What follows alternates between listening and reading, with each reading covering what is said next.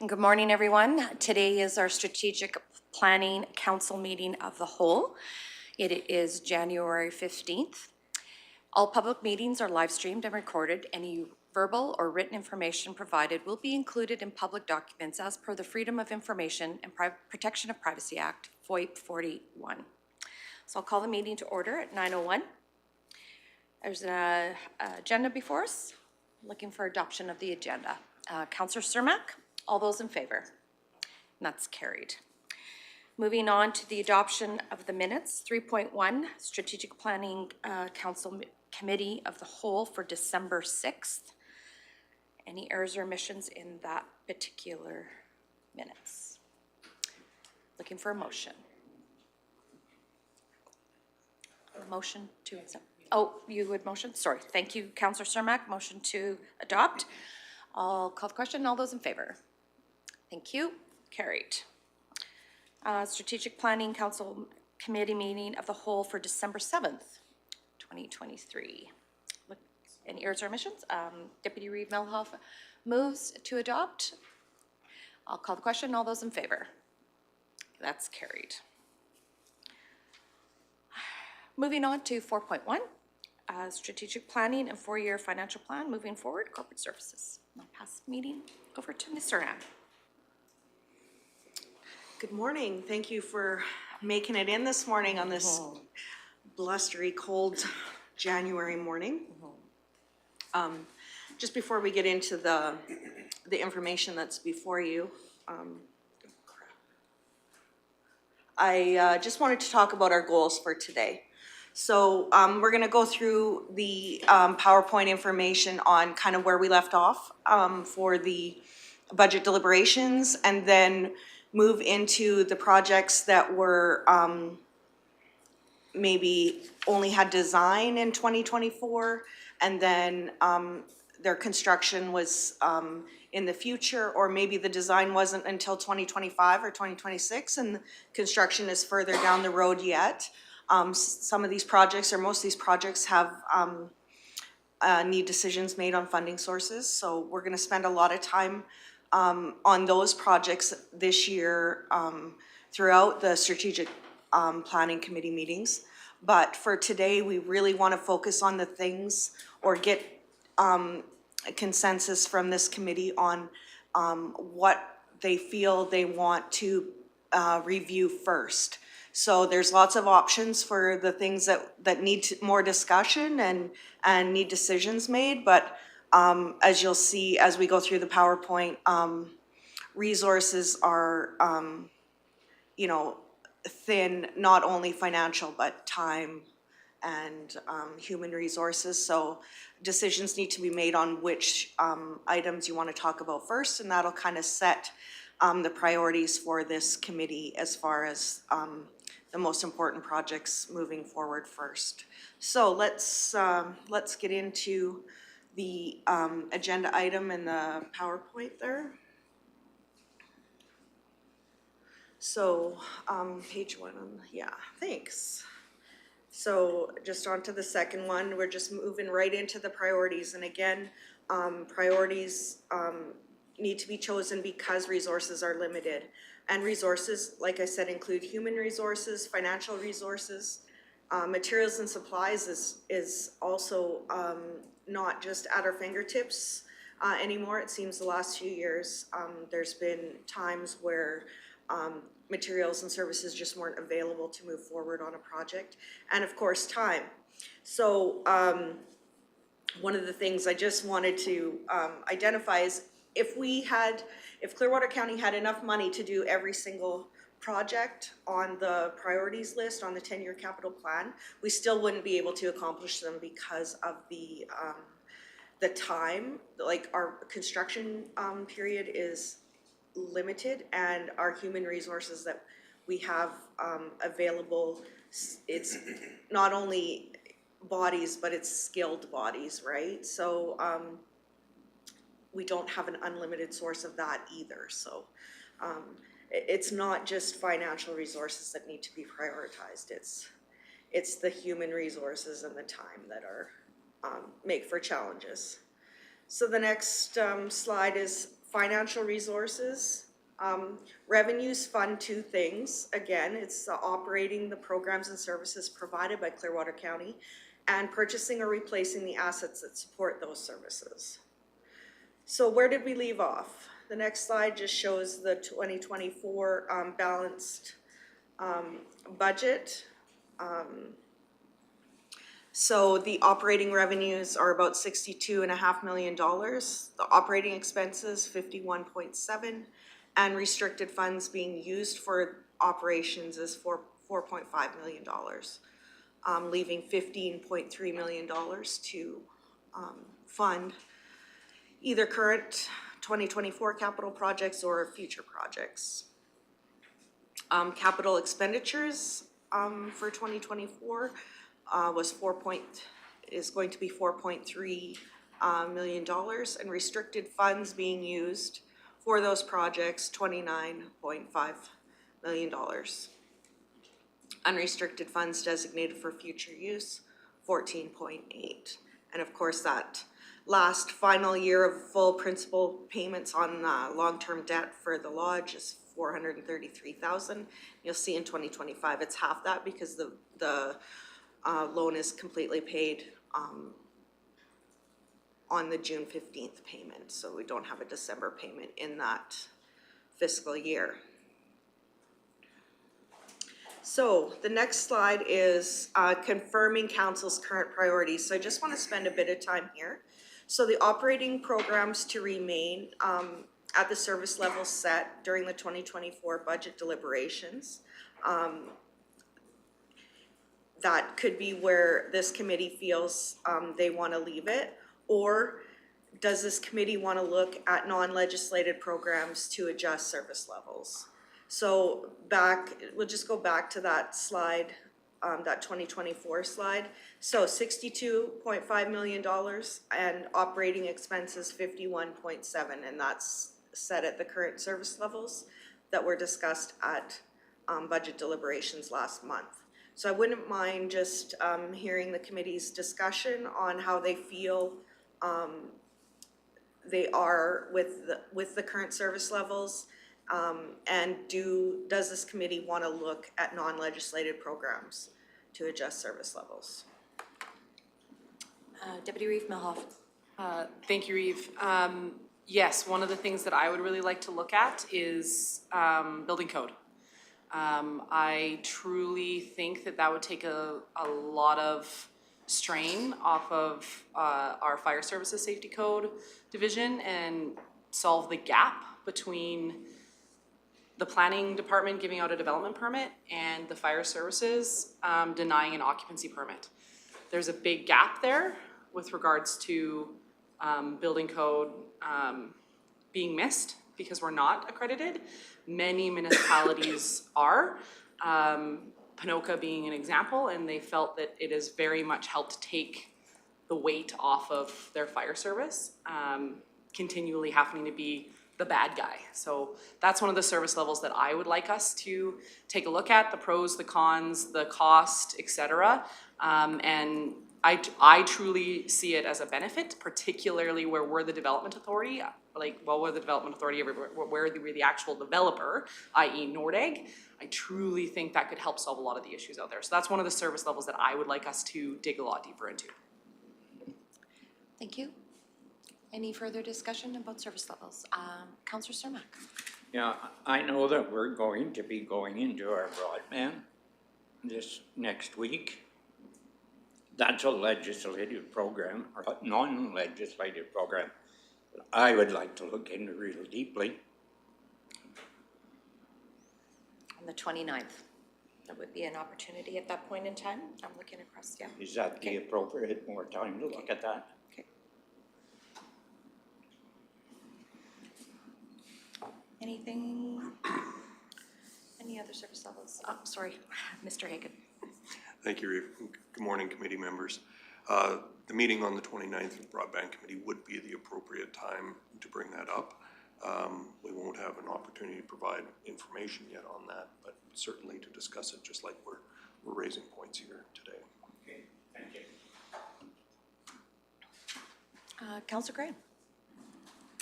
I guess my question would be the waste. Are we going to have a whole strategic planning around that, or would today be the day to bring that up? Mr. Ham? Yeah, so, there will be, that'll be one of the things that this committee will need to prioritize. Is that the first thing you want to look at? Is that we're not prepared to like kind of delve into those things today, but we just want to find out from the committee which things are their priority to talk about. So is waste the first thing you want to talk about? Is that the next committee meeting agenda? And I guess the question about the service levels are like, do you have a good understanding of which service levels are legislated and which ones aren't? Do you want a list of that? Do you want, are there other service levels that you want to look at as far as, like, should administration be providing the information so that you can see which ones this committee can make decisions on and which ones they can't? And yeah, I guess just looking for confirmation on what you want brought forward. And we will get into those capital projects further down into the agenda, PowerPoint and the agenda item, but for this discussion, I just really want to get a sense for what the whole committee wants for more information as far as operating programs go. Does that answer your question? Yes, it does. Thank you. I know for myself, I would like to maybe revisit the dust suppressant in that regards. I know we have talked about it at different levels. I would like an update as to, where we are again, current update, especially going into, I think the end of May is our deadline in regards to the calcium contracts that people have to, I would just like a further update maybe at the April strategic plan as to have where that's at. Deputy Reeve Melhoff? Thank you, Reeve. I think it would be nice to see legislative versus not, but more than that, whether we're the one providing it or not, because even though it's legislated, we don't have to be the ones providing it.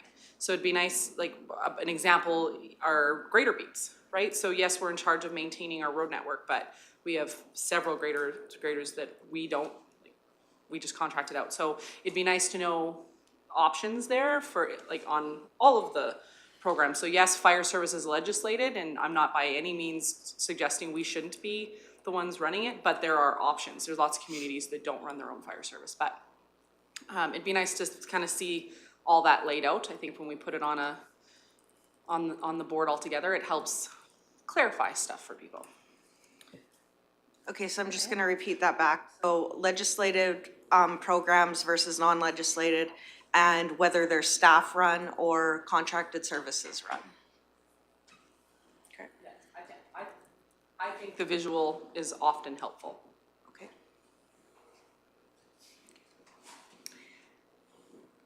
Welcome, Councillor Ratcliffe. Glad you got your vehicle going. All right.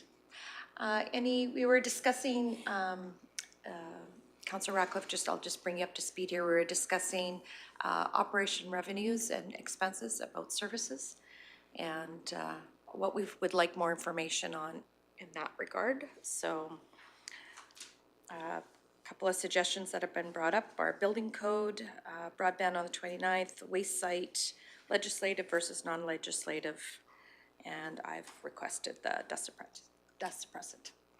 Anything else that we'd like to discuss or would like administration to bring forward for more information? Maybe as we move on and we get more ideas, we'll come back to this. You bet.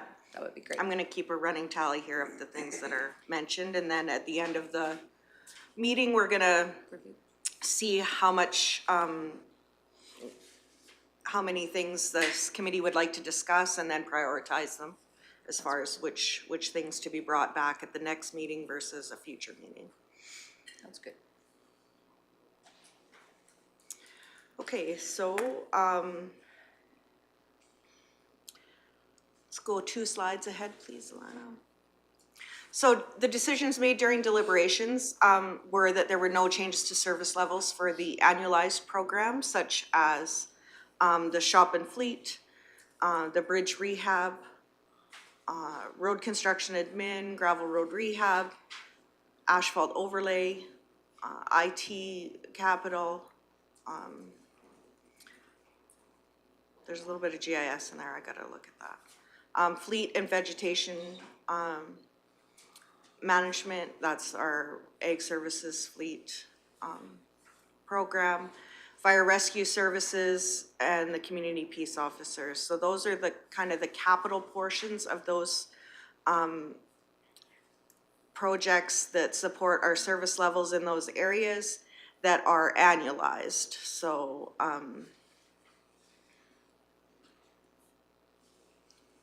just confirming that. And then on the next slide, it shows what the annualized service levels and dollars required that our annualized service levels are driven through policy. So again, bridge rehab program, asphalt overlay, fleet, cell development, West Country roads, fire facilities, fire equipment, and the other annual items that were not identified as being funded through restricted surplus comes to a total of just about $15 million.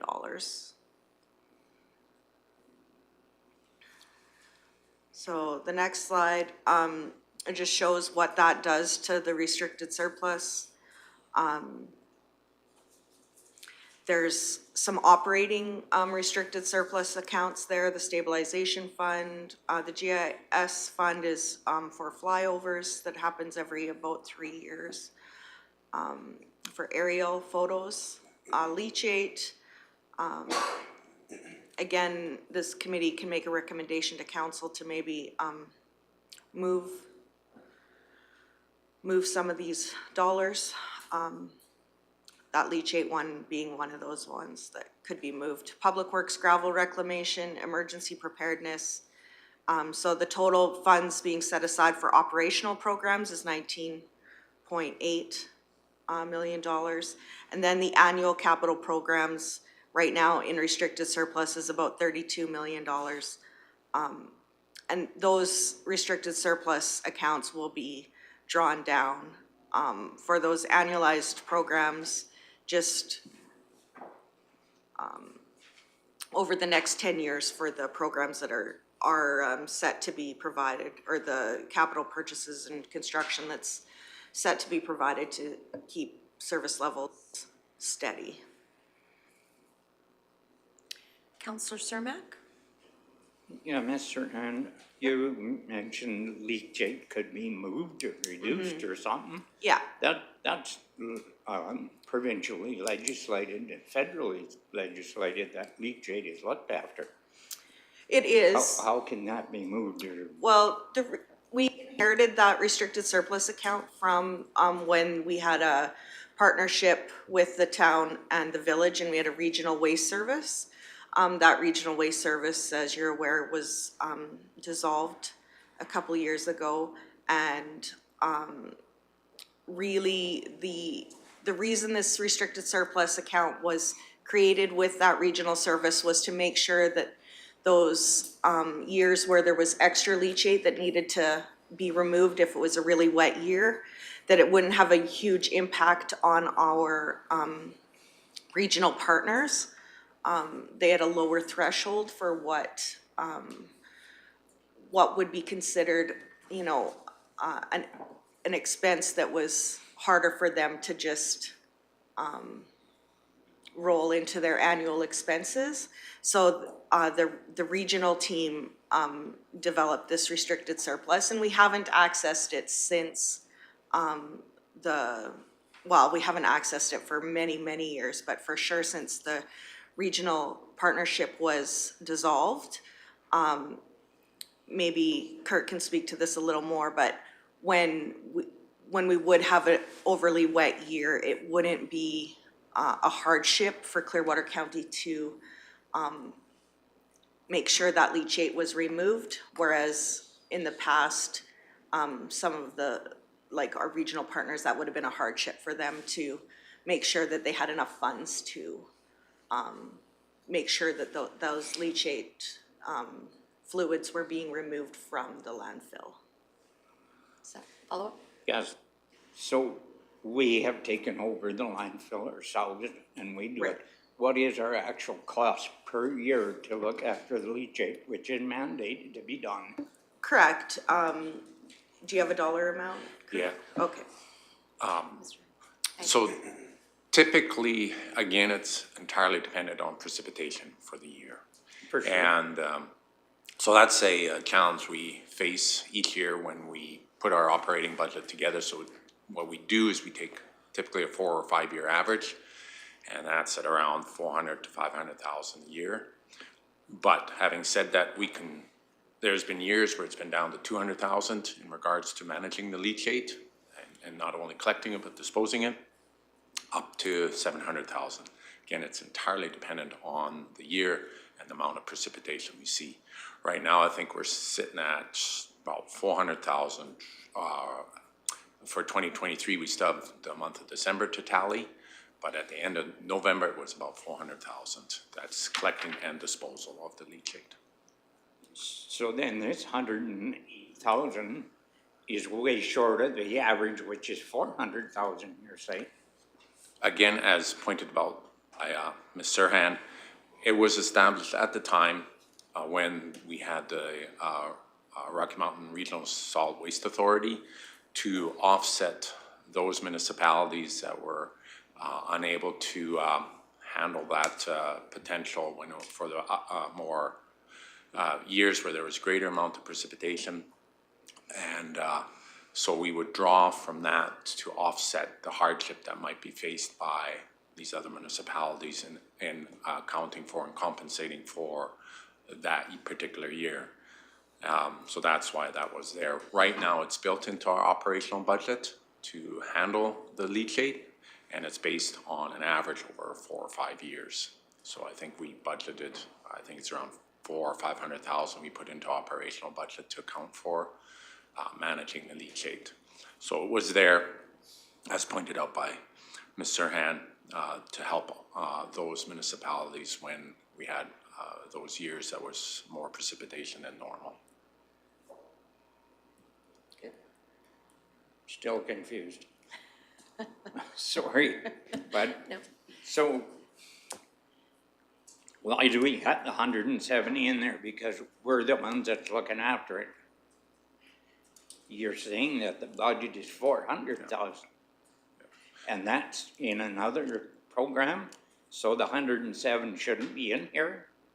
I'll turn it over to Director Hagan there, but it was built up. It's as Eric just pointed out, insurance, or if we want to move it elsewhere, that's entirely this committee's recommendation to council. Mr. Hagan?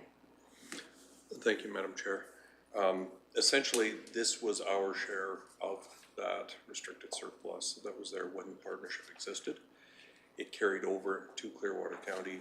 What administration is suggesting is Clearwater County is financially stable enough through our budgeting process each year that we can absorb those fluctuations that may occur from year to year through operations, and we don't see the need to tap into this restricted surplus at all. So from our perspective, we believe the committee could reallocate this money where there are higher priorities to deal with. So we have adequate funds within operations to handle what we expect to see and potentially some amount of fluctuation without needing to tap into this. Perfect, thank you. Ms. Serhan? Oh, that's exactly what I was going to say also. So. Perfect. Sorry for not getting it through my head. Now it is. Deputy Reeve Milhoff? Thank you, Reeve. I thought we were trying to set up accounts that if it's an annual thing, which leachate is an annual thing, even though it fluctuates, that we move the money into funds like this and move them out of funds like this annually. So then wouldn't this then be used every year in order to fund the leachate? Because I thought that's what we were transitioning to, unless I totally wasn't paying attention during our budget stuff. Ms. Serhan? No, that's exactly, exactly the process for some of the programs. This program's just small enough that the operations could absorb the fluctuations, whereas the bridge rehab over several years, 1 year might be 1 million and 1 year might be 5. So that's why, like the leachate, if it fluctuated $50,000 to $100,000, it wouldn't be a hardship on the operating budget. The operating budget is large enough, even with a 2 or 3% variance over the year, it could absorb that amount that it would be over on a wet year. Okay. Thank you. As Councillor Cermak and Mr. Magnus were talking, and I was thinking about what the 107 where we should put it, and I'm just thinking if it's waste, it goes back to a waste, move it into that, a restricted surplus or restricted fund in that regards, but looking at the committee for those kind of suggestions, but that's, that would be helpful for maybe the central waste site or whatever at that particular point in time, or wherever administration would recommend. But any other comments or questions in regards to the restricted surplus anticipated for the end of 2023?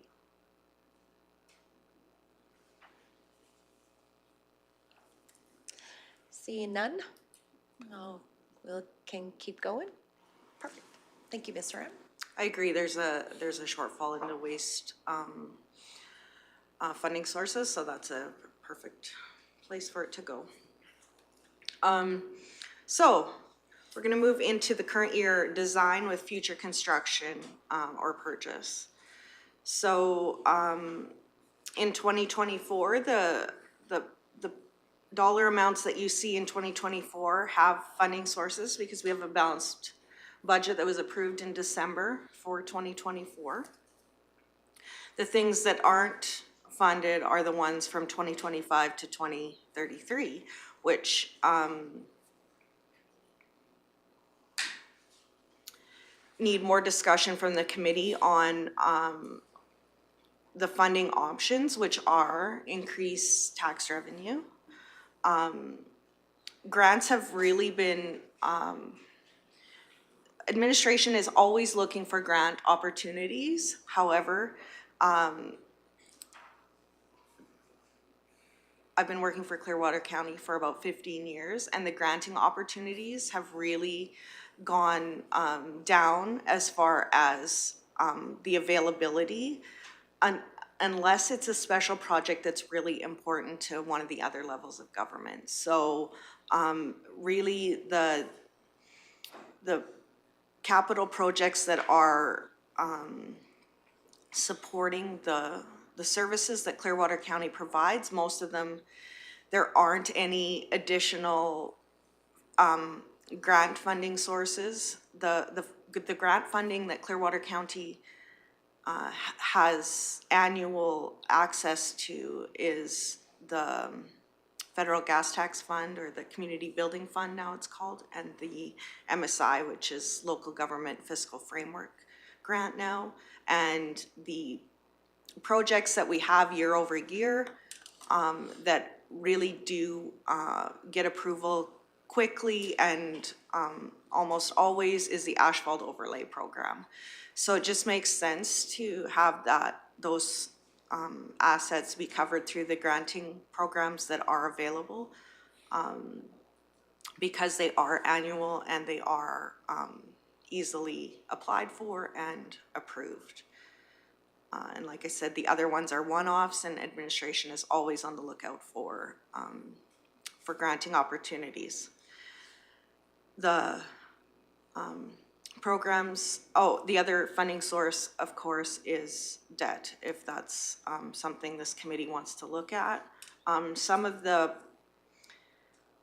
reason that we've separated out the annual projects from these current year design with future construction purchase projects are those annual projects really don't make sense for debt funding because they are required annually. It's not something that you're just gonna have a one-time cost and then amortize that cost over 50 years or 75 years. It's really a year-over-year cost that the community purse needs to have funds available in that purse for every year for those projects. The projects that are on this list are not annualized, so they are either once in a 50-year cycle or once, or maybe, or higher, I would say, like 50 years or 70 years, depending on the project. One of them, the Resource Roads project, of course, we won't have to base pave it again. It'll be an asphalt overlay program that ends up in our annualized asphalt overlay program after the project is completed. So let's just go through these, and if you have questions for projects in particular, the director that's in, has that project on the 10-year capital plan is here to speak to that. So airport capital. This is some of the smaller capital used around the airport grounds, as well as the facility that's being constructed there. Hamlet Street lighting needs to come off there and go onto a different sheet. It's small. And then the solid waste program. So the only thing on here is the central site in 2026 and the Nordag upgrades and the Crammond ramp design and construction. The other two larger constructions have been pulled off here, but that is something that needs to be discussed by this committee. So again, this is the largest, the most costly option that was provided in the solid waste management plan, but there needs to be some discussion from this committee on what they actually see that program looking like. And then, of course, the two facilities that are that have restricted surplus accounts attributed to them, which is the Ag Rec facility and the operations and facilities building for administration and operations. And again, the Resource Roads project. So maybe I'll just leave it with the committee to just talk about any of these projects or answer any questions and get a sense for which ones of these are the most important to be discussed. Thank you. Councillor Ratcliffe. Thank you, Reeve. Could you refresh my memory, please? At the airport, what's that $1 million in 2027?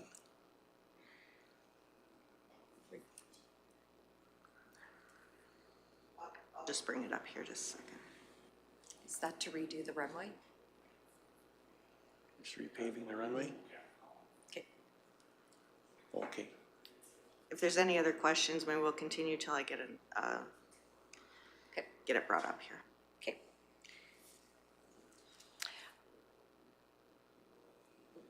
In regards to the $100,000 for the public works infrastructure in regards to those facilities, those are specifically for design, correct? Mr. Hanson?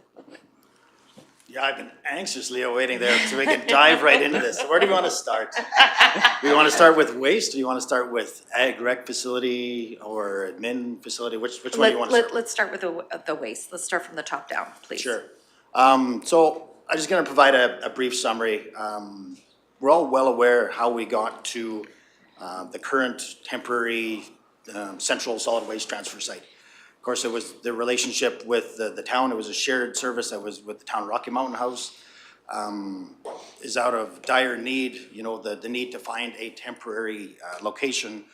The North Quarter presented itself as a great opportunity because we own the land, partially serviced.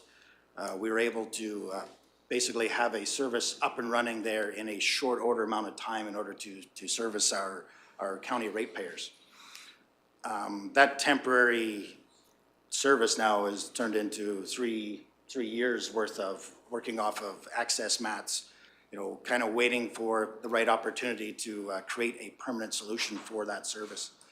So I'm sure this committee is well aware of the in-depth study that Tetra Tech did. They looked at the entire service, looked at ways that they could, that this municipality could actually maybe reduce the amount of receiving areas are, to modify the service in an attempt to try to reduce overall costs. So there again, back just a little bit shorter in history, is that, the determination of one of the most important decisions to make is the final location of the new solid waste transfer site. So this committee, previous meetings there, determined that the north facility is the site that was selected. But really would love to dive into with this committee about what the visioning is for what that would look like. We have 160 acres, basically 32 acres that has been dedicated for, it's already been graded out to facilitate a new administration building. It has stormwater management in place for that. The rest of the quarter, the best part about it is that we've actually have the geotech, a master stormwater management plan is in process, so it's easier to develop there. Once we determine what it's going to look like, there is less effort required, and it would in turn make a development of a new area faster. But I'd really love to hear from this committee. Everything's on the table from a development standpoint, in my opinion, is right from the location that it currently sits, is upgrading that to a permanent facility. I have an opinion about that, but I'm gonna say that option's on the table. One other option that we've been considering is taking that solid waste transfer site and actually moving it straight west, extending the access road, and then creating its own site with ability to grow, leaving the current 32 acres there for that future development, whatever that might be. It might tie into the later conversation today. Keeping in mind the long-term plan for the area, there is a joint development area plan. There's been lots of work done on servicing that area, cost estimates, transportation master plans, waste master plans, stormwater master plans. That has all been completed for that north area. And it would be fault to us if we didn't identify that for council, the investment that has been created in that north area and the development potential that it has. And also that if we can combine multiple developments in that area, that's a cost saving. So if we have solid waste up there, the administration down here, ag rec facility over there, those are huge costs as standalone features. If there was an opportunity to have one area where we could develop multiple features, there's cost savings to be had. I really, now that I've kind of cracked open the conversation for solid waste, I'd love to hear more from the committee about what their vision is for the development of that. Excellent. I'm just going to ask administration, do we have an aerial photo of the north quarter? Just to bring in context as to what has been graded, what hasn't, where the roads are, that kind of thing. So I'm just curious if there was a photo available with this discussion, because it would also bring context to some of us who are more visual in nature. So with that, but all right, Deputy, I'll open up the conversation in this regard. So Deputy Reeve Melhoff. Thank you, Reeve. We know what the $6.5 million option looks like.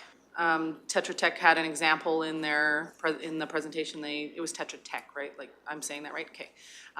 There was an example in their presentation. What other options are available? I get compliments on the current site, just the way it is, without doing anything else, other than a reused shed. Just throw that out there. Mr. Williams. Thank you, Councillor Melhoff. The options that were outlined in the solid waste management plan, I think Tetra Tech originally put off or looked at a facility that would be more long-term. I wouldn't call it futuristic, but more indoors, a structure. The way of the world right now, there's a little bit more opportunities for diversion and things of that nature. Was there some comments that people would like to, again, this week's perfect evidence of coming out there, do you want to be freezing while you're dropping off waste? So that number came up with comparables of other sites that would have that. So again, that would just do a comparison as what that is. So the 6.5 million or 6 million, obviously it's an engineered estimate. But that would give a look at the next 30, 40 years, long-term. And because it was kind of considered possibly your primary site, just because of the annual usage, close to Rocky, higher number of users, that sort of thing, that number was put out.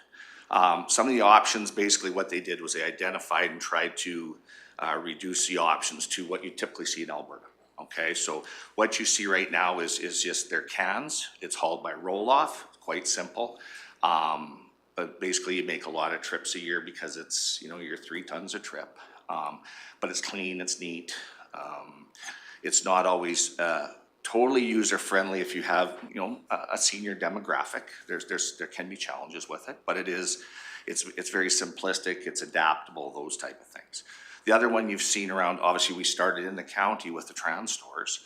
The trans stores are a kind of a haul-all, which is a Southern Alberta kind of manufacturer that created to get away from the actual building of structures and everything. They tried to get something that's more cost effective on the capital side. So trans stores can work. We have some that are in some of the county places right now that do serve. The challenge again with those are limited space, non-compaction. So again, you have to have a compaction unit typically to handle the services of that. If you remember the Rocky transfer station, you had 3 trans stores. And I would say our serviceability was we probably went to landfill 3 times a week with 3.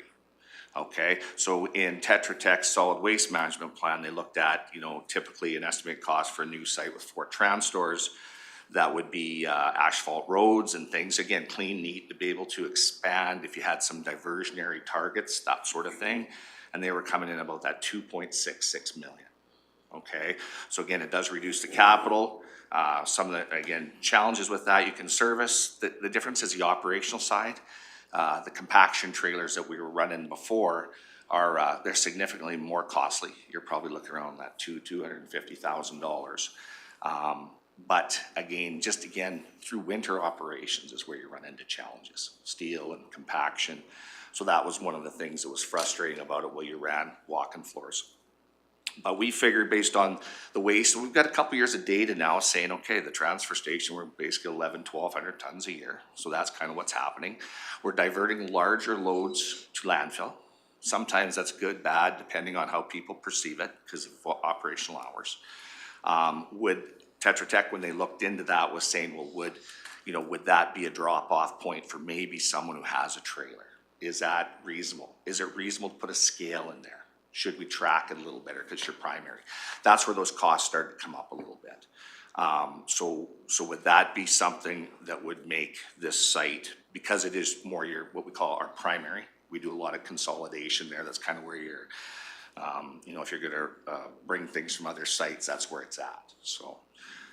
But, we feel on the side of the waste side, we could, again, we'd have to have a little deeper dive into it. But the capital at the 6.5 was kind of the really, if we're looking at this long term, you see typical ones in, different communities of similar populations, but more municipal sizes.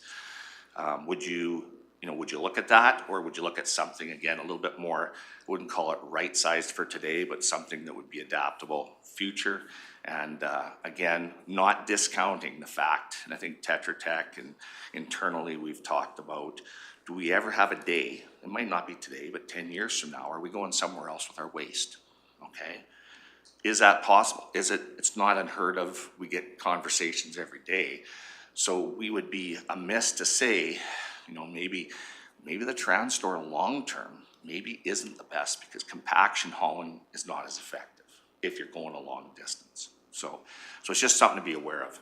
How we haul it now is just the drop-off transfer station, just drop off in bins. Pretty simple. The biggest thing there is probably on the solid waste side, bagged waste and that. Things you can throw into a 40-yard bin. Municipal waste is probably not the one you want to do consistently, just because there's other vectors overnight. You have to make sure it's sealed, and you're hauling probably lighter loads. So you're having a lot of trips to the landfill. okay?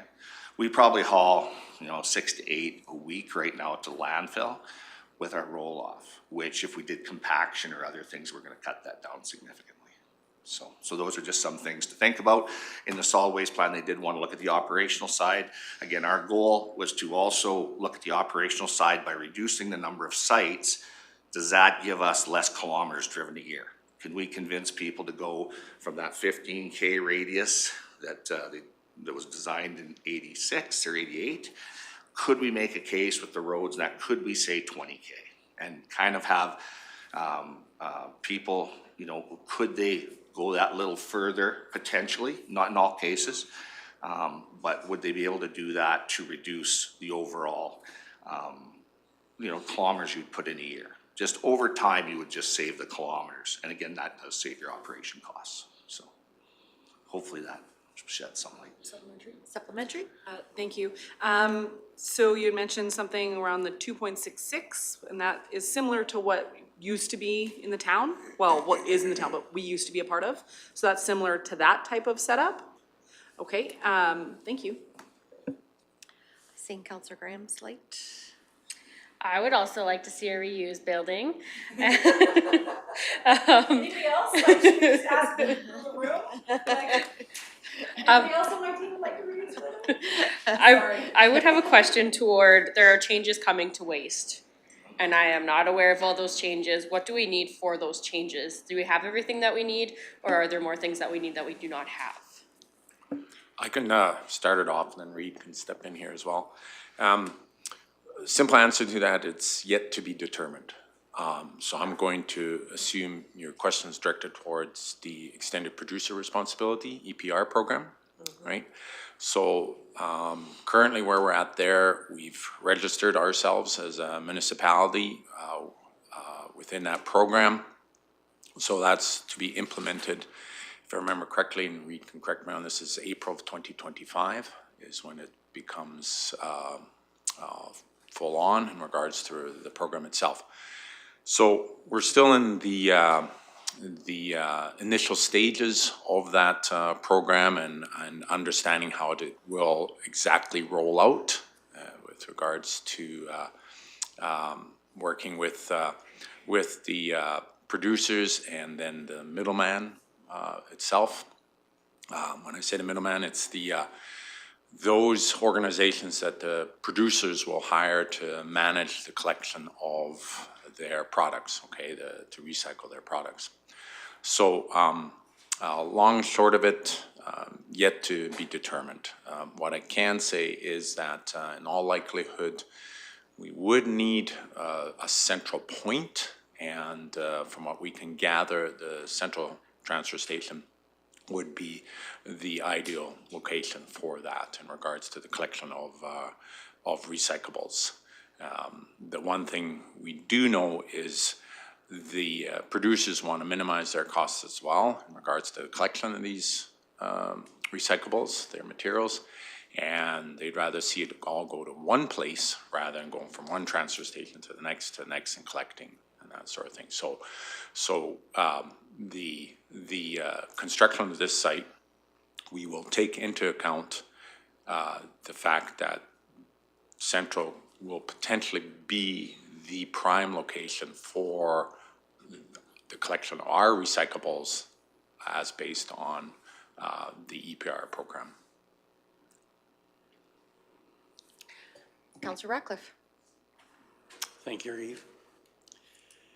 You, as I understood, you were comparing the cost of the operational cost of a TransStore system compared to the roll-offs that we're using right now.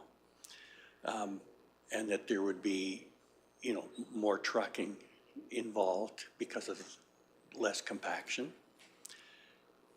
Can you quantify that, like monthly, annually, what would those extra trucking costs be? Mr. Williams? Yeah, thank you, Councillor Radcliffe. So what we have right now, when we're hauling from the temporary central transfer station, we've basically put in a roll-off system. And the rationale for that was because we had a bunch of units that came over from the region, Okay, so we didn't want to capitalize, we wanted to kind of transition over time to see what our next steps would be.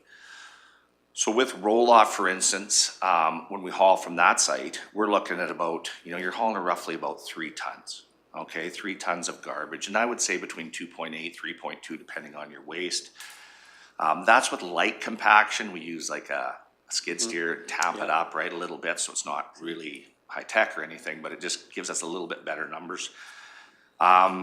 You would look at on 1,100 ton, or sorry, about 1,000 ton a year of residential waste, roughly around that 300 and some trips, okay? Where obviously within our system, we do have trucking capacity right now. We have 2 semis, we have walking floors, we have that type of heavy equipment. So at the end of the day, when we're trying to get a system long-term, we're trying to get things that would be somewhat like. So that way you don't need 3, 4 different pieces of equipment if you can avoid that, right? Because that is a cost, so we want to keep that in perspective. If you're hauling with a TransStore, we know in our walk-in floors today, when we service them, because we don't have a compaction, we know we just get 2 dumps. So that's 100 meters of loose waste because there's no compaction with it. And what we typically do now is we top up our construction waste with a picker that's a 1 unit on the truck to get us a little bit of weight to go to landfill. When we're using compaction, with a compaction trailer, we're able to get 5. Okay, so we know we reduce that. The challenge we have is because we have a number of sites that to coincide a route, you basically are coming back to town. Do you know what I mean? So it's almost like a system where you'll go out. Let's say you went to Leslieville and Leslieville and Crossroads. Well, you pretty well need to do 4 or 5 sites, which means just because of the operating, we'd have to look at what days open, what days closed. But again, what it does is makes you inefficient because you're always coming back to town with compaction anyway. Do you know what I mean? It's not as efficient. So when we look at a TransStore, if you were looking at, I'll give you an example. We go to Nordegg 40 times a year. It's basically weekly. And, in the winter, obviously, you can push it off a couple weeks sometimes. By adding a TransStore out in Nordegg, we're hoping to reduce that, by potentially a third, okay? So again, to quantify it, we do have haul weights, we do have different things. Our average walk-in floor weight's about 11 ton, okay? And that gives you compaction, but when you're hauling with a hook lift and a roll-off, you're having to make a lot of trips a day. So if you were to use that on rural sites, you'd be running down the highway an awful lot because of your limited capacity of what you can haul. Follow up? Yes. Yes. So you're talking about a common system throughout, not just the main site? Okay. Yes, we want to try to look at some commonalities as we go. So the biggest piece of the Central, so if you look at Central, and you're looking, feedback we've had consistently for years from the residents is a push pit type of system. In other words, running a place that they can, maybe set stuff off, not a lot of lifting, not a lot of dropping, being able to sweep out your truck. I know those are little things, but we do get a lot of feedback. We knew people in Caroline that would use Crammon just for the simple fact that they did not like throwing it into the bin, okay? So we have TransStores, we have transfer push pits, we have 4 of them, and they're getting aged. So that's the question, where do we go with that? Do we all go to TransStores? That may be the answer. But at the end of the day, we want to make sure that we align long-term as consistent with the collection system, because we think that it does decrease your amount of the units you would need to service yourself, right? And that would be the long-term look at what type of facility, what do we see the next 20, 30 years? And I guess for a simple term, matching. We want to be able to match what we're doing. That will be the most cost effective. Whatever we can do to streamline the long-term, that'll be to our advantage. So the solution at the Central site is related to solutions at the other sites? I think they play a large part, yes. Okay. Okay, so again, looking at the long term, looking at what we have, and then be able to say, if this site is your pivotal site and it gets X amount of waste, and we're making the assumption that, you know, almost somewhere around 40% of our population use that site, how best do we go, and then what do the next sites, how do they unfold after that? And that could be locations, Councillor Ratcliffe, that could be the system that you actually use to make this as what we call operationally efficient for long term. Mr. Hanson, do you have something to add to this conversation? Yeah, I guess, I wanna maybe, Councillor Melhoff there had another comment with that regard, and then I can jump in after. Okay. Sorry. Deputy Reeve Melhoff? Thank you, Reeve. Just a couple of questions regarding what, like, the conversation back and forth here. So 300 trips a year from the central site to the landfill. So switching to trans stores would reduce that by a third, making it 200 trips a year, or that would be the goal, hopefully, to do that. You mentioned 40% of our population uses the central site. Because we have those dump cards, that's truly trackable, so that's how you've determined that 40% of the population uses that site, yes? Okay, is the $6.5 million option trans stores? Why wouldn't it be trans stores? It was gonna reduce our trips by a third. Mr. Williams? Yeah, good question, Councillor Melhoff. I think the thing with the 6.5 million, with that type of facility, you're looking at more of a push pit type of, or some sort of where you have a facility, a building, and you would probably offload, i.e. using our existing walking floor types of trailers. So you would offload that, which would give you probably significant waste capacity for hauling. I think that's the biggest thing. So you would probably be up, I'll give you an example, a walking floor can be anywhere from 11 to 18 ton. Okay, depending on the waste, a lot of things are lighter these days, but if we could average that. So a trans store would in fact, yes, probably cut your currently from the central station would cut your hauling in half at least. Oh, even more because than of that. because of your capacity, right? You cut your trips to the landfill significantly.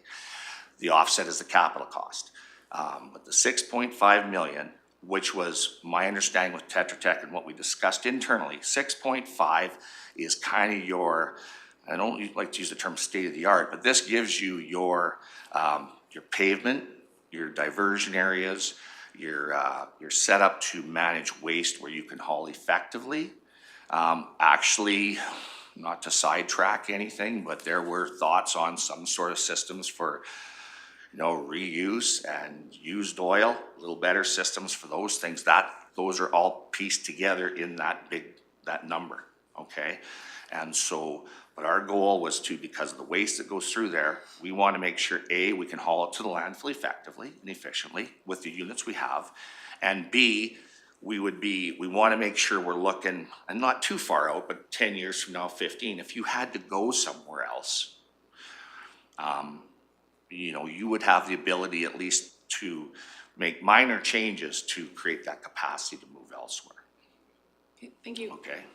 I have a question in regards to the fleet that is gonna be doing this. When you have a compact, you know, you're hauling the compacted garbage versus the loose, are you putting more wear and tear on the compaction of, you know, the fleet of that? Like, or is there more efficiency, just because you're doing less road trips?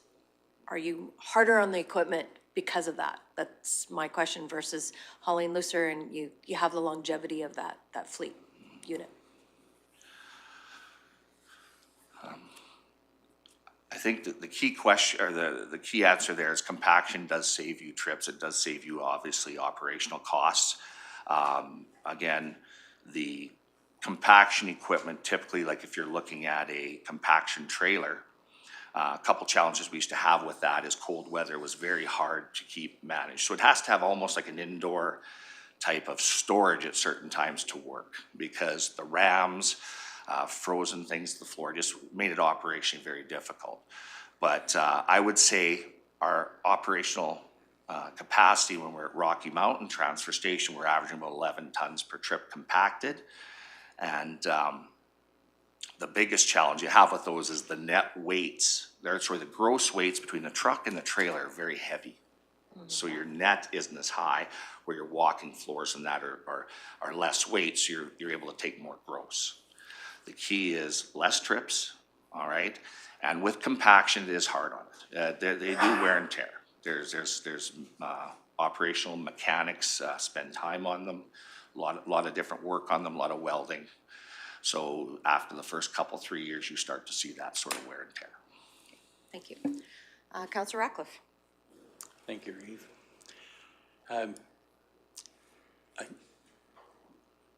How significant is our trucking cost? You know, you said that, I think if we went with Transstores that have some compaction, we could probably reduce our trips by half. What would that annual value be? I mean, all in, you know, like the maintenance on those vehicles, everything.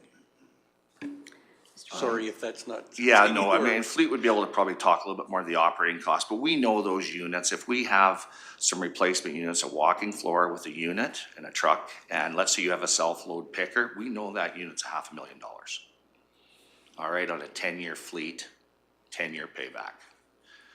Okay, and so we know what that costs. So we look at it from a standpoint of saying, okay, well, once we get this set up, what types of, like if you were gonna operate, it could mean, the difference where it would mean on capacity is less maybe windshield time, right? Less capital if you needed several backup pieces of equipment, and probably more like pieces of equipment. So in other words, you may get away from different ways you collect waste. So right now, we have 3 or 4 different ways we collect waste, which is not to say that they all have their uses for that, but the intent of the long-term plan with collecting at the transfer stations was if you have a solid, 1 to 1.5 units, you can service that waste by getting your capacity and not having the kilometers maybe needed at that time, right? Reducing your kilometers. Okay, and what I'm trying to determine is, are we spending $100 to save 5? Like, Yeah. Are we justified going to something higher end by reducing transportation cost? Yeah, that's a good question, because the amount of capital, I know the number, when you see a number of 6.6 million, it's a large number, right? And that's the capital. But when we look at it, you look at it from the operational side, again, remember, this is year after year for a number of years.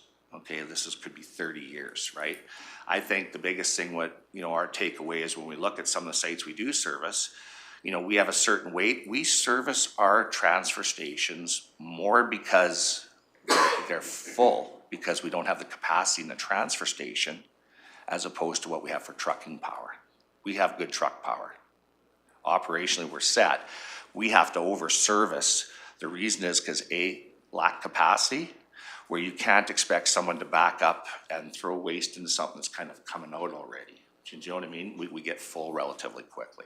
But that's the biggest reason when we service. To me, to go Caroline Crammon 2.7 times a week is high. That's just from what I see in the industry. That's high for those size of communities. But that's what we do based on the size of our transfer stations on capacity. Okay, so that's part of the whole equation as well. Yes, it is. I've been polling the community on this, and the answer has been unanimous and strong on that cost. And probably the second comment has been that what we have now is working fairly well. It just needs a few small improvements. So that's what I'm getting from the community, besides that they want a reuse site. Thank you. Here it comes up. Did you want to come in now? Sure. Mr. Hanson, go ahead. Yeah, I guess just as a reminder for, to help maybe paint the picture of how the development would take place. A lot of this cost, of course, is the development of the site. So we're looking at it, whether it be The $6 million basically comes with a facility.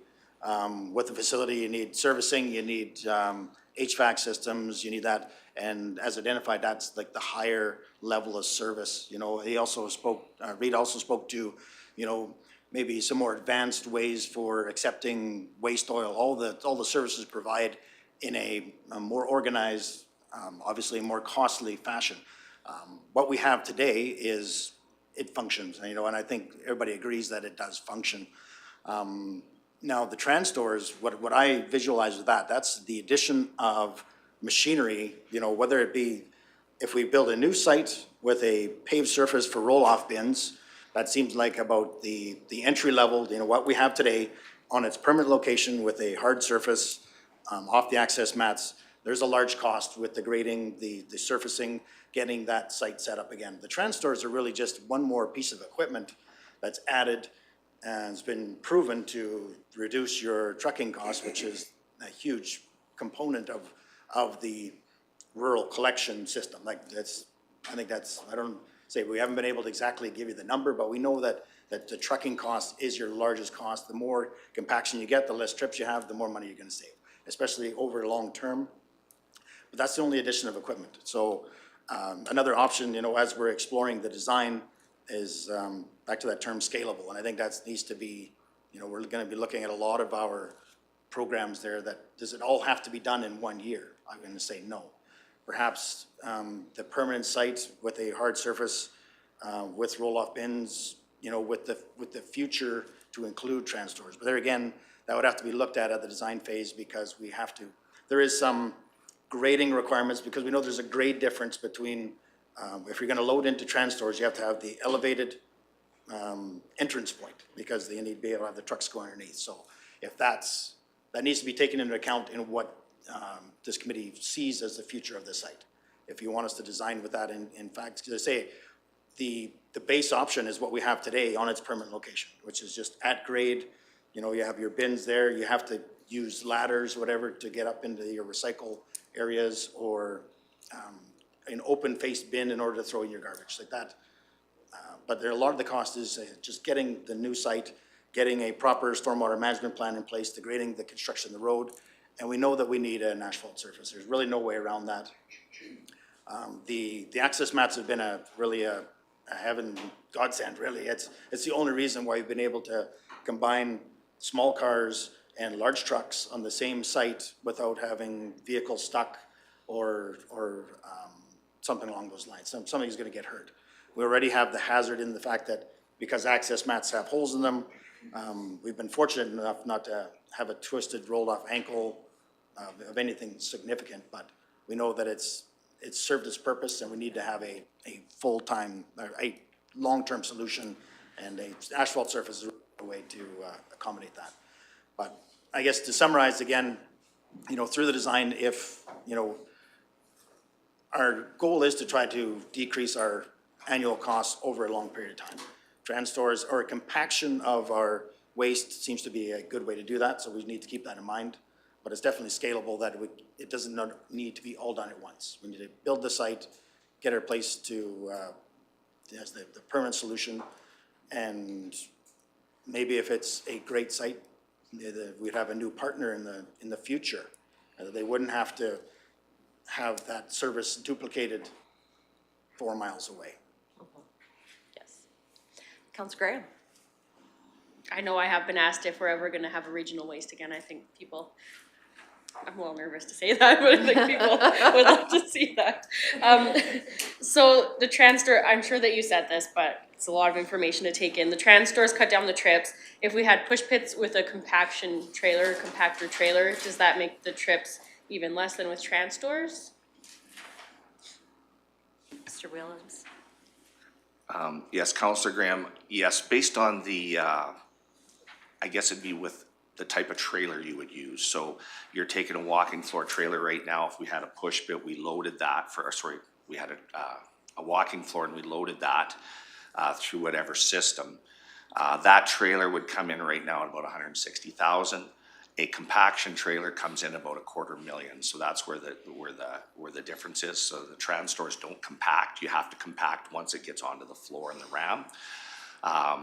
which, you know, over time, the challenges with the or with the compaction type of trailers, they're heavier, they wear quicker, and their net weight sometimes, because the trailer's so heavy, aren't always the best way to move waste, should you decide to move it a little farther than the regional landfill. So the new building then, proposed building at the central site, would it have a compactor in the building?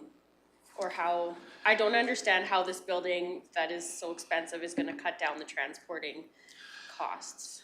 The size of the building, yes, there would be some sort of compaction mechanism, whether it was pushed in from a different mechanism. You would load, you'd have, obviously you could compact similar types of waste off the floor to kind of get similar types of waste to get your payloads up and get your weights.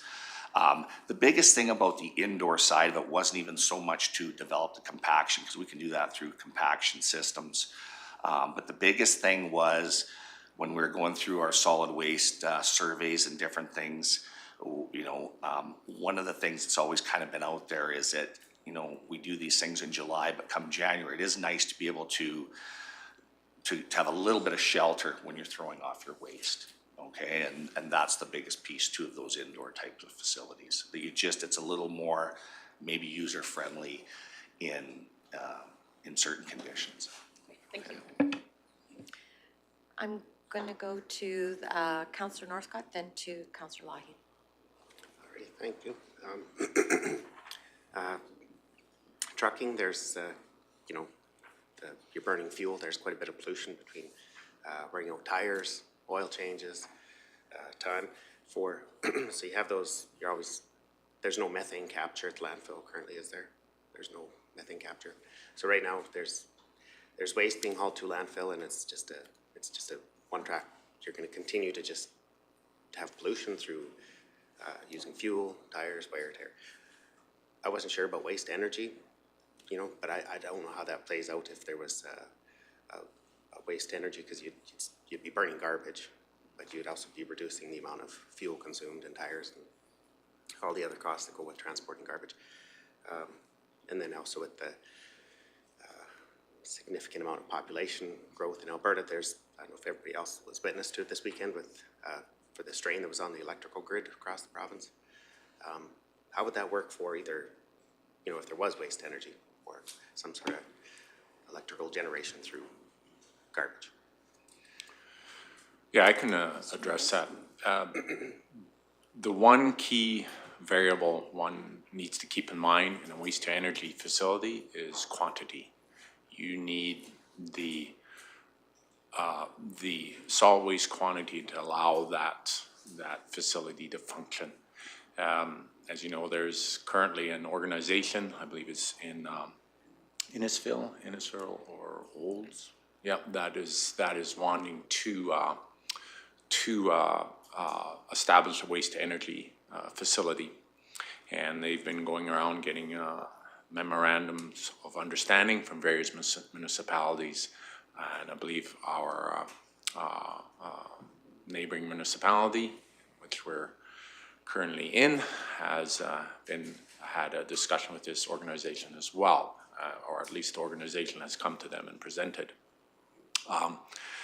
The only real way for a facility such as that to be viable is to have the solid waste quantity. Otherwise, it's just cannot function. And so what we would have to consider then here is for ourselves, it's not financially viable or economically viable to even establish such a facility here. The reason they're obviously going around to these other municipalities need that quantity of solid waste. So what this committee, and therefore council, needs to recognize, if we're approached by an organization such as that to divert our solid waste to that facility, that has an impact again on our landfill. Of course, it takes away from material going into the landfill, and it's utilized in another manner, as such as producing energy.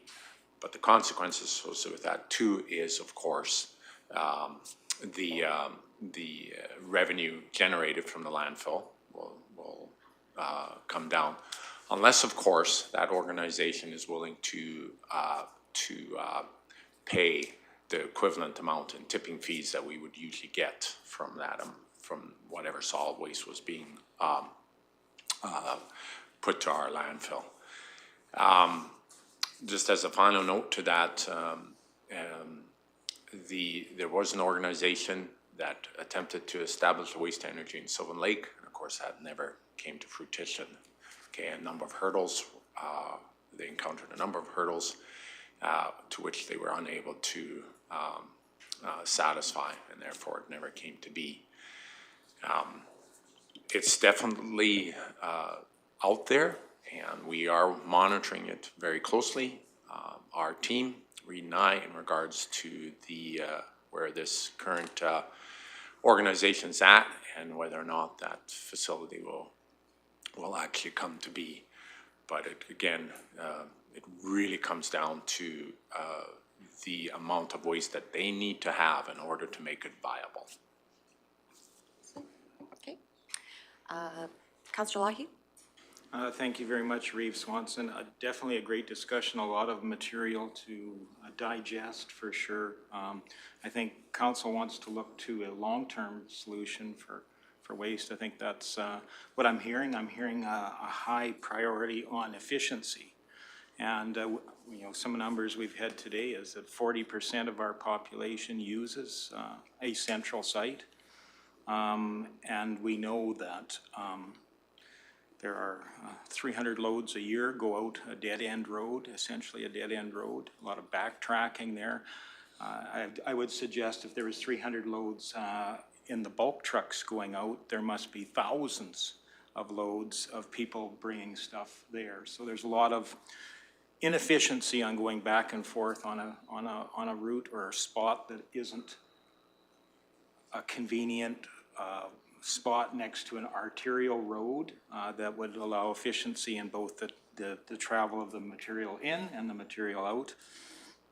And, you know, I think when we choose a site, I think it should be kept in mind that it would be the most efficient site. It might be a totally different place, and we really are not bound to try to change the color of the elephant that is the North Quarter. And ultimately, I think we need to pick the most efficient site if we're looking at a long-term solution to efficiency in the waste system. And anyway, maybe a question that could be answered. In all the studies we've done on this over many, many years, have we ever determined where the central spot would be for that 40% of the population that accesses the current site? Is it closer to Rocky Mountain House? Is it closer to Leslieville? Is it closer to, I just kind of trying to guess. I would hazard a guess that it's not central to the airport. Mr. Hanson? Is your lights on? Yeah, actually in that Tetra Tech report, it actually provided radius scales, which was basically encompassed close to Rocky Mountain House. You're right, it didn't take into account that the end of a no exit road up by the airport is the most ideal location.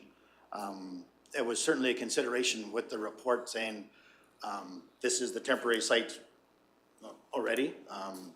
It's getting heavily utilized.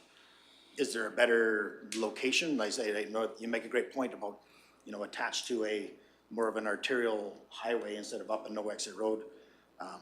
But I do believe that in that, you know, we can bring that information back again about the radius where they were determining where the traffic was coming. It was more to do with like density clusters, and we know that we have a high density out in Farrier Acres, close, even just directly east of town. So it was, you know, from looking at those density clusters there, it was Rocky Mountain, close to Rocky Mountain House in the vicinity, whether you go one way, one direction or the other, is where it seemed to make the most sense. Out of, you know, and you can't, I'm gonna call it convenience, but it's a poor word for it, but owning a piece of property that's, it currently has a ban-free paved road to it there provides a great advantage that we don't have to then invest into another area. follow-up? And I do appreciate that, but again, that has been the assumption all the way along the line, that there would be a gigantic financial benefit to having this existing property already there. I've never actually seen any numbers of what it would cost to purchase another suitable size of piece of property that would not be compromised in those same things. There must be, I would want us to look at an ideal site if the slate was clean, if the paper was clean, where would we put this? Because this is a long-term investment. And if you're stuck with an inefficiency right at the beginning, it will be inefficient until the day it stops moving forward. And at some point in time, the convenience of having an existing site with an already ban-free road on it will be overtaken by those hundreds of thousands of trips that are unnecessary. Anyway, that's just my thought for now. Deputy Reeve Nelhoff? Thank you, Reeve. Councilor Lougheed, I believe I said the same thing a few months ago. I went, we chose this as the ideal site just because we own it. That's not, we need to be looking at it from a, what is the ideal site? Not just because we own the land. Must have found some fertile ground in my. Excellent, that's great, great. My question was around, you said you wanted to do this as asphalt, which actually makes tons of sense. But wouldn't it make sense then to coincide it with when we're doing the asphalt on Airport? Because aren't we doing the asphalt on Airport in 2024? No. We are. Yeah, Airport Road, sorry, specific, Airport Road, rather Yeah. than. Ms. Trans? Whenever we're doing an asphalt, when we can visualize what the future development and the timing would be, really, we've left this not as, of course, we're gonna be doing paving every year. So, yes, we are going to be doing the asphalt overlay of Airport Road this year.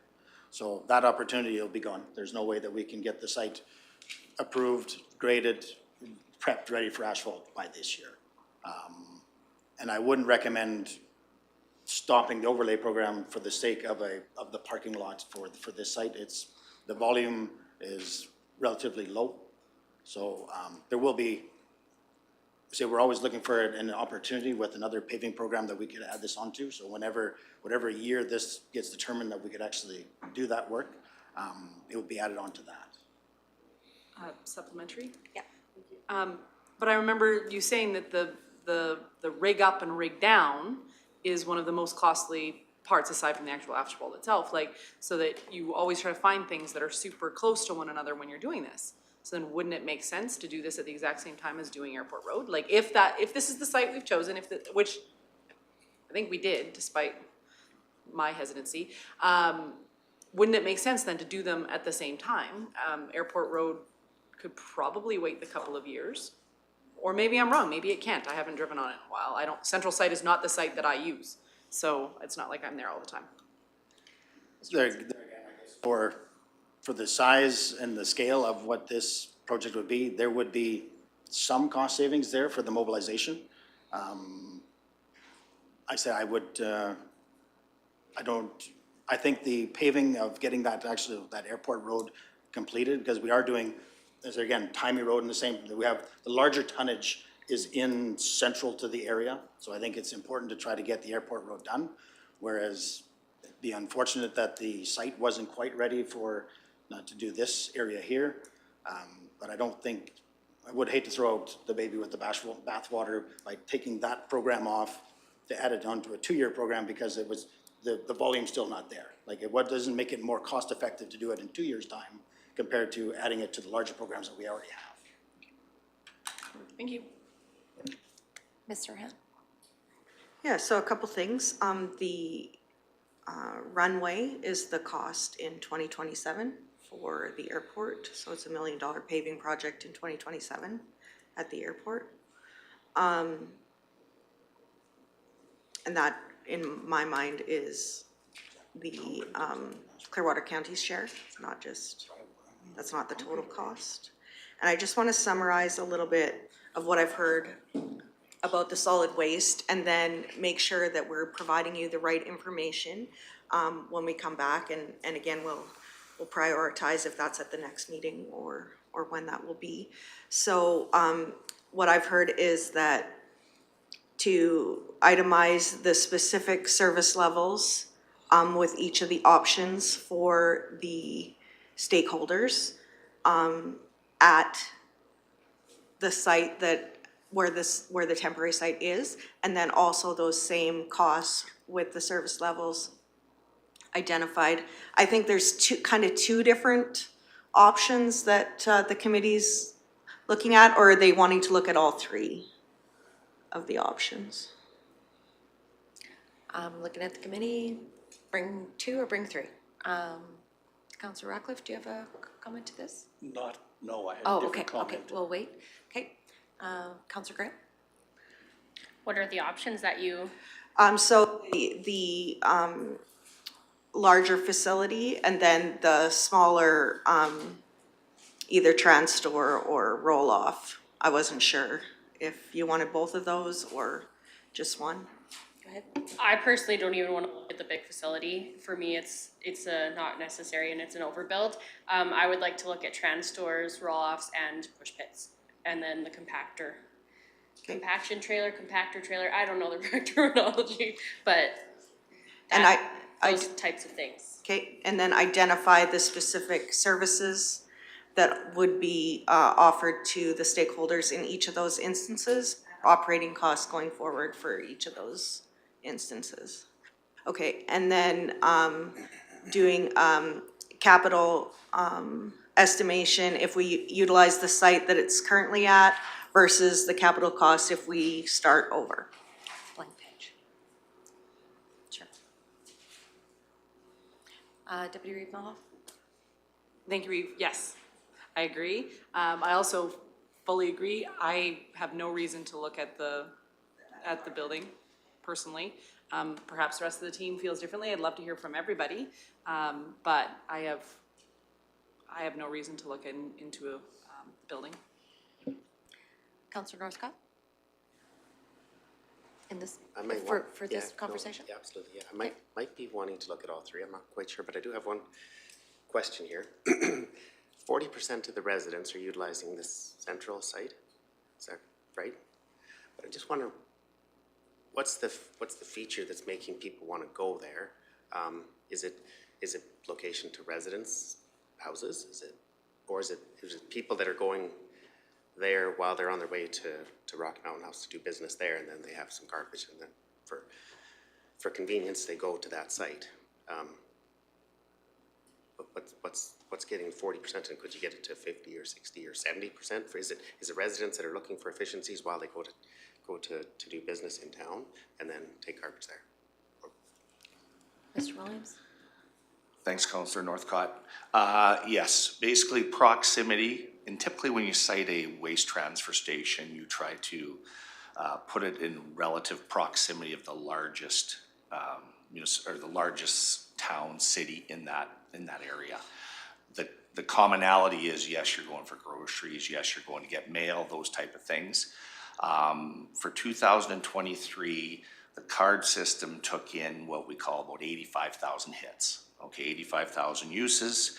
Of those uses, which we put into the landfill, about there's a few for the landfill as well. So 30,000 of those approximately were using Central. Our expectation at the time was probably going to be close, and the reason is from the Regional Waste Authority, doing numbers there, doing sampling, those types of things were roughly a 50-50. So you had Rocky Mountain House was 50% of the usage, and then the rurals were the other 50 as far as users. Tonnage doesn't always correlate because typically Rocky'd be a little bit better facility. You might bring, things like that in there.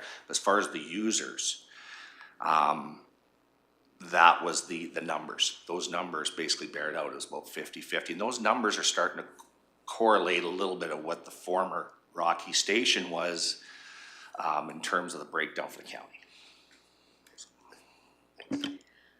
I'm gonna go for a couple questions and then we're gonna take a break, 15-minute break. So, Councillor Graham? I'm just curious for Ms. Serhan, are we, when we're looking at this site, are we looking at it being built where it is or moving the new permanent one to the west? Because I like the idea of moving it west because it wouldn't interfere with with people using it, but, or is that something that needs to be accounted for, the costs to do those two things? That over to Director Hansen. Yeah, I guess it ties in well with, you know, as we go down, further down the list to talk about the other projects that we have on the list. If we are going to develop that site that has where it sits currently into something else, it really lends itself well to move that solid waste, development to the west, provides, and if we leave that entire north part of that quarter for development, allows that opportunity for growth, you know, and there's too many times that we've seen, you know, with anything that we've constructed or developed, is that so quickly we run out of room. You know, there's the unforeseen use that just requires more space. So from a preliminary standpoint, the farthest west that could be developed and leaving that area in between for the growth of both of those facilities makes the most sense to me. I like that idea. Councillor Ratcliffe? Thank you, Reeve Swanson. Pardon me. Thank you, Reeve Swanson. I thought Councillor Lougheed re-raised some good points that don't seem to be settled.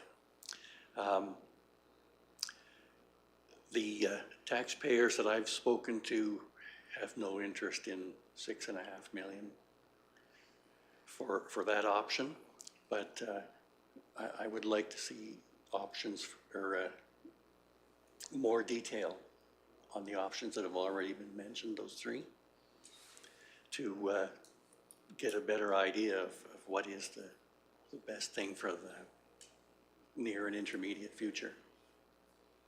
Thank you. Councillor Cermak? Yeah, I kind of want to touch on something that Councillor Graham brought up. Can we have the administration look into this EPS system? Because I'm sure that's going to have some kind of impact on how we collect our waste. If they're bringing this in, there has to be some information on it somewhere on how these manufacturers have to recover their packaging system, how they present their commodities to us and how they package to ship them. They have to be the ones that look after that. So I think this is going to have a big impact on how our collection of our waste is going to curtail down the years. So I need administration to look into this to see what is coming down the pipe, because I'm sure there is something. If the government says that they're going to force these people into doing it, it's going to have an effect on us. It could change the whole way that we look at collecting waste.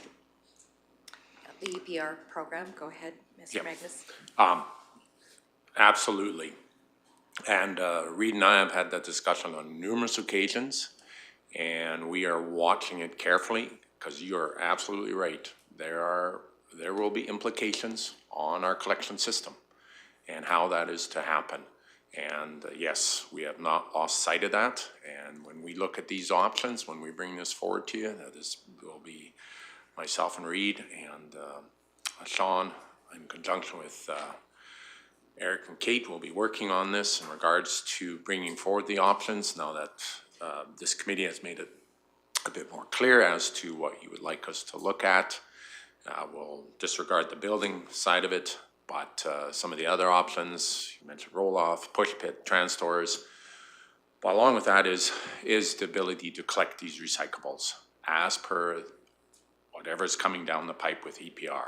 So definitely that will be part of putting the design together, is to account for that and what that may look like. So that has not been lost on us.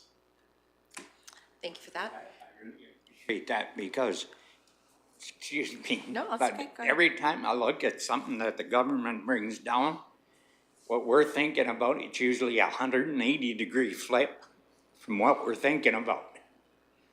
And that can really cost us if we make a mistake now. Ms. Serhan? Just summarize again, again, just kind of a summary document as to the service levels that would be provided to the stakeholders with each of the options and the operational costs going forward, as well as the capital costs for each of those options. Again, breaking it out as to at the site that we currently have versus starting over. And then also, if you don't mind, I'm just gonna add one thing, is that we have, like, Mr. Williams is extremely knowledgeable in this item, and I would like to see his opinion on which option he would go with and why. I think it would be really insightful as to, just because he knows all of the details and all of the ins and outs of running these facilities, and if we could get his opinion on what he thought was the most cost-effective, and maybe that doesn't equal the most serviceability, and maybe just the differences there, and getting his opinion on that. Very good. Do we want to take a 10-minute break right now? So we'll take a break and we'll return back at 10:50.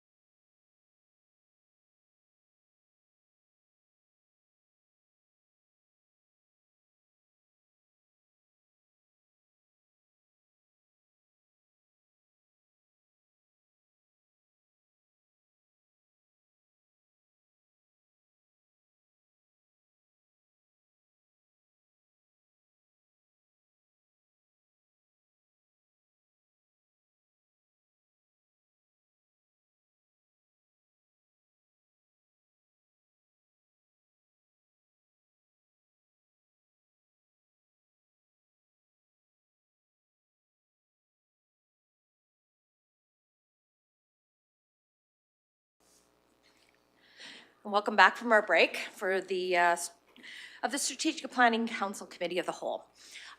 Before the break, we were talking about the Waste Central site and different discussions, comments, questions in that regard.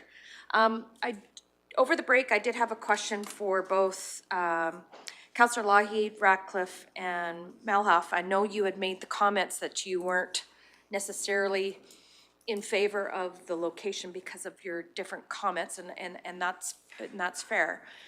If we're going to ask administration to bring us back alternatives, instead of them chasing their tails, do you have an opinion about where that central site should be? Because I would assume that you already have an idea about where you feel that central site should be, and I think it's only fair for us to give them a starting point for something like that. So I'm not saying it's no to that, but I just, if there's an opportunity, we should be letting administration, instead of them coming up with ideas and getting shot down, it would be fair for us to give them an opportunity. So I'll go with you, Councillor Lougheed first, and then. Thank you. I hope I made it clear in my first line of statement, but essentially, if we're looking at a long-term solution, I think we really have to be honest with ourselves, what's the most efficient? And I would be hard challenged, and with the feedback I've had from the community, is that site, the North Quarter, the most efficient use of everybody's time and effort, transportation, and I don't believe it is. I believe it was targeted as a goal of a previous one or two councils back, and I think with those goals it was accurate, but those goals have not panned out and don't appear to be moving forward rapidly. So would we look to the past, or do we look to the future? And I think if we're going to do a long-term solution in the basis of efficiency, I think we start with some of the data we have that show where the users are, and a plan that shows where our existing facilities and capital investment is, and find the best possible solution, adapting that. I've seen some potential changes to the number of transfer stations, to the nature of those transfer stations, and much of it was related to efficiency. I think we would be compromising ourselves to pick a pinpoint just because we own a bit of land and have done some dated groundwork on that, studies on that. I think, why wouldn't we open it up if we're looking at long-term efficiency? Why wouldn't we open up and start with a blank page and you know, we may turn out this is the absolute best spot, but working off dated data and previous commitments probably would be a poor starting point, I believe. Thank you for that. I appreciate the candor with this. Councillor Malhoff. Thank you, Eve. If I was to say sites, I believe that I would be infringing on what we're allowed to say while the cameras are rolling anyway, of like location suggestions. I think that we're supposed to talk about land specifics in closed sessions. But I concur with Councillor Lougheed. But I also was willing to compromise because I know we had this conversation at a previous strategic meeting and that I had lost back then. And I recognize that as well. So, but if we are gonna start fresh, I think that we can't limit ourselves. We need to think about what truly is the best, and not just because we own the site. I do have locations in mind, but I think it's best that that not be said Fair. openly. Okay. No, I appreciate the candor. I just, in all honesty, I know this council, you know, we have great ideas and we bring them forth, but at the same time, we'd like to give a little bit of a, like say, an opportunity for administration to somewhat hit the mark with some of our expectations of where we need to be. So, Councillor Ratcliffe. Thank you, Reeve Swanson. Yeah, I think picking locations would go beyond governance. But you know, most of this 40%, I would think, it comes from Ferrier, comes from west, which would be closer to the landfill by a few kilometers. However, I think Councillor Cermak's comment about the impacts of EPR should weigh into this too, that perhaps we need to carry on with a temporary site until we know more of how that is going to impact waste collection. That's my Thank you. feeling. Thank you. Good discussion. Councillor Cermak. I see that it's 40% of the people go to the temporary one right now. Have we ever done a survey on the 40 that come there and ask them, is this a site you'd like to come to? Or is there another place that you'd like to see this site? If it's 40% of our people using it, that's a lot more people than voted us into these seats. I would like to hear from those 40% of the people. Even if it's just the people out there at the landfill asking the question, do you like it here or do you want to move it somewhere else? I would say part of that is some people want to turn back the clock, so with some of that, so it's more for convenience than that, but anyways. We'll go to you, Ms. Serhan, and we'll Yeah, so continue. just to clarify then, the administration would identify the costs that have already been expended at this current site that would have to be duplicated. I don't think we want to pinpoint a new site at this point. We just want to give the information as to the dollars that would need to be re-spent to get a new site up to the same spot that this one already is. And then if it's feasible to move to a different location, or if this committee feels like they want to explore that it's worth starting over, then that process would get started at that point then. But I think we want to look at all the data that comes from the next agenda item with this solid waste information on it, and then the committee can make the decision as to whether they feel like it's worth spending that money over to build a new site. If it is, then we would explore what those options are, and if it isn't, then there's no sense doing that work if the committee decides that it's not, like, if it's $2 million, like, is it worth moving? I have no idea what the number is, so, I mean, I'm probably way off base with that number, but I mean, just for argument's sake, if it's a large number, is it worth doing? That's what we need to calculate first, and bring that information forward with the service levels and the other costs that would need to be expended for each of the types. So I think, how are you guys feeling? I feel like you got a pretty good understanding of what information needs to come forward for that.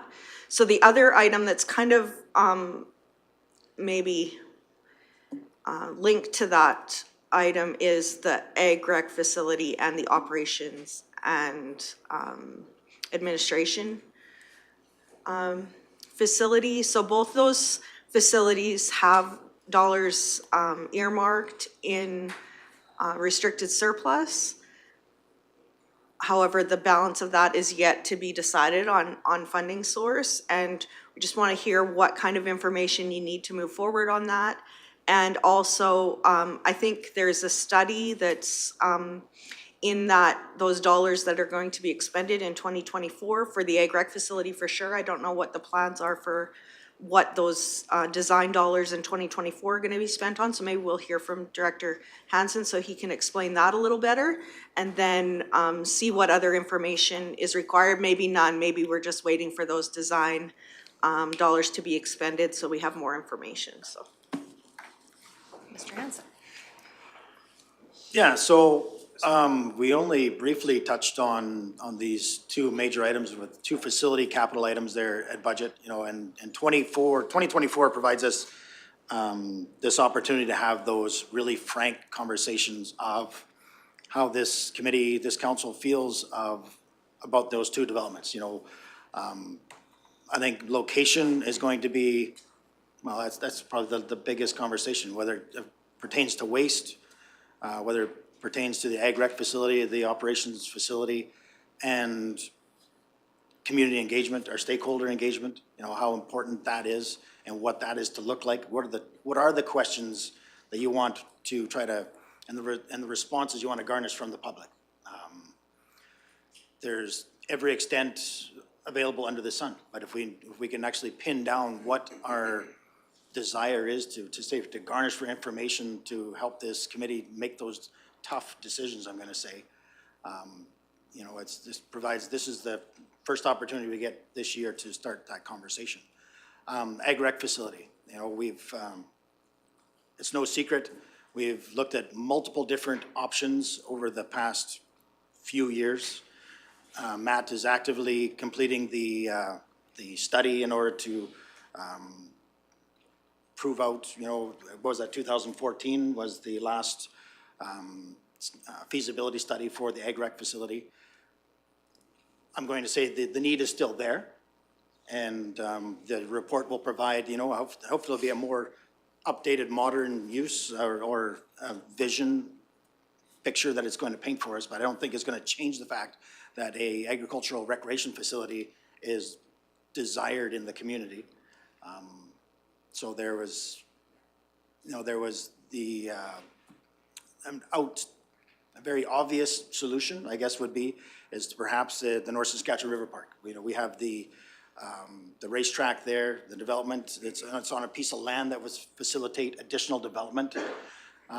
Just gonna throw other options. The other option that we're going to, you know, we have to previously discuss with council was the North Development Area.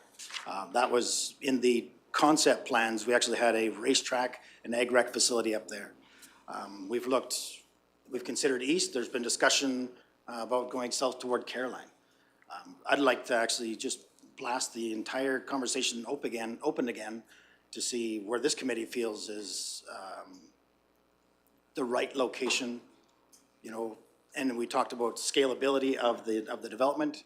You know, it doesn't need to be the $12 million build off the start, but we need a home for it. We need to create the vision, and then we can start to develop that vision out. Thank you for that. I guess looking at Councillor Cermak's report from the last meeting when he mentioned that the Caroline Egg Society was looking to expand or, you know, rectify the, you know, the arenas there. I know that's not year round for dirt, but maybe there's an opportunity, but we're in talks of amalgamation too and things like that. So I know for myself, I want to see something existing and maybe compound or, you know, scaled on, but I mean, it's up to this council to where we envision our egg community at and what they're willing to, what their needs are. Again, it's been 10 years as indicated. It'll be nice to see what the updated study is coming back. So, Councillor Graham, and then I'll go back to Councillor Sturman. I know for me, I don't know if we're allowed to say specific locations, are we? Shouldn't. No, okay. Well, I will say that the Ag Society in this area has really been pushing for it, and while I would love to have a beautiful ag area and ag facility in every area, I would like to see it somewhere near Rocky Mountain House for the, like for me, going around showing cattle growing up, you need to be close to a place that has hotels, that has restaurants, that has, you know, your sister was supposed to put the feed in the trailer and she forgot, so you can run to town and get some feed. So I would like to see it. It's always the sister's fault, no. It actually didn't happen, but it was just an example. But just to have the convenience to run to town and get things. So I would like to see it somewhere around Rocky Mountain House. And I would also like to see the build toned down big time. And I think it would be cool if we could move it up a year. Even I think $52 million in 1 year for 2 buildings is a pretty substantial hit. So if we could move it up, if we toned it down, I think that would be possible. And that way the community could benefit from it sooner and it would actually happen. Councillor Cermak? Yeah, sitting in my seat here, I'd be not right if I didn't talk about Caroline, because the ice goes in. The ice is only out in the area there for about 4 months out of the year, but it sits very vacant those 4 months. So that's why, with the help of Mr. Martinson and committee, the board out there, we have looked at it. We are willing to spend the money to get it up to the standards that we could have, let's say, up to 2,500 people in that arena for events every weekend or all week long for those 4 months. Because hockey is a big draw in Caroline. I think we've had like 10 or 12 NHL people or skaters that have been in the NHL from that little town. So hockey is really important. We've had some excellent coaches come out of that area, some excellent scouts that have worked for the NHL teams all over North America. So hockey is really important there, and so is that arena.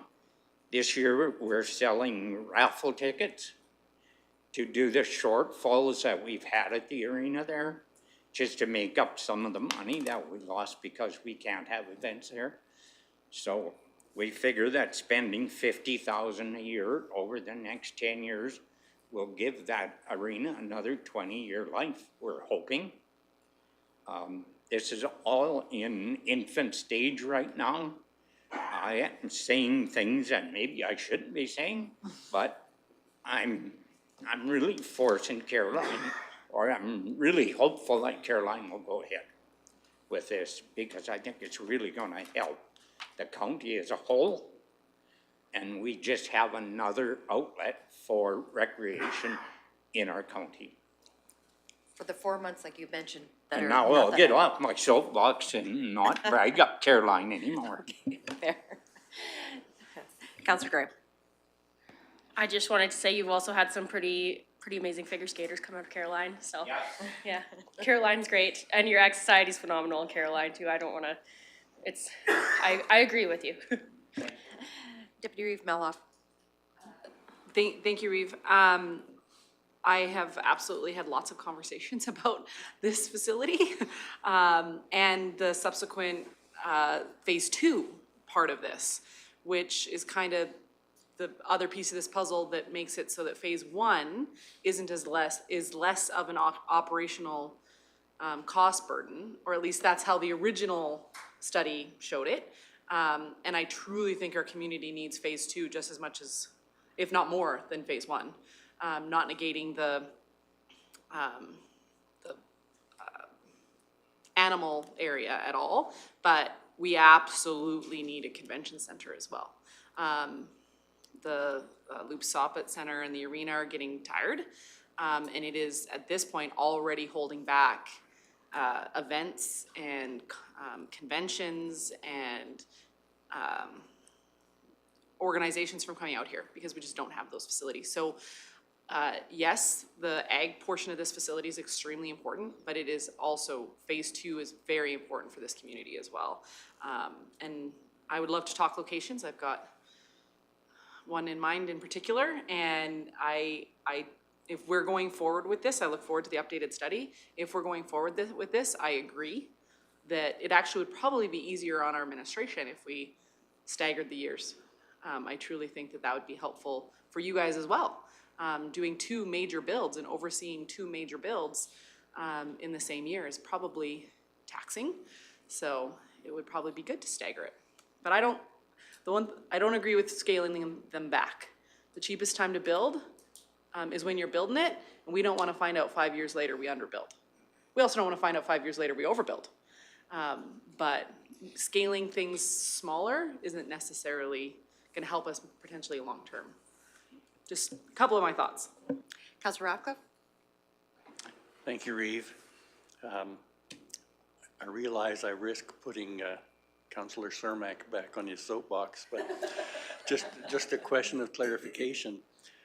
Are you suggesting that in the short term, these improvements to the hub facility could basically prove out the viability of a larger ag complex? Yes, I believe it could.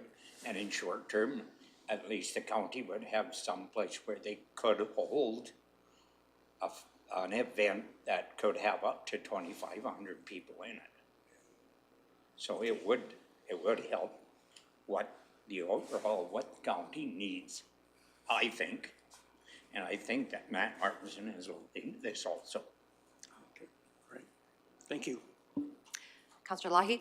And thank you, Reeve Swanson. As many other councillors said, look forward to that updated feasibility study. I know there was a lot of work done prior to 2014 on this, and I think the community has indicated that they still want something, that they were willing to take much less than what was indicated in that study. So I hope we can get a whole spectrum of possibilities here, something that can be achievable and feasible and meets the needs of as many people as possible with whatever we move forward with. Thank you. Question for administration.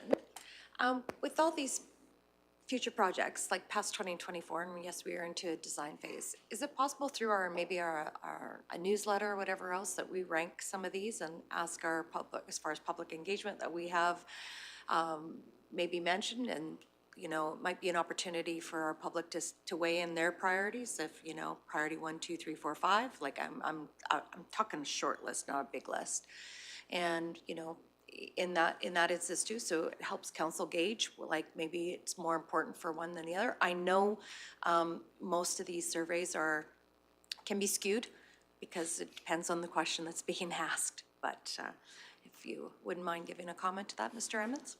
No, absolutely. And thank you for the question. And honestly, if I may, that's kind of why we're gathered today. This is the first meeting of 2024. And what administration is doing here is illustrating we want to do our very best to provide this committee and ultimately council with all the tools and information it needs or desires to make those decisions. So as you're going through the priorities, as we go through the priorities together throughout 2024, this is not a one-day topic. It's far too large. Even the central site. We can talk about locations and dig into that, and that's time. So it illustrates how this will follow up with more meetings, more information, so that this committee and ultimately council is comfortable making those decisions. So yeah, as we go through, even the admin building, if more consultations desired by the committee and ultimately council, administration would absolutely assign resources to that and do communication and bring that information back to a future strategic plan so that this committee has the information it's desired. This is a process throughout the year, not a one meeting, because the topics are that large, if that helps clarify. Yeah, thank you. Yes, they're very expensive projects. They're long-term projects. They're 50 and 60 and 70-year builds, and understanding that efficiencies and not having that crystal ball of what is going to happen in the future. EPR, for example, way technology is advancing, the way we farm practices, et cetera. So those particular buildings will have, I'm looking at operations, and it's fine to build the building, but if it's going to stay empty for, it's only going to be open 2 days out of 7 on a weekend, what are we doing to find the efficiencies in that? So, Deputy Reeve Meloff. Thank you, Reeve. You brought up an awesome point. Community engagement on this stuff is going to be extremely critical. We're coming up to tax notice season. That literally goes to every resident. I think that we've often missed an opportunity to put things like a survey or a feedback or something in that tax notice. We've even talked previously about sending out to every resident. Those go to every resident anyway. We might as well put something in the tax notice so we can get some feedback through that. Again, it's going to be extremely important what that survey entails. But I think it's a missed opportunity if we don't utilize that tax notice. So I think that's a great way for us to get feedback on these projects. Councillor Cermak. Yes, I would like to talk about the administration building now. I think it's pretty important that we get one central administration building. I think I have heard numbers, and I can't remember where I heard this from, but about $400,000 a year we spend extra to have our different facilities around here. If we can save that 400,000, that's a lot of money over 20 years. Like that's huge. I don't think we can sit on our hands and say, gee, to spend 30 million is a lot of money, but just think how much better our admin could work when all the heads can get together around the water cooler. It's amazing what is said around the water cooler and how much is explained and what good stuff comes out from around the water cooler. We don't have that here because we're so spread out. If one's down at the far end and he's needed up here, he has to leave his area to come up here.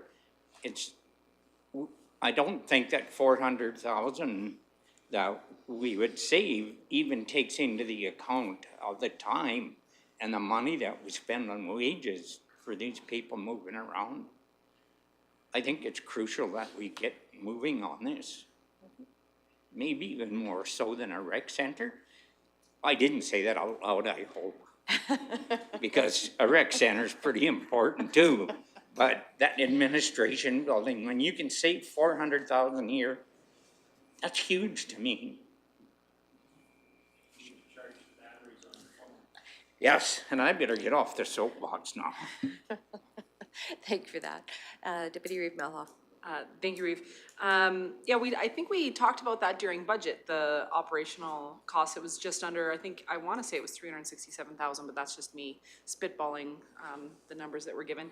But that's the operational cost that we were given for what it is for these buildings. I don't think that they said that that's what the savings for operationals for the operational cost could be, because I don't think we've been given a price for the cost for operating the proposed building. Were we? Maybe, did I miss it? So I don't know that we were actually told you'd save almost 400,000. I just thought that's what we were told it cost to run these buildings. Director Hansen, I'm sure.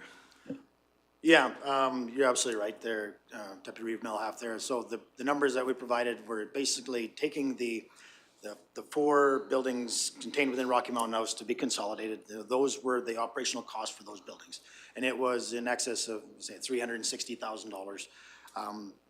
That includes the electricity, natural gas, water, sewer, contracted services, material supplies. You know,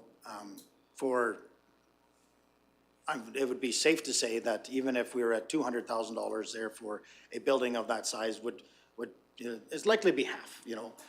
But certainly, you know, the loss of connectivity that when we have all of our different departments in these different facilities in town, there is definitely loss of efficiency, duplication of efforts, you know. One thing that was not included there that our IT folks there identified is that we spend $90,000 per year on our printers in order to have just the printing capability in all these different buildings and all the different floors. Certainly those costs would be coming down because we're not gonna need $90,000 in printers in one building. I hope not. Well, I hope not, but like I said, just for a scale, and I didn't even realize that, you know, but those are the types of costs that are included in order to try to service, you know, it's being spread over so many buildings. The front end counter work that's required to have, you know, to be able to receive the public, you know, over those different buildings as well. So it's pretty easy to start making the list. It's hard to quantify exactly what the cost savings are gonna be from being spread out over multiple buildings to one. There is maybe some faith that needs to be, and common sense, I guess, that needs to be added to the fact that bringing this organization together is gonna create efficiencies and create more opportunities. something we were even discussing during the break, is that anytime that we can combine one initiative with another to help, you know, try to spread some of those core infrastructure costs over multiple projects, whether it be public, private, or whatever, there's the next opportunity, maybe a growth opportunity, cost savings opportunity, so, yeah, leave with that. Follow-up, Deputy Reeve? Deputy Melhoff? Yes, thank you, Reeve. Thank you for, so about half of that cost, which is great to hear. While we're down the road of these buildings, I'd love to have us, let's like spitball some ideas here if we have the ability and the time today to do some of those things. For example, in a recreation facility, I would love to see us partner with search and rescue and put a big training climbing wall in one of these facilities. And in turn, then the community gets the ability to utilize that infrastructure for recreational needs. So it gives another indoor option, and then it makes it more multi-use than just, and I use the word just, which is not meant to be negative, but not all families in Clearwater County are agricultural based. This gives another amenity for those families that aren't ag based, and well, they'll need a structure like that to put something like a climbing wall in there. It would be great to have some type of outdoor park, like legitimate like trail system around our operations building, should we go forward and build one. That way the community gets a benefit out of it as well. Not that they don't get a benefit from being able to come into a wonderful facility to pay their taxes, but it'd be great if they would have a different reason other than to lodge a complaint or pay taxes to come to that facility, to come to a park and have lunch and maybe the farmer's market on a weekend or whatever. Just, we should spitball some other community building initiatives that can come forward with our operations facility and other community partnerships that can come to fruition with a rec facility. I truly think we should be brainstorming some of those things. And I know that's very operational, and we're probably delving out of our lane, but I don't know any other way to bring up some of those suggestions than at the strategic planning table. Thank you for that.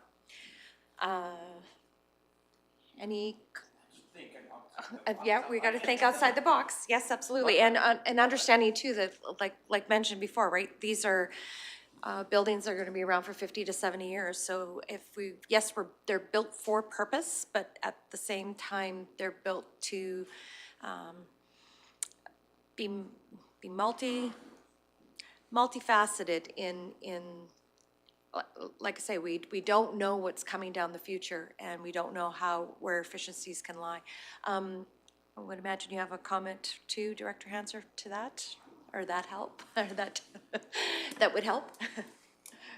I guess there's nothing more than that we would like as administration to actually be diving into how can we make the build better. We got two major problems to solve first.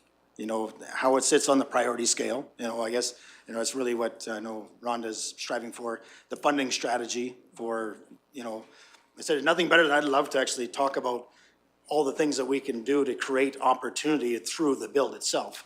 But there's certainly the big, hard looming questions need to be answered first. Like, how are we gonna fund it? Where does it lie on the priority list? Where it's going to be at? Because that would answer a lot of those questions about what we can do with it, how it's going to be serviced, you know. There again, back to that operational side, kind of on the same train as what Deputy Melhoff said, is like, you know, if we were to provide, if any build we do actually has a water and sewer connection, that's actually like a force main that runs past other properties, is going to create opportunity. You know, it's instead of a one-off. For example, the estimate for the main administration building there for a private service, sanitary service, water service, was around $2 million. But there again, that's very self-serving in itself, that nobody else could hook onto it. It doesn't provide any other opportunity. If there was any time that you can run municipal water and sanitary past to service a building, that creates every opportunity for, on the way, for somebody to hook into it and that economic industrial growth. So more people could play in the sewer line, in essence, you know, it just creates that opportunity. And that, whether it be east, you know, if the idea would be that we could actually construct a line in order to service this facility as well as other facilities on the way, you know, that it really brings in those partnerships and other financing opportunities. Whether it be north, you know, we've done a lot of work on that north property, and the reason why the north was selected was it's basically a gravity feed for the sanitary line to come up from the airport down into the lagoon. We had the connection point earmarked from the town to run water and sewer up into that area. And it was, the big plan was 9 quarter sections that were going to be ultimately serviced from that one, from those connections. So that had a huge economic impact. So it wasn't small potatoes. They said we did have an estimate of $2 million for a single service for our own building, but it doesn't really make sense when you could just do it for $6.5 or $7 million to run actual municipal services up there. And say it's, north isn't the only place that can be serviced, so I don't want to pigeonhole anything to it. Other areas, other directions have proven to be more costly, but maybe the benefit outweighs those costs. But that's what I would really like to bring to the attention of this committee. Thank you very much for that. Councillor Ratcliffe? I think Councillor Wahid was first. Oh, sorry. But anyway, thank you. I like those ideas. I think it's a conversation that we need to have soon. Also, just to throw something on top of the Deputy Reeves' comments, was from Crime Watch, where the CPOs and the RCMP were working together. They found significant efficiencies and advantages from having that close communication. So that can be another option to consider. I think the project would be more palatable to the community the more benefits it provides.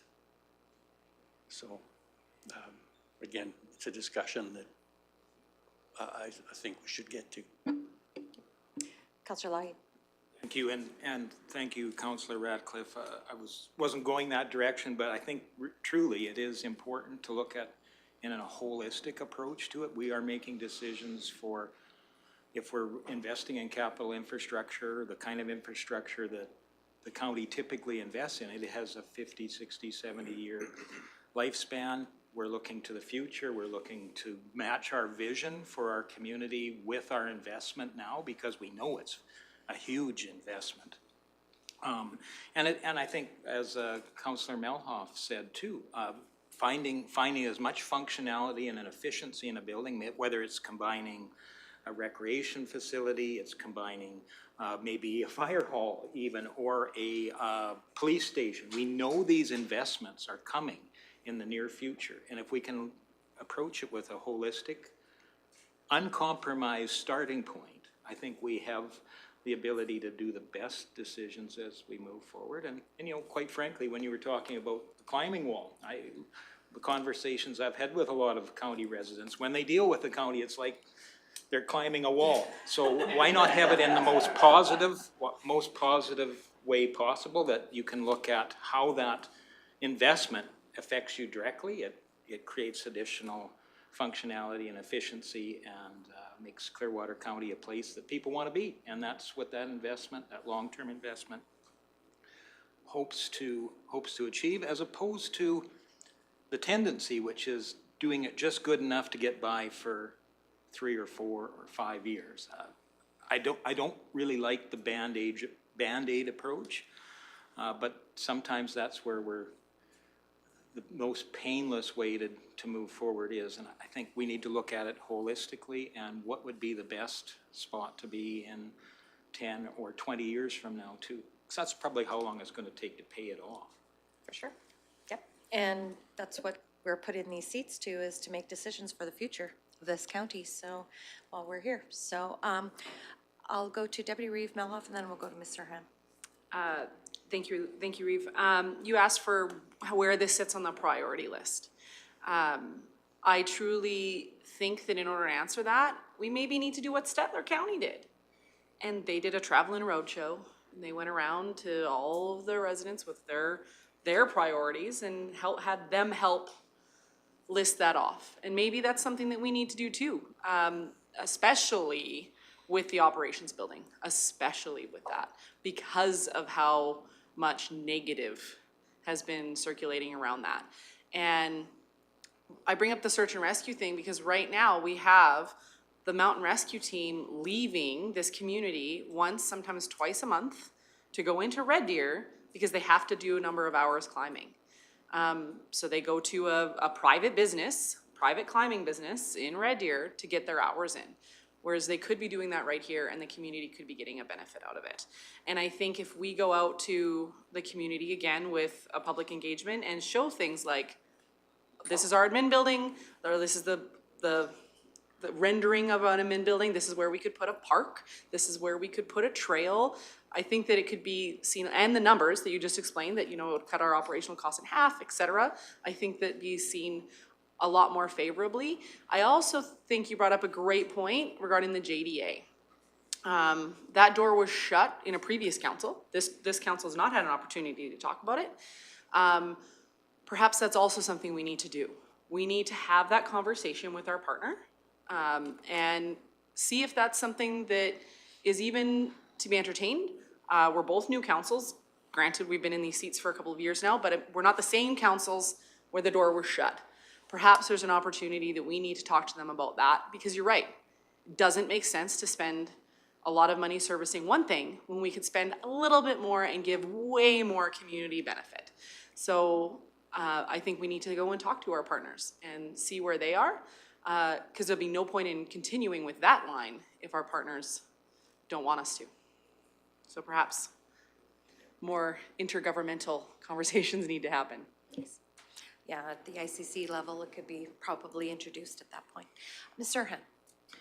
Yeah, so I think sometimes what happens is we try to simplify the projects when they really are, it is really difficult to simplify because we've heard from 5 or 10 people in the community that these are the obstacles, and we simplify and talk about them, but then when we solve those issues, the 50 other obstacles or issues with that project aren't talked about because nobody came forward to talk about it, and then once we get into it, then it's kind of blows up, right? So it's very important to be specific on what the information is that's required to make the decisions. And I just want to go through this spreadsheet that I've identified.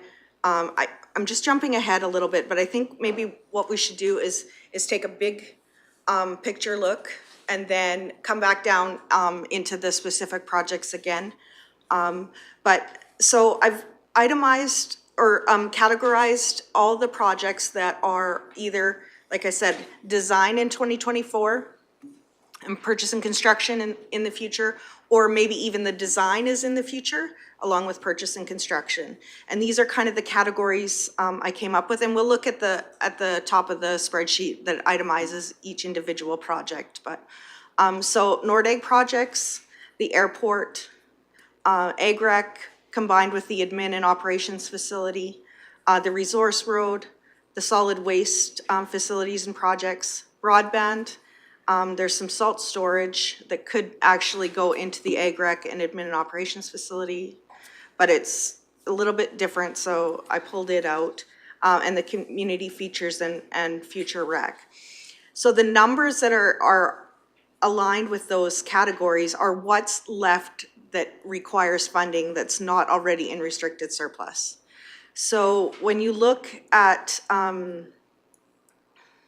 if you go up to the top there, Alana, so the first portion of this is where there's dollars in the current year for design or maybe initial parts of the project, and then future years is the next portion of that. And you can see I've color coded to match the categories below, so you can see which things are in which category.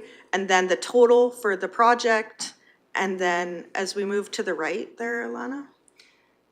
Yeah, so there's a total, there's a current funding source, the amount that's funded and the amount remaining to be funded. There's a little bit of direction given to date, so you can see on the ag rec facility, it says, that's the first one that says, oh, more to the right, sorry, Alana. More, just a little bit more, go all the way to the end, maybe. So, and all the way to the top, are we at the top? Oh yeah, okay, so the first one that has data in the direction given to date, so there's a study coming back to council on the ag rec facility. Those first few are the Nordegg Cemetery, the Nordegg Historic Mine Site, and the Nordegg Trestles. And there's, you know, dollars that need to be funded there. Stewart Street Phase 2, there's each of those individual projects. And then again, we'll just go down to the bottom where the categories are again. Alana, please. So, Nordegg projects, $26 million not funded yet. Airport, 1.7 million. AgRec and admin and operations facility, 40 million. Solid waste facilities and projects, that 17 million, of course, was the top, the most expensive options. So that number will come down based on what this committee decides from the options. The broadband projects need to go to the broadband committee first. The salt storage and the community features are two of the smaller ones. So what information is required to make the decision to move forward? Like the ag rec facility, my understanding is we're waiting for the study. So what information do you require to make a decision on the admin and operations facility? What are the questions that need to be answered to decide a funding source or if this is something this committee wants to move forward on?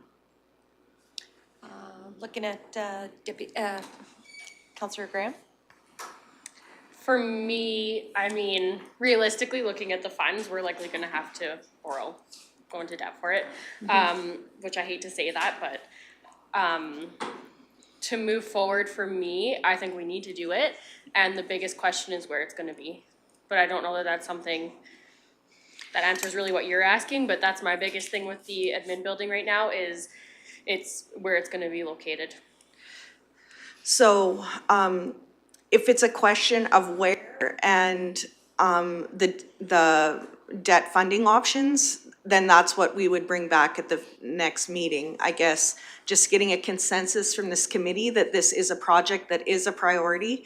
And is that the only information you need, is what the debt funding options are?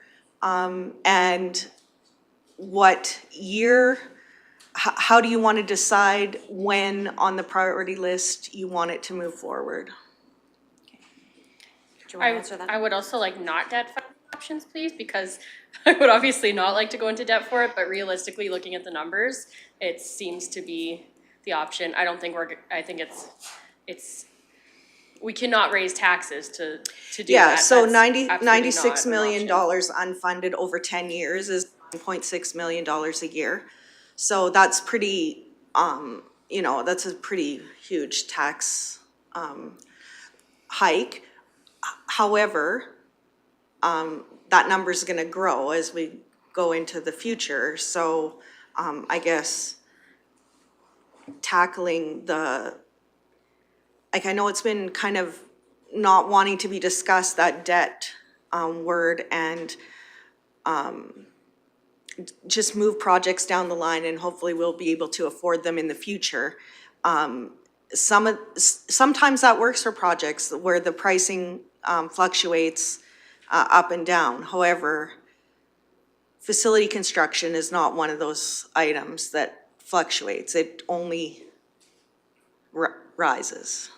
So what sort of information would you need? Like it's a 50-year building? Would you like funding options, debt funding options for over a 20, 30, 40-year look? Would you what year do you think you would like to see this construction start? 2018 was when it was identified as being a priority in 10 years, but I'd love to hear some of the discussion from this committee saying they still see that there, or they want to move that to a different time frame. And the ag rec facility phase one, also the time frame would be great. If we could discuss that before the study comes, maybe we can't, maybe you want to wait for the study for any discussion on that project. Okay. Councillor Lougheed, then I'll go to Deputy Reeve. Thank you, and just relating to the Ag Rec and Administration Operations Building, I see that $40 million price tag, but I don't know how that breaks down, because if we look at the original Ag Rec facility, it started with phase one at about 12 or $13 million in 2014 dollars, which I would guess would be higher now, could be substantially higher, as well as the administration building that was planned back in 2015, 16. There was about $28 million, so I don't know how we add up to $40 million. And, you know, if we're deciding how much we're looking at right now, I think we should pull the pin on the $40 million. That sounds like a good deal, looking at the numbers we had, the concrete numbers we had then.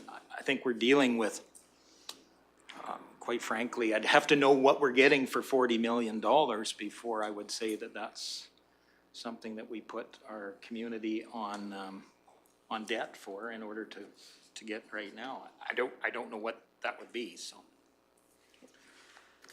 Maybe I'll just answer that question Sure. first. So it's $22 million for the ag rec facility and $40 million for the admin and operations facility.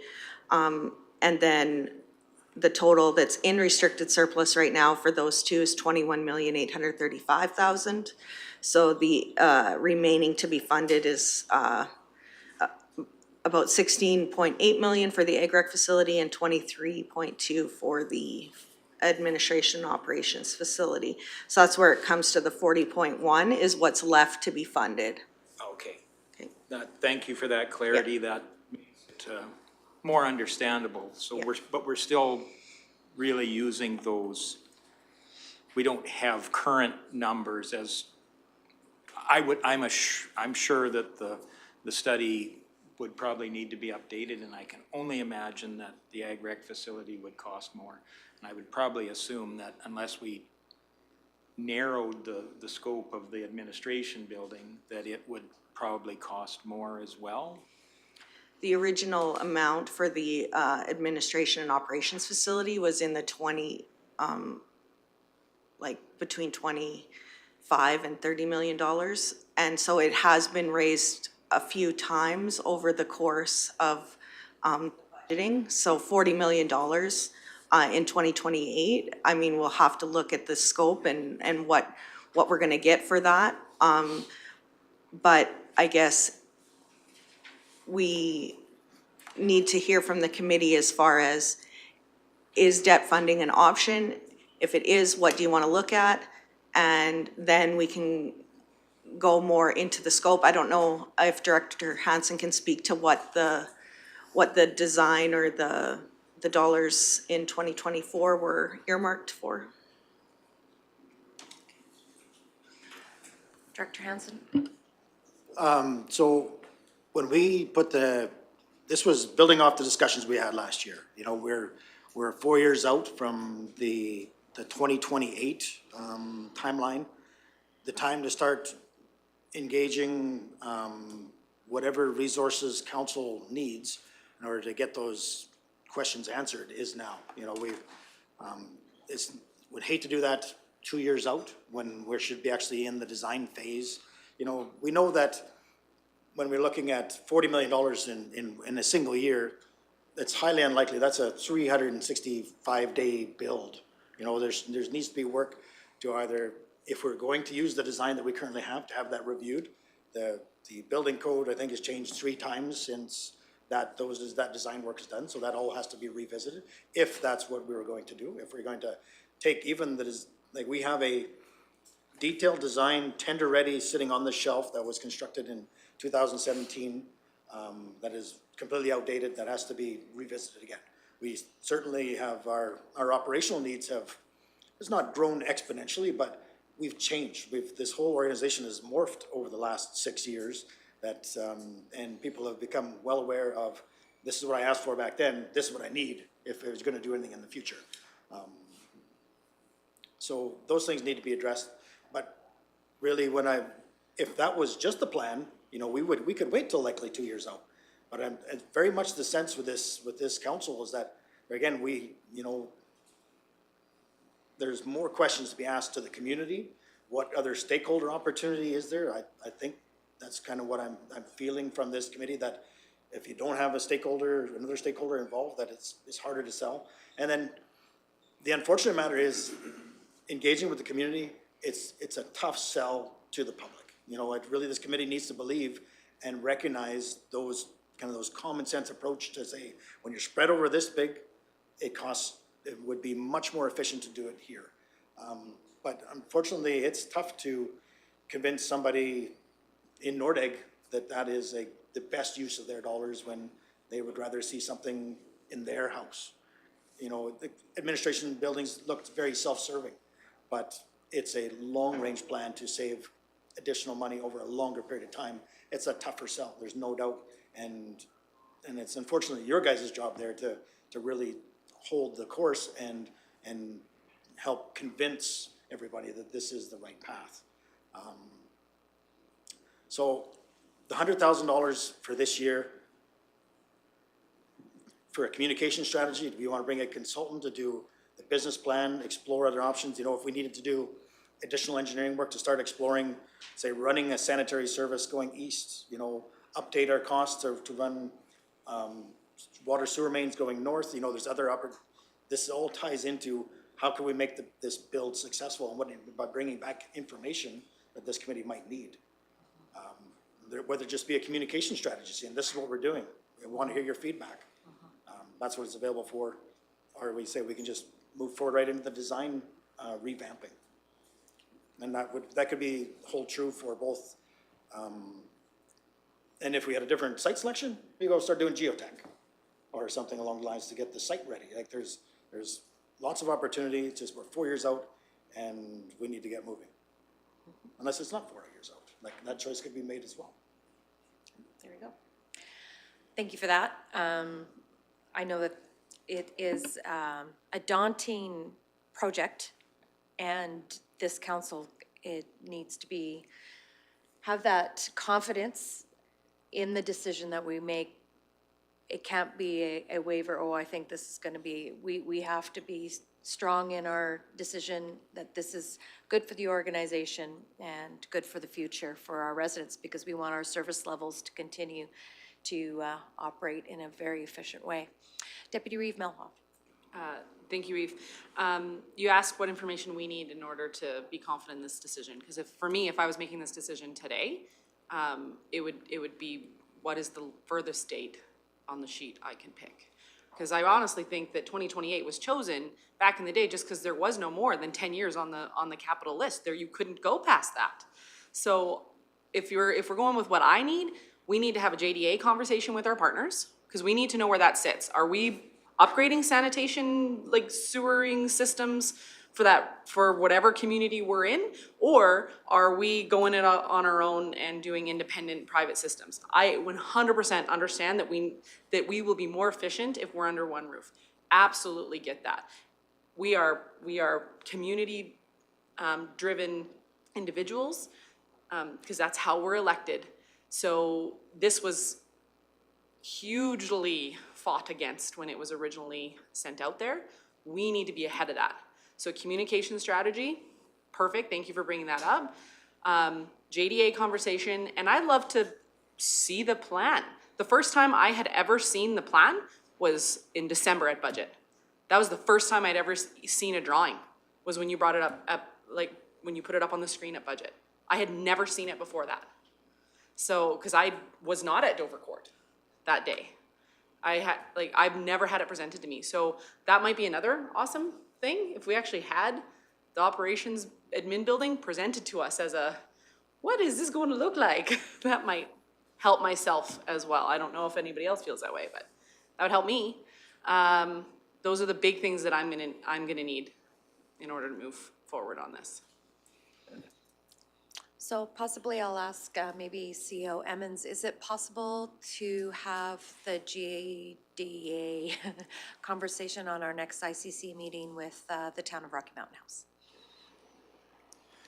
I'm not sure when the next ICC is scheduled, Okay, but I don't believe a date is picked at this time, so I would say yes.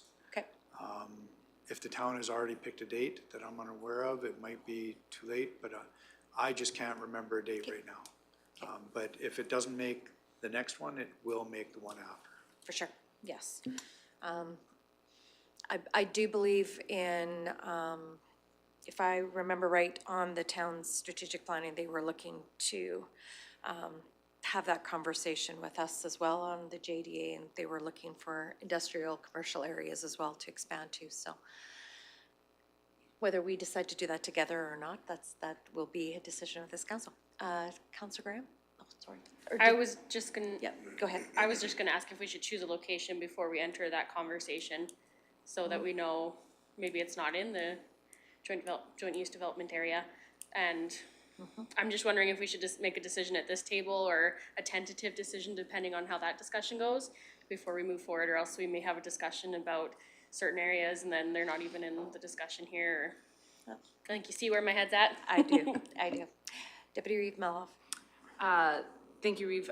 We can call an ICC at any point, right? If we have some, we don't have to wait for the town to tell us when the next ICC meeting is. Like, we can, if we see it's something that's important to us, we can ask for that meeting. I believe we have several things on the ICC list that this council wanted to talk about. I don't know if Mr. Emmons is listening with me talking. He's looking. I'm teasing you. But we don't have to necessarily wait for the town to call a meeting. We can call one and bring them to us.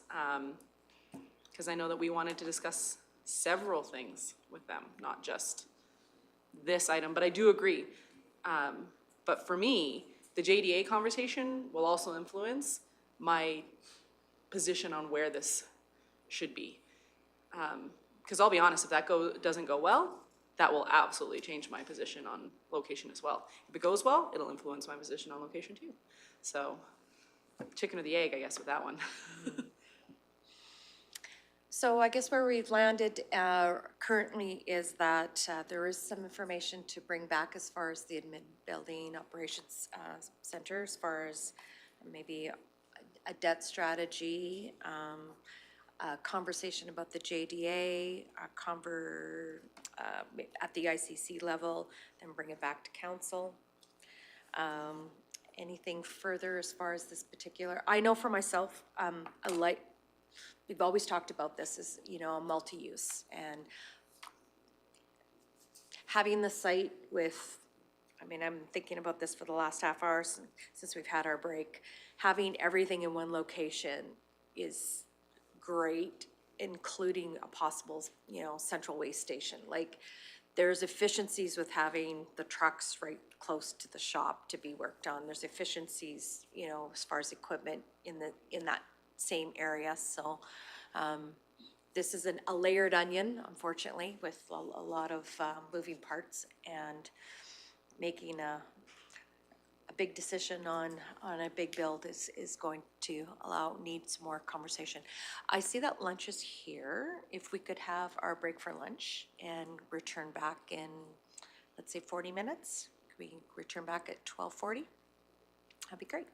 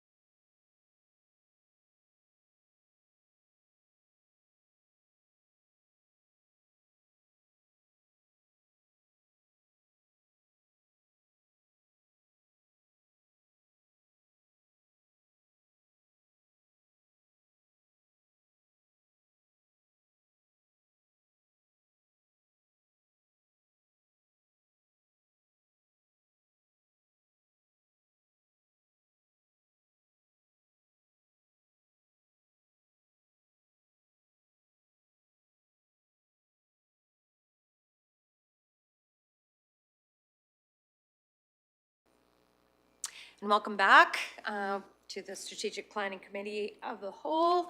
We were in discussions in regards to design in regards to future facilities. And we were discussing the administration's operations building, the egg filled house and recreation, and the central station or central site for the waste. I'm gonna look over to Ms. Serhan and ask where she would like to pick up from before we had our lunch break. And so to help direct us in the conversation, please.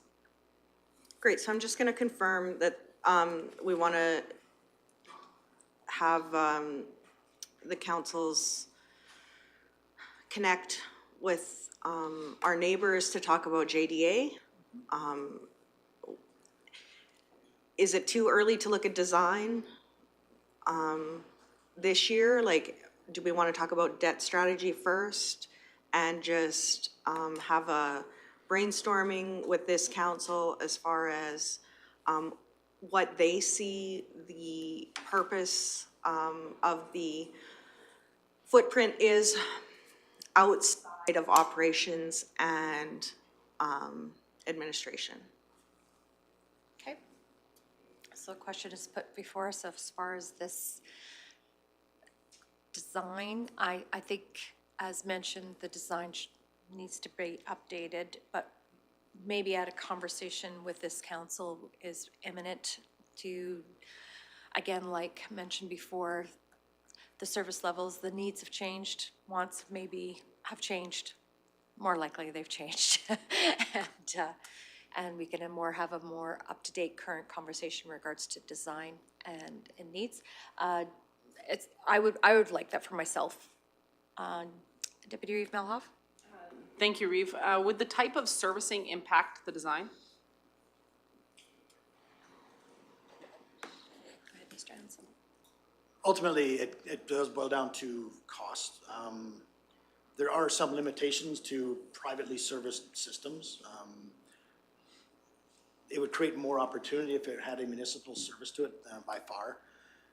But ultimately, the functionality of, the toilets to flush, the sinks to run, the potable water supply would have to be designed as such if it was a private system to be safe.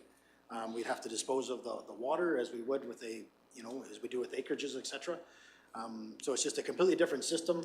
Some of the functionality could be limited, the consumption of water would have to be more closely monitored, whether for, vehicle washes, et cetera. Maybe it's not economical to have that on that system. You wouldn't design large truck washes incorporated in the design. Maybe that's it's not feasible to have that much water on demand, that we use the commercial facility in Rocky Mountain House for that kind of stuff. So it does have some impact on it, just because when you have a private system, it does have some limitations. Thank you, I appreciate that. I would love us to also look into then options for what is presented with those limitations. I know we have a local designer that builds water reuse. So that could maybe help with things like the car washing, et cetera. So, and spray parks. Those water reuse is important, not just for whether you're connected to municipal or not, just making sure that we are being water conscious. So that I think would be valuable, and going with the design would be important. Yes. So we know what we're even looking at. I can speak a little bit to that. There has been, it's additional treatment that's required. Sometimes they actually use your wastewater to recirculate back to fill your toilet bowls, et cetera. There is additional cost with that. There's the conscientiousness of water usage for sure, but there is additional treatment involved in order to get it to recirculate, to be used back in. The use of solar energy, the use of, the water, the nice part about a new build is that, they're constructed in a manner that's way more efficient, and then the HVAC systems are sized for the square footage, so instead of having this piecemeal, this is basically, this admin building here is actually 3 buildings combined in one. A lot of people didn't know that. And so you have 3 different systems that are supporting the same space, whereas you get back to a single building, it's designed as such. So there's LEED accreditation that you can try to strive for through your design, which, criteria in order for you to meet to be energy efficient. A lot of those things come with additional costs though, as much as you strive to have the best, most environmental friendly solution, when it turns into costing you another $5 million more, not 5,000, $5 million more in order to achieve that, is that the best use of our dollars at this time? So, we did take that into account in the design at the start, because that council at the time was saying, you know what, we still wanna have energy efficiency to be, you know, capitalized through the design process, but not at an exorbitant additional cost. So that's why we opted out of the solar energy, we opted out of the water recycling systems, et cetera. Follow-up? Yes, please. Okay. Thank you, Reeve. But the type of service that we go with may dictate some of the needs of doing something like water recirculation. That was more what I was getting at. If we don't have capacity because we aren't connected to a municipal service, we might have to look at stuff like that so that we're not having to bring equipment right into town in order to get things washed, et cetera. That would totally, in my opinion, negate the point of this building. The point of doing this would be to find efficiencies and all in one place. And that's also why we're choosing to go with a build, if this comes to fruition, rather than buying a building and have to retrofit it, and then we have the same problem we have here with 3 different HVAC systems. So I think it depends on what we end up doing for servicing that will impact a lot of that stuff. Ms. Serhan? Yeah, and I think the other thing to keep in mind is, as we go through this process, is that it will be the next council term that will probably decide what's actually going to happen. So if we can really document the things that we've talked about, the things that you guys have explored, and the things that we've disregarded, so that we don't have to do that again with the next council and really not have to start from scratch again. Like, it's just, yeah, just keeping all of that information together and the decisions that are made and why is. Suggesting we're not gonna be here? No.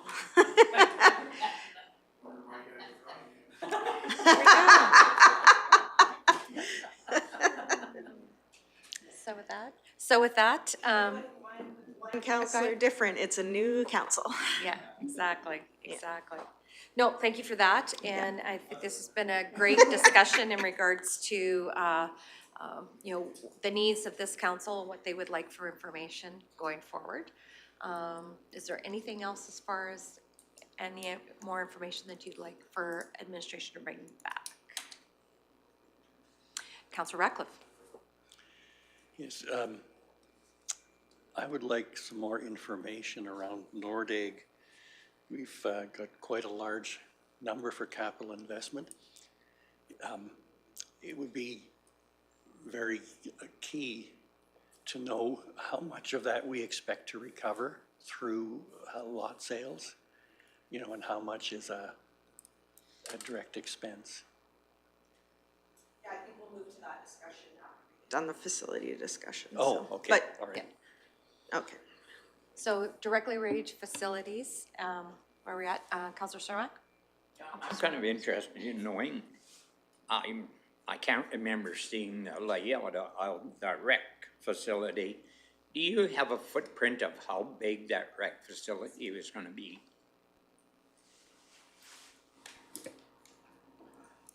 Mr. Hanson? It was in that 2014 needs assessment. I just don't have that information in front of me right now. It had basically a concept drawing of the Ag Field House, or the riding arena, as well as the exhibition portion. Matt's doing what he can here to look that up right now. Just looking for the square footage of the Ag Rec facility based off the report. So Councillor Cermak, can I clarify? Do you want a phase 1 and phase 2, or Phase individual? 1 was just the arena, or, some and there was a, phase 2? phase 2 was with the conference center on the second floor, right? I'd like to know if at all. And I think it was still $12 million price tag, over and above that's already been put into it. like 21 million or something? 22 22 million altogether. altogether? I think we only have 12 more to decide where we're getting that funding from. I'd just like to know how big is square footage,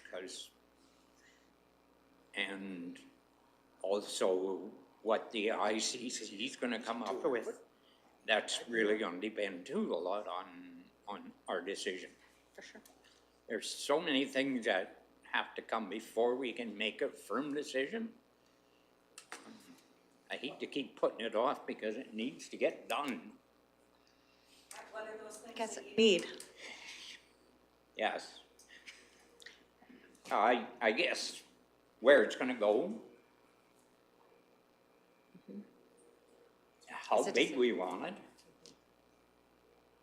And I hate to see us borrow money. I don't like debt. I like to pay it forward. And even if it's over a few years, we keep putting money away to it. I would rather cut services than go into debt. I know that we can't cut services that much, but there is probably new road builds or new asphalt that we don't need to do to get this done, that we don't have to borrow money. That's my feelings. Yep, for sure. I And- don't like borrowing money to get something done. Absolutely, absolutely. I hate to point it out that you've been around a long time, so you've seen those interest rates run up and down a few times. So, there you go, there you go. Does, Mr. Martinson, you have an answer? Thank you. I do have an answer. So for permanent indoor components related to phase one of the Ag Rec Center, what the 2014 concept plan suggested based on the community consultation was approximately 57,500 square feet of indoor amenities, which included the indoor riding arena, press box and announcer's booth, footing storage. So footings are the dirt that they run on, or the sand, clay mixture they run on. Lobby space, multi-purpose program / meeting room, and that's where a little bit of what Councillor Melhoff, what is multi-purpose, not quite defined in the concept plan, but nonetheless outlined. Wash racks, administration areas for office space, storage, so that could be for the loader or Bobcat or what have you, would be heated storage, and then concession. And then on top of that, there was also temporary indoor stabling of 22,400 square feet. Now, that doesn't necessarily have to be a part of the main building. Temporary stabling often is alternative structures to help manage for the humidity. That amount of critters creates humidity. It is heated, so it could be a part of the building, it could be a substructure adjacent to the building, but if you want to add those two together, that's 57,525 square feet plus 22,400, 80,000 square feet, give or change a couple square feet then, for phase one. And then there is some outdoor amenities that, you know, were a part of phase one, which included parking for 115 passenger vehicles plus another 60 trailers. And then camping, roughly 65,000 square feet of what we would consider dry camping or non-service camping, as well as a outdoor show ring practice area, which would have, you know, include about another 40,000 square feet, give or take. So that in essence is phase one. Okay. Councillor Cermak? Did we look into alternative heat sources like deep wells and recirculating out of the ground? That's a big area to heat with natural gas, and I don't like the carbon tax that I pay on my natural gas. I know that the carbon tax is more than the gas that I burn, so maybe digging deep wells is the answer, recirculating. So that would be explored at the detail. This is really a concept design stage, you know, as it's a feasibility study, very high level, you know. I absolutely agree, you know, looking at a more energy efficient use. In regards to carbon tax, about Team Blue, Hopefully that gets rectified in the next couple of years. Yep, Yeah, would be you know, great. we really hope so, but you know, whenever we're doing any of our designs, we're going to look at, the most cost-effective solution. You know, there has been some successes with deep well, heat recovery. There's been some failures with that as well, you know, so, we would never take something like that lightly. It would have to be proven out. Yeah, it's really expensive to initiate it, but really cheap to operate it on long term. Like a 20-year investment is really peanuts if you figured over 20 years. All right. Is there anything further that you'd like to add, Mr. Martinson, then? I would add that so this is the second kick at Ag Rec facility that I've been a part of. There was another kick at it, I guess, for lack of a better term, in the early 2000s related to the North Saskatchewan River Park Committee that was town-county joint venture. At that time, the facility that was considered, there was some work done on heating it with waste wood fiber. And so we did do a bit of feasibility around that. Forestry industry was in a different position back then. We had a lot more mills. We had a lot more waste residue. But just wanted to sort of use that as an example of the potential for alternative to kind of come in. And that was a separate study that sort of merged with the original. So back to Director Hansen's perspective, those are things that we could look into when we get into the detailed design as a option. You know, doesn't have to be all or nothing. It can be a possible, and whether it's some kind of alternative to heating, it could be considered for sure. The one thing that we do know when we look at these big square footage buildings that are a little bit different than others is you don't have big roll-up doors going up and down. That, you know, that does help, where if you look at a huge machine shop where we have things going in and out all the time, and we got that big door going up, letting all the heat out, and a cold chunk iron coming in, you don't necessarily get that. These buildings, what you have to often battle with is the hot moisture in the air from the perspiring animals and livestock. So it's energy intensive, maybe in a different way at times. But there is technology that can manage that, and they do it in other instances. Thank you. Okay. So just to corral on the big picture again and out of the weeds on operations, and in that sense, we're here to talk about possibilities of these buildings. I have lots of big blinky lights, and forgive me, I'm not sure who went first or who's got priority. I'll just start on my far left, and we'll go with Councillor Lahey. Thank you, Reeve Swanson. Right. What, Sorry. right? Yeah, my left, you're Yeah, right. that's right. Would I be correct in saying the feasibility study on the Ag Rec facility was partly based on a number of other municipalities that were either just bringing those kinds of facilities online or proposing them at the time? Was that how the sizing of this came about? Mr. Martinson? I would think size was definitely based on primarily two things. Number one, some of the tours that the Ag Rec Committee, which was made up of council and the Rocky Ag Society, Council of the Day and Rocky Ag Society, tours that they went on in comparable communities with facilities that met the needs of what we seen our industry looking like. But also, so I think that was sort of a component of it, but I think another component of sizing was to meet the amenities we heard from potential user groups when they were consulted. So I think those two things those two information streams blended into a tributary that got us to where we are now. So I guess in a long roundabout way, yes, your statement was correct as far as a major component of sizing. Follow up? Yep. And would I also be correct in assuming that an update of that plan would benefit from the experience of those other comparable facilities, and whether they met their expectations or their vision. Yeah, I would say so. A lot of those buildings, like if we're gonna name names, we might as well. Rimby and Pinoka were just coming on stream or being developed. We felt that we fit kind of in the middle of those two facilities.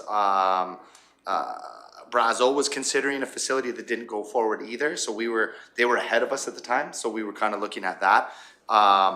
And so, yeah, I think, fast forward 10 years now almost, these community groups that we talk to, they've been out to these other communities, because of course, we don't have a facility, so they have to go out elsewhere. And so they will have feedback now that we haven't tapped into.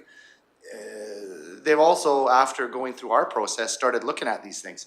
You don't look at things in the same way when you're just a tenant and you're just using it, but when you're asked to potentially have a role in designing a facility, all of a sudden you start looking at them differently. And so I think it would be a benefit when we do, as we've talked about today, we are going back out to the community to ask questions and modernize the study. We're not gonna redo the study. There's still a lot of really good information in the study. There's some some information that's dated, and we wanna update that information. And when we do, I think we'll find that a lot of these groups have been doing some analysis over the last 10 years and then might have some better information, whether that's, we don't need 15 wash bays, 10 would be fine. Or 15 wash bays isn't enough, we need 20. Just to pick one component and throw a random number around. So yeah, I think Councillor Lougheed's hypothesis could be correct, that we could get some better data this time around than when we just cold called groups that hadn't been eyeballing something like this. Sure. You're good? Sure. Okay. Deputy Reeve Mohawk, then I'll go to Councillor Rappa. Thank you, Reeve. Ms. Serhan, you asked us what information, like you wanted us to be pointed and asked for information. What I've heard so far is that the community engagement strategy for both buildings, ICC conversations regarding both are needed, funding options regarding both. And one I'd like to add in for the ag rec facility is partnership opportunities, or a matrix for partnering with the build, something like that, so that we can see if there is options, like there's company names on the side of a lot of municipal buildings. So I'd love us to explore that and see how that could impact this project as well. All right. Any further information that this council would like, or this committee of the whole would like from administration? Ms. Serhan, is there anything further that you would like to bring up at No, this time? I think we can move it on? that's exactly what I was going to do, is just summarize. So I think JDA discussion and ag rec facility study need to be done first, and then have like a half a day discussion about the footprint, past and future, and then the partnership opportunities and funding discussions, and community engagement on both of those. Okay. Thank you. Okay, so moving down, I think the next set of projects as identified by Councillor Radcliffe is the Nord-Egg projects. So there's several projects that have design dollars allocated to them in 2024, and then future construction in 2025 and beyond. And then there's a few projects that their design doesn't happen until 2025, and then future construction. So the direction again is funding sources for those projects. I did break down during budget deliberations the different categories of projects where it was either being funded by future sale of lots, or there was no infrastructure that was going to be sold, that it was needed entirely new funding strategies, or there were some that we didn't know what the expected income would be from the sale of those lots, for example, the high density, so that they would be likely partially funded through sale of lots, but there would be likely portions that wouldn't be funded through that lot sale revenue. So I just want to double check back to my, yeah, I don't have that slide in my PowerPoint. I'll see if I can send it to Alana so we can get it up on the screen.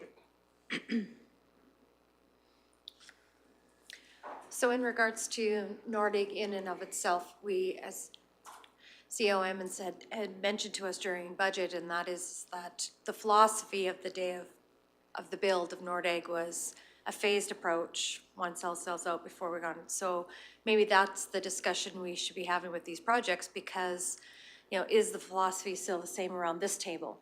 Are we willing to wait for one area to sell out before we start, you know, infrastructure in another? And if we are going to change that philosophy, what does that look like? So maybe that's what I'll start that conversation right now and go from there. Councillor Ratcliffe. My question was Okay. actually from a different direction. Oh, okay. And that's around the Highway 11 intersection.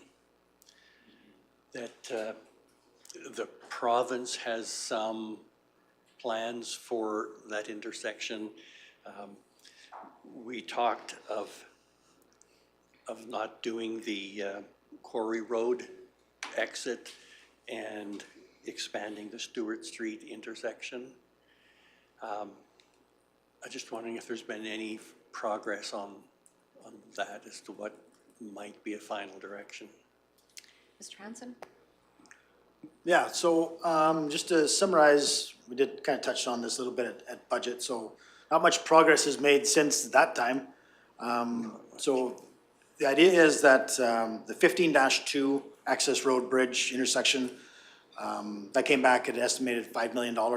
You know, council, I think it was the committee, a couple of committees ago, was determined we're gonna park that project for now. We have made application through STIP funding, through the, I believe it's the Resource Road funding, so there is an opportunity of 50% funding from the province in that regard. So if we are successful with that, we will definitely bring that back to council for consideration again, to see if, you know, now that we're getting 50-cent dollars on that bill, does that make more sense? In the meantime, we're also, the province is doing, have a planned improvement for the bridge on Shunda on Highway 11, which actually lends itself well to an intersection improvement to Stewart Street. The work plan for this year has been established is that we're going to evaluate the current Stewart Street intersection for its usability, safety, et cetera, and how it would line up with the northern access onto Shunda Creek. Is it most economical to make those improvements in place with the addition of the intersection moving north? Is there a better alignment for Stewart Street to possibly move farther west? East doesn't appear to be an option as we could be getting closer and closer to the creek. So basically, there's only a couple of questions that need to be answered, but it needs to be answered through traffic analysis and engineering design. So we have the money this year to create that plan and bring that back to council later this year. Okay, great, thank you. Welcome. All right. So again, I'll bring back the conversation to the philosophy of Nordegg and how we want to proceed with infrastructure out there. I know the snowball's rolling for me, so I just want to keep things going. We have a hot market. We got people that are building residents, and now that we got the commercial properties up and going in the historic site, so maybe there's an update since they've been on. They've only been on for what, a month, 6 weeks? Is there an update? Maybe Ms. Haggart can give us as far as interest on that? Good afternoon, committee members, and thank you, Reeve Swanson. In terms of the lots currently for sale in Nordegg, we haven't had a huge uptake with the new historic core commercial. as of yet, but it could be time of year. So hopefully by summertime, we'll have some updated news. And then the Lily Avenue residential lots are expected to come online early in the new year as well for kind of spring sale, I guess would be the ideal timing. Those subdivisions are currently being registered and can be put onto the market in the coming months. Other than that, Elizabeth Avenue had sold out when it was put up for sale a few years back. We have had a few buybacks that'll likely go on market sometime soon in the 2024, probably Q1. So we'll have a few other sales there to finish off as well. Other than that, I guess if I had a crystal ball, I could tell you how many we're going to sell and what's going to happen. But I don't. So we put in an average into the budget, if the committee will recall, of hopefully selling 1 industrial lot, 3 to 5 historic core commercial and residential lots per year. And I mean, we could sell them all in the first year. It's just kind of an average number that we feel like might be a reasonable number to budget for that expenditure and revenue. I think Ms. Sirhan did a great job of explaining that, you know, revenues don't necessarily offset the cost 100%. There's lots of considerations that we had that in-depth discussion at the October 30th Strategic Planning Committee about the do to, do from, and the philosophy. And my understanding from the committee at the time and the way that the recommendations came through for budget deliberations was that philosophy of the development of Nordegg pays for Nordegg kind of went by the wayside. That was practical for the north subdivision, where the cost of construction was significantly less. But as the community builds, this committee had stated and determined in their budget deliberations that the ball is rolling, like you said, and piecemeal development also is more costly. So I think that's the reasoning behind the committee's determinations to start moving those through the system, and in some cases were expedited timeframes based on that meeting. So I hope that answers your question. That did. Thank you so much. Deputy Reeve Melhoff. Thank you, Eve. Are you still wanting us to answer that then? Are If you good? want, I'm good. If it's totally up to you. 'Cause if you've got other questions, No, ask because other I questions. agree with you that the snowball is rolling, and if we truly want to build a community out there, we cannot be limiting ourselves because it's just going to slow down building that community. The industrial subdivision, I'd love us to actually have an opportunity to talk to the province about the land use, like the zoning of that area. I know that we discussed it being industrial. I recognize that that's what the land swap was for, that's what it had to be. I don't necessarily know if that's the same philosophy I know it's not for myself. I don't know if it is for the province either. Giving up some of the best views, I would argue, in the province for laydown yards I don't necessarily think is a smart move. And because we haven't zoned them yet, they're still being constructed, perhaps there's still time for us to have the conversation about whether or not they should stay industrial lots out on that trunk road, or if we can look at other options. And you may come back and say, absolutely not, they're not serviceable for recreational or residential or whatever we want to do, and that's okay, but I'd love us to have that conversation.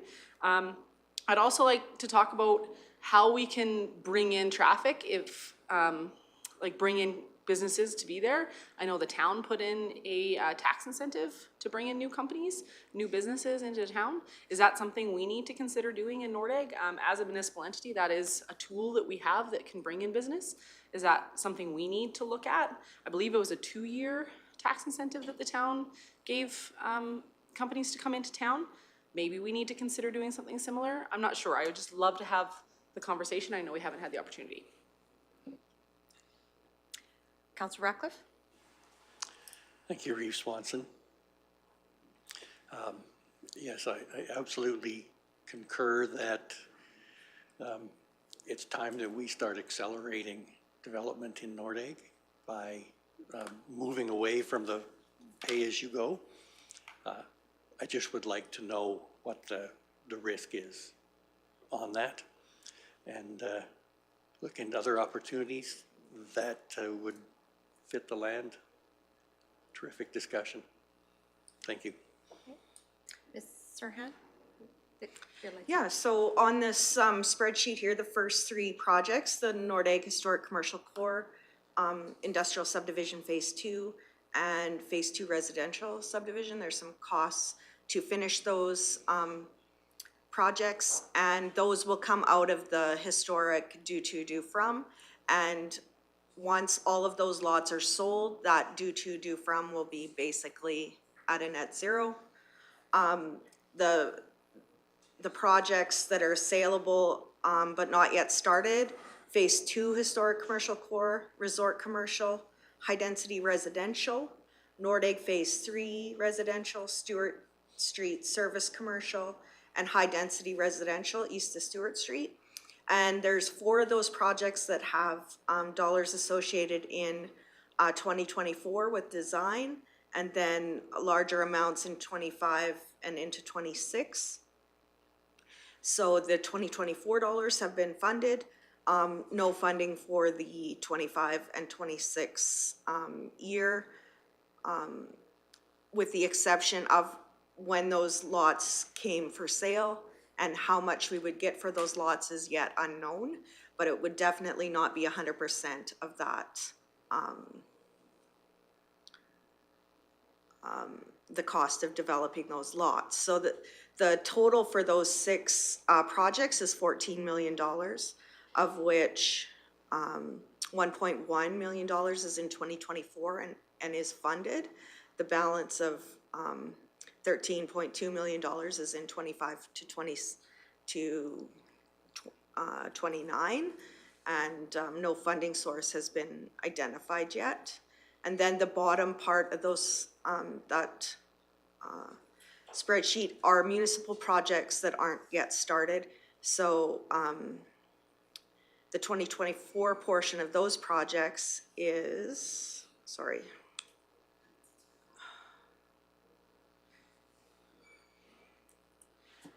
$1.4 million, and then the future of those, the value of those projects is $10.3 million, of which there's nothing to be sold. Like, it's the North Subdivision, North Access Alignment, the Stewart Street Cemetery to Elizabeth Ave, Community Features Allowance, Highway 11 intersection, the Nordegg Cemetery, the Nordegg Historic Mine Site projects, the Nordegg Trestles, and the other ones funded in 2024. So none of those projects have anything saleable to contribute to the funding source for those projects. So we would just need to identify funding sources for those projects. Councilor Graham. I guess that leads very well to what I was going to say. Well, I respect and understand where you guys are coming from with like full throttle ahead. Where is the money coming from for that is my concern. And we have all these other priorities we've talked about today, and that doesn't even touch our list of priorities, the couple things we've talked about today. And my concern is, where is the money coming from to push everything ahead in Nordegg? Okay. Councilor Lahi? Yeah, I kind of share some of those concerns. We have at least $100 million worth of unfunded capital projects suggested here. So, and I do actually like the concept to incentivize, maybe a tax incentive on development. I know that's worked very well for the province, taking away tax revenues for, say, for instance, a municipality in order to. Is there any provincial taxes that we could give a relaxation for to create an incentive? I just wondered if there's any way we can maneuver or leverage those same kind of incentives to benefit Clearwater County. Well done. There you go. I take it no. Darn. Sanako. Deputy Reeve Melhoff. Thank you, Reeve. You said, like, where is this money coming from? Well, right now, the blank land is making us nothing, and never will if we don't do something with it. So either we need to put out an RFP for a developer, or we need to do something with it, or it will never make us any form of income. Even if we give a tax incentive of some form, that's only temporary. That's not long-term. And right now, well, they're sitting there undeveloped, they make us absolutely nothing. So I think that's where the money comes from. Yes, due to, due from is not gonna work for everything, but due to, due from wouldn't work for all communities everywhere. There's some amenities we need to provide.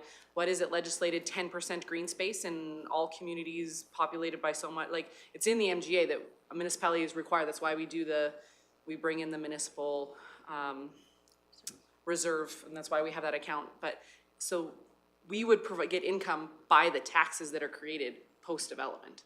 We aren't in the lucky position that a lot of our big urban partners would have, in that they have developers knocking on their doors. And then we wouldn't have to do this. They would have somebody do it, and we would just reap the tax benefit, maybe partner with them on infrastructure, like deep infrastructure. But we don't have that benefit right now. So the benefit in the end and how you pay for it is taxes. That's to answer your question. And I totally think we should talk to the province. Love that. Councillor Graham? The problem though is we don't have the money to build them initially. The taxes, yes, in the end, the taxes are gonna be great and beneficial, but currently we do not have the money to do this. And that's what I appreciate about the approach that past councils created, was that it was, and I totally understand where you're coming from, and I agree with you guys. Well, the iron is hot, or whatever the saying is, but it's, my concern is just right now, the money, we don't really have it to build them initially. Councillor Lougheed? Thank you, and I do appreciate that. I think that first dollar that was invested in Nordeg was along with a vision. And that vision wasn't a short-term vision, it was a long-term vision of what that community could be. It takes a long-term commitment to a vision to make it happen, and I think the plan or the development plan is there. We have the opportunity to speed it up or slow it down a little bit in reaction to the uptake of that vision by the community. And I think we've had signals that say that uptake of that vision, or that vision, is sound, and people are investing much of what they do there and require those additional services to build the next phase. And you know, we are in the municipality, or Clearwater County in some form will exist long after all of us are gone. And I think looking in retrospect, you may see that an investment at a period of time was a good investment, or maybe it was not quite enough, or maybe it was too much. And we have no way of really anticipating the future, but we can stay true to a vision, and we can stay true to what we believe it could be. And it does require an investment. Sometimes you're drawing from the future, and sometimes you're building to the future. I think this is a moment that we can understand that there is momentum happening in Nordeg, and adding a little extra energy into that mechanism probably will bear fruit later on. And if it's something we can do now, I think it's still worthwhile having the discussion of whether it's how much and where. Yep, for sure. I would also say you'd reference the next level of government, and it is the Alberta Transportation Minister's vision to create economic corridors, and that runs right through Nordeg. And so for me, it's being ready for that, because if we're not ready for that, it's never going to allow that community to grow.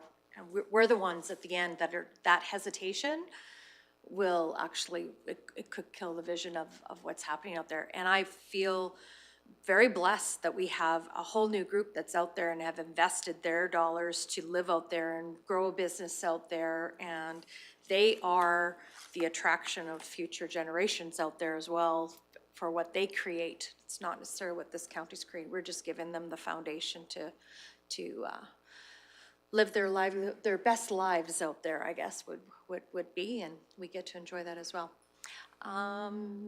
Deputy Reeve Melhoff, and then I'll go to Mr. Han. Thank you, Reeve.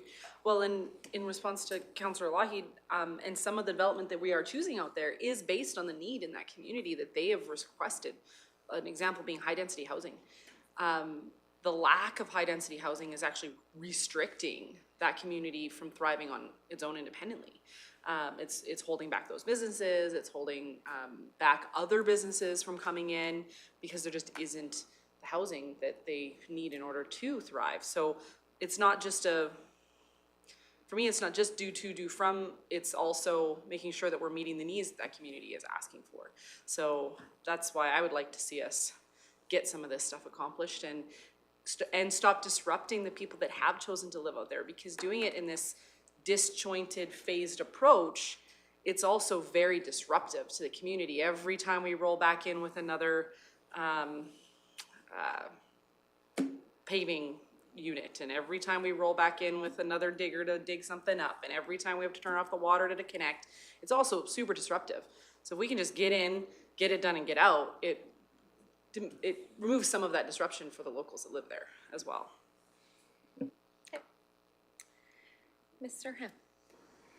Yeah, so unfortunately, tax revenue doesn't go to building communities, it goes to providing service that for the community that's there. And that's the whole premise for being a municipal government, is that the ratepayers are taxed to provide service.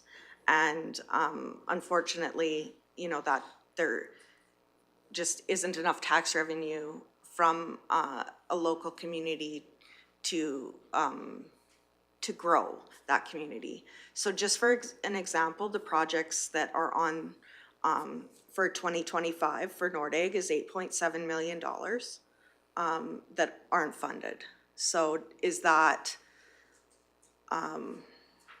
raising tax revenue by $8.7 million? How do we fund that $8.7 million? I know for myself, when I look at this list, the one thing that I would like to push a year ahead is the cemetery. I believe we can do that in 2026 versus 2025. We really need to understand that there could be some assistance in, I know we have the mine site on there. I would really like to see us lobby our provincial and federal governments on that, because it's getting more and more of a spotlight, because we're developing this rail trail. The mine site is the base of that rail trail.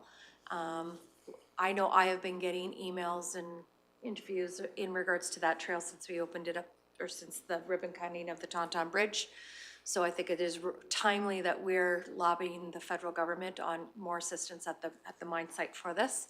So, and that would be a higher priority than the cemetery, quite frankly, for me. And I understand that there isn't a limited space with what's there, but at the same token, I'm like, I could see it going to 2026 or 2027. So, Mr. CEO Owens. Thank you, Madam Chair. The other thing I might offer, I would suggest this could be a bigger conversation for this committee as well down the road to land a definitive decision. I would hate us to be in a position of having no spot for someone's loved one ever. But this cemetery actually is very much like our waste authority discussion. It can be scaled and done in phases as well. So it might create some opportunity there.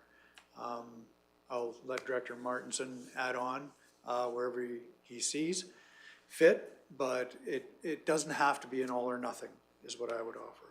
Okay, so before I turn the mic to Mr. Martinson on that, I would like to also ask the question in relation to this.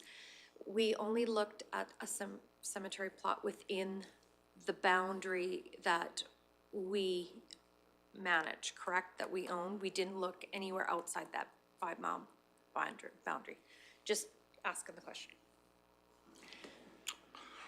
Go ahead. Our CAO is very correct. This is very scalable, and a part of our ongoing design process will include this year a discussion over how much of this do you want to build when. And so based on current inventories, I believe the Reeve suggested that we consider 2027. Was that the? 2026, 2026, 2027? Yeah. But based on current inventories, we think we're okay. Now, I will preface that our forecast got a little bit shorter after COVID.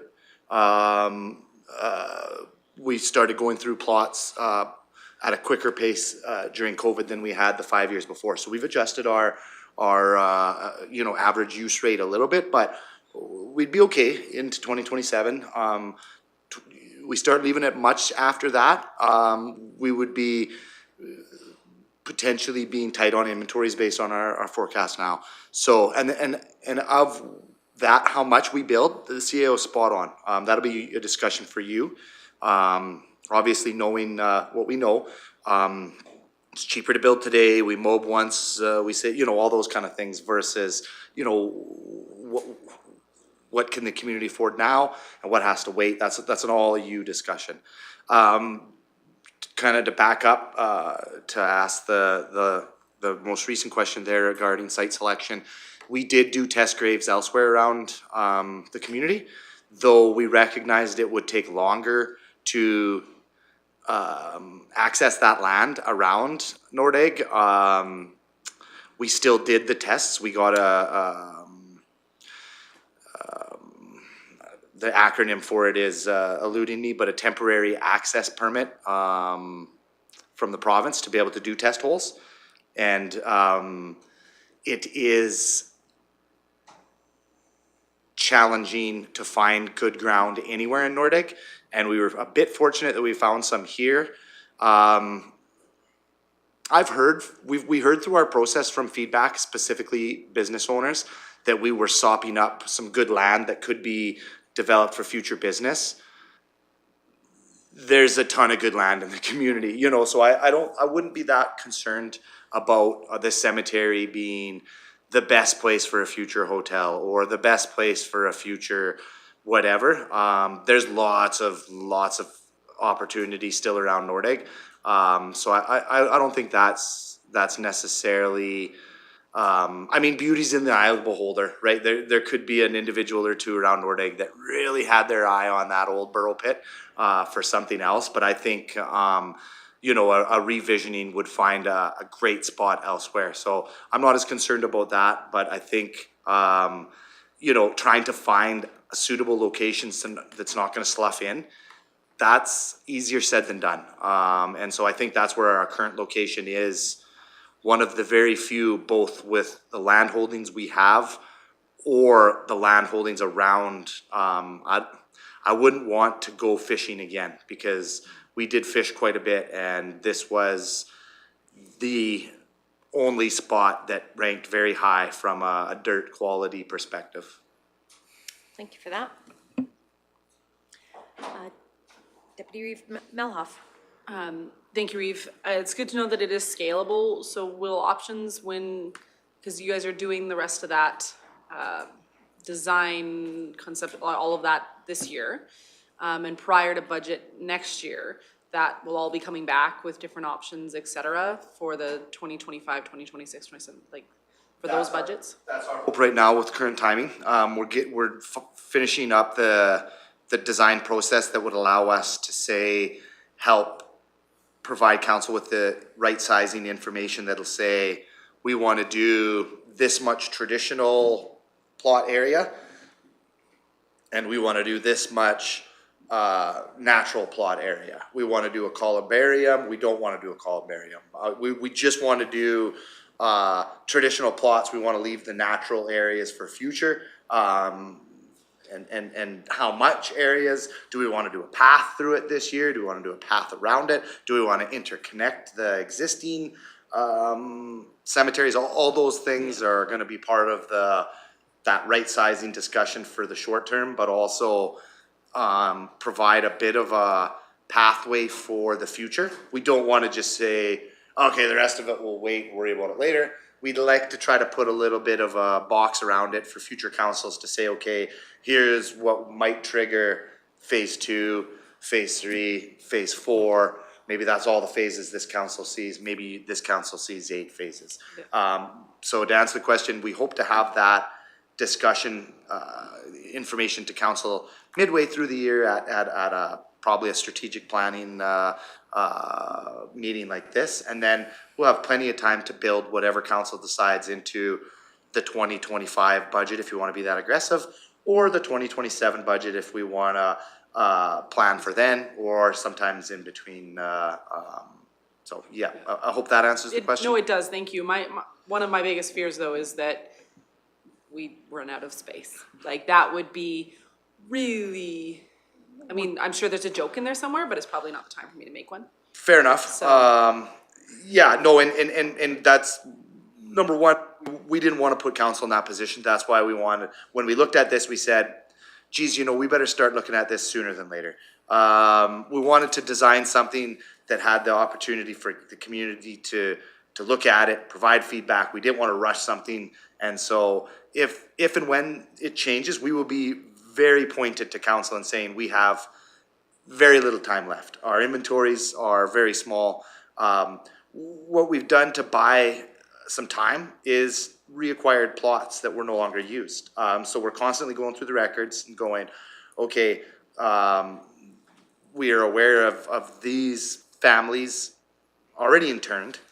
They currently still own plots. Should we reach out to somebody and find out if they're still planning on using this many plots? And we do that more continuously now, which allows us to buy back essentially plots and make them available. So we've been doing that over the last few years. We'll continue to do that. Because some people decide later, or their family decides, we're not gonna intern them in Nordegg. We're gonna stay here in whatever community we were living full-time in, or maybe the circumstance changes. So yes, those are things that we're going through to be as efficient with the current cemetery, but also to gauge when we are needing to be a little more prudent with how quick we move. And we're still okay.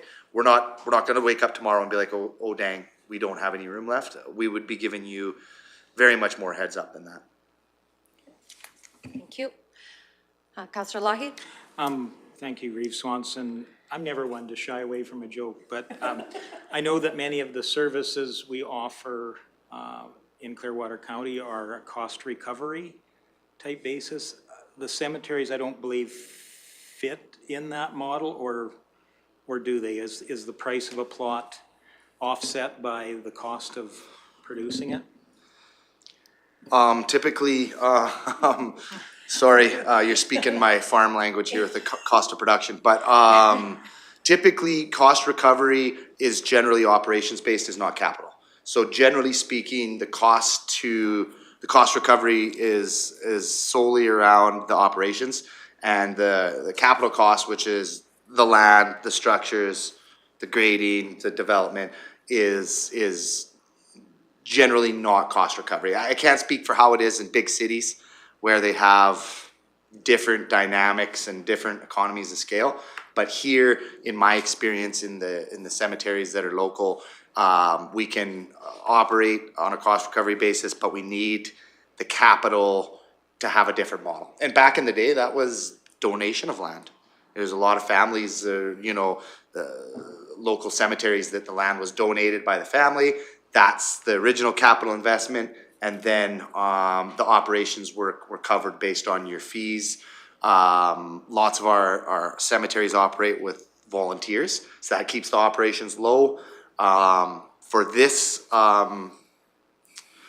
cemetery, we will bring you that information when we have the discussion. I would hate to get ahead of the smart people that are busy working away at this, so I'll leave it at that. But we will have operational models in front of council. They will be focused on covering the cost of the operations, not necessarily the capital cost of development and the land. Okay, Follow-up? I think I've got it. I think I understand that once you're in the cemetery, recovery is not possible. All right. So I'll let you summarize the discussion, Ms. Serhan. Sure, so, again, even if we remove the $2 million for the cemetery project, there's still $6.7 million. And if the budget deliberations were today, what information would you need to make that decision? To remove it, or No, to fund fund that, it? even Right. that $6.7 million. Should we be looking at waiting until the design documents are completed and having a bigger discussion on each project individually and where it fits in the plan? Should we plan to do that end of summer, beginning of fall? I don't know, like, maybe Director Hansen can tell me when the documents, like, maybe I'm ahead of the design team there. Mr. Hanson? Yeah, so as part of the scope that we plan to set out for our engineering teams, as they go through the preliminary engineering and the detailed design, was to create, of course, the draft lot lines, so that we can start gathering information of what the potential revenues are going to be. Of course, there are projects that are identified here that don't have a revenue component. So, and one other thing, I'm gonna skip off of that for a minute because there are some other elements of risk that are associated with this. Want to bring to the attention, of course, that like the NDP 18 high-density residential east of Stewart Street has no additional expense beyond the preliminary engineering because it was so far down the timeline, we didn't even have a high-level projection of what that development's gonna cost. So we know that we're not going to get that development for $200,000. That's to get in there, have the exploratory geotech as well as creation of that conceptual design, knowing that there's going to be the actual construction cost to come. The other element of risk, I'm going to say, is rumored that the gas line going into Nordegg is likely going to be a higher cost than it was previously estimated. We don't have confirmation on that yet, but if the rumors come to be true, then we'll be looking at that additional expense. And the other risk, actually, it came up since the budget meeting and the new year. We actually had a meeting with Fortis, and they identified an upgrade required for the power line coming from the dam up to the Highway 11. Due to the increased demand that we're creating in Nordegg for power, that would be a customer contribution in the neighborhood of $1 million+ as well. So, items of risk, not really errors, but there is some omissions there to saying that we don't have enough information to create the entire picture of what the development, sorry, I'm talking with my hands too much here. The development in Nordegg is costly, and it certainly helps to push down the, if we can bump the cemetery a year or two out, that's great. Drop that down to 6. I just wanted to give you a heads up that hopefully I don't have to come back in a month now and say, remember that $2 million that you saved by moving the cemetery? I need that $2 million, one for the power line upgrade, and the other one for the gas line upgrade. But it's very likely because these are the pressures of developing a community, and there's some unknowns yet because we haven't gone through that design phase, and we're going to continue to try to bring that information back to council. But ultimately, it's a big chunk of money there. We got to try to find, as early as fall this year to say this is how we're going to keep going next year. Deputy Reeve Melhoff? Thank you, Reeve. I don't think it's a secret, but the gas line is more. Rocky Gas was unable to be in the utilities right away on Highway 11. So I had to redesign outside of that right away. That has turned into 12 bores, 2 of which are over 1,000 meters. It's become a very, very big project. Provincial government is involved now as well to try to help, but I think that more information will be coming to a council meeting near you. But I'm curious, how do you shop for a developer? Like, can we put out a neon sign, developers want it? How does that work? We put out an RFP for all the other things that we do. Can we put out an RFP for, we want to partner with, meaning we're willing to work with them, with a developer to achieve the vision of Nordegg? Can we put out a developers wanted sign? Ms. Sirhan? Usually developers come to the municipality based on the fact that they will make money. Yeah. But that's just not the case in this development area. Fair enough. So going back to the question at hand, or did you have a comment, Ms.? It's going back to the question at hand. Okay, very good. I'll let you ask that question. First, one Councillors? comment that is not toward the question at hand, but I do really Yeah. like Deputy Reeve Melhoff's idea for the industrial. area, I believe, on the trunk road there to try and get that redesignated, because it would be the perfect spot for like a spa or convention center. And that would be great for tax base as well. And what I need for this is, what I would love would be like a map. And on the map, it has like the developed areas. I know in some of the areas, there are houses that were built that are now for sale. I would love, I'm pretty sure, last time I was in Nordic, there were for sale signs up that home builders had bought and built the house. I would love to see all of those that are for sale, everything that's currently for sale. And I don't know if it's possible, but to have what the tax income would be from the areas. That's not really detrimental to me, but that would be a really good piece of information in my brain to kind of wrap my head around things. And just to know exactly what's for sale, what's gonna be coming, and it would just be helpful for me just to be on a map and like to just know exactly where we're at. Cause we, like, it's easy to estimate, or it's tough, I guess, to estimate, I don't know, but just to have the exact, like, where we're at, what's ready, what's gonna be done next, and how much is left, yeah. But it's, I don't know, just to have it all, the factual information, not like, I'm guessing there's this here and this here, which I know it's always changing, but does that make sense? I think, you know, we started that a little bit at the October 30th strategic planning meeting, where we had each of the individual development projects. We identified what lots were still sellable and how much revenue had come from those. Interesting point, like those, Councillor Lougheed said, you know, this is a different plan than when we put the first dollar down.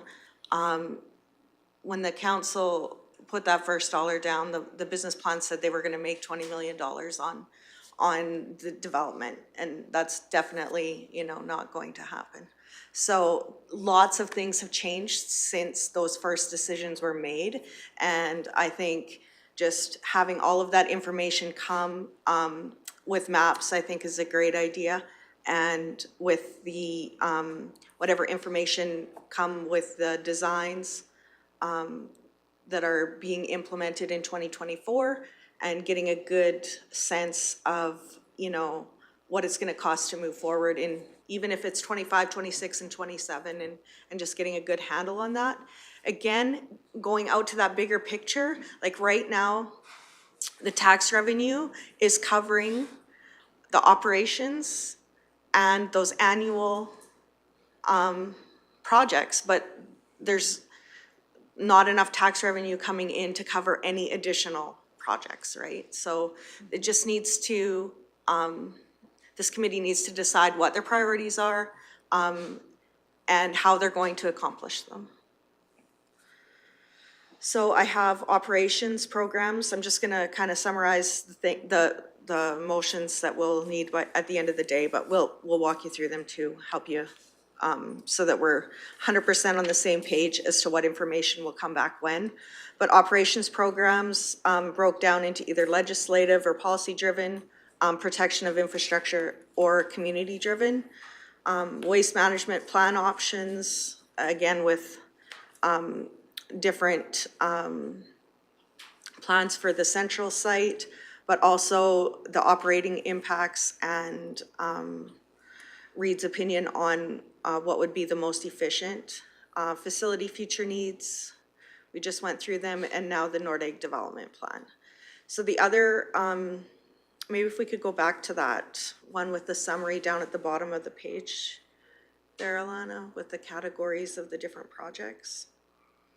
Yeah. Thank you. Just down to the bottom of that one.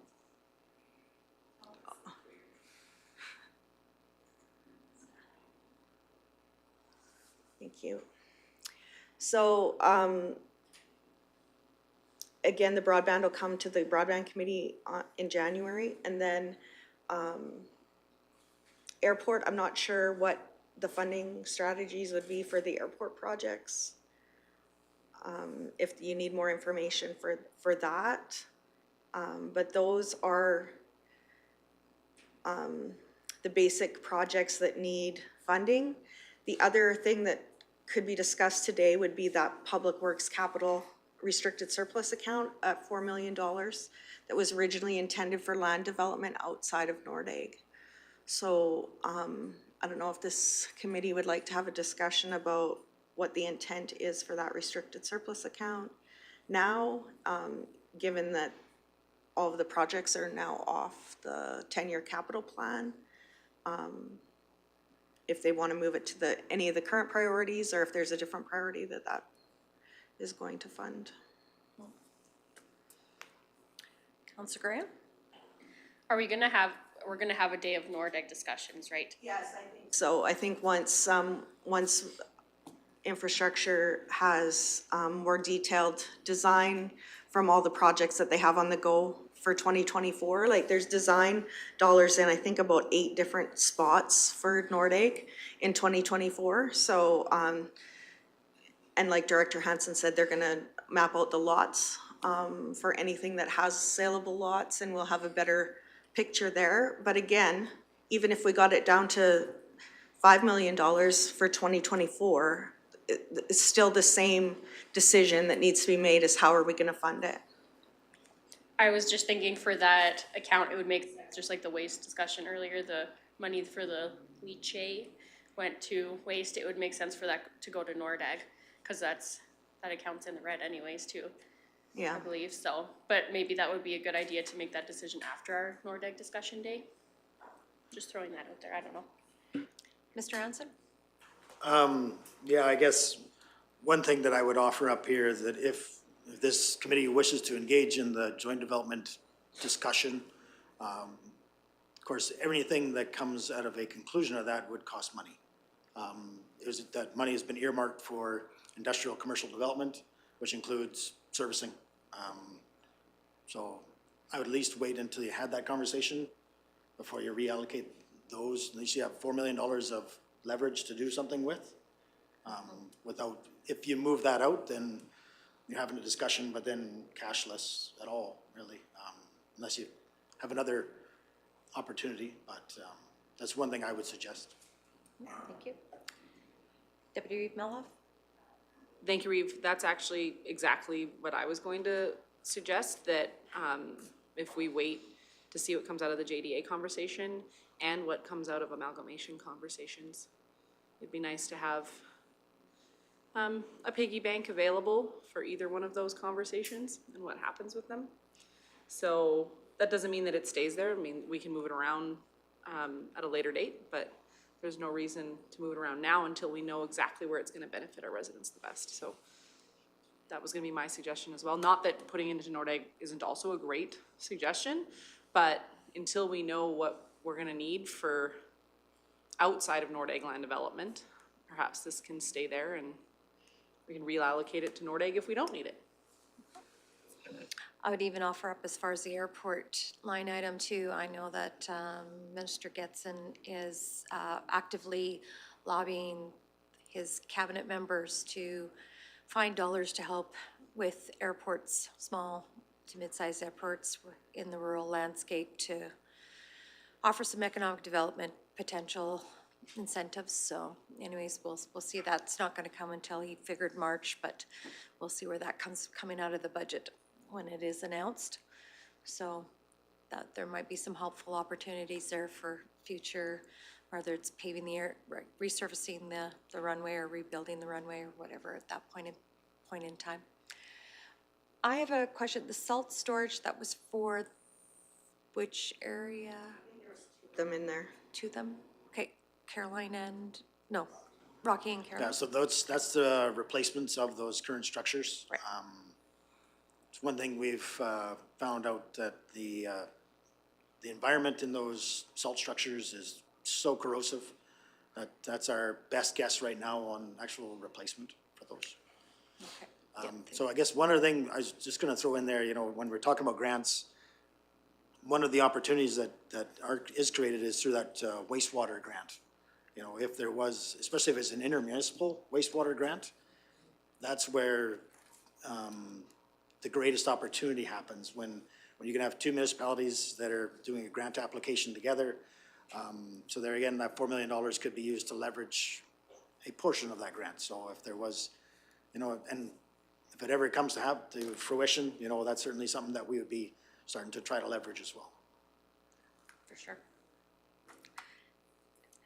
Excellent information. Any other comments, questions in regards to the list that's being presented in front of us? Councillor Cermak. I do have a question, and it's going back to Nordegg. I just kind of had a brain fog here. The high-density residential. I heard somebody say, or at least I thought I heard somebody say that, maybe I was dreaming, that if we don't have some residential places for people to work, we're never going to be able to sell those commercial lots. Is that true or is that false? If that is the case, then we need to move that high-density residential more years ahead than moving it back. If it's that big of a burden on selling our commercial lots, because I think that's what the last phase was mostly commercial lots. I think we still have some residential lots to sell, but not many. We need to move this high-density residential ahead. Am I seeing right or hearing right? Mr. Hanson? If we could bring the list back, I don't know that we can move it much closer ahead, than, you know, the Nordegg list. Now, I'm gonna go back to, a design question there for Nordegg. I believe in that historic commercial core, doesn't it allow for the development of housing or staff housing in the development? Like that was, yeah, it was allowed. Yeah, you But know, and nobody's that doing was really a, Put in a development permit yet. yeah. You know, because I remember these conversations historically about, you know, the housing of Nordegg there, and that's where it was actually incorporated in to allow for the design. And I'm speaking right over top of Christine in that regard, but the high density as well as, you know, it does create that opportunity, but so was the trailer park, the manufactured home park was supposed to be that solution. The creation of all those lots was supposed to be, at the time, was the solution to, let's have a place for a relatively lower cost to develop housing in Nordegg before we start the commercial core. I remember that conversation exactly, and it didn't seem to solve that problem very quickly. It didn't solve it at all. So, I would just be a caution to say, you know, to say true or false, if we build this before that, does that make the most sense? Is that gonna solve the problem?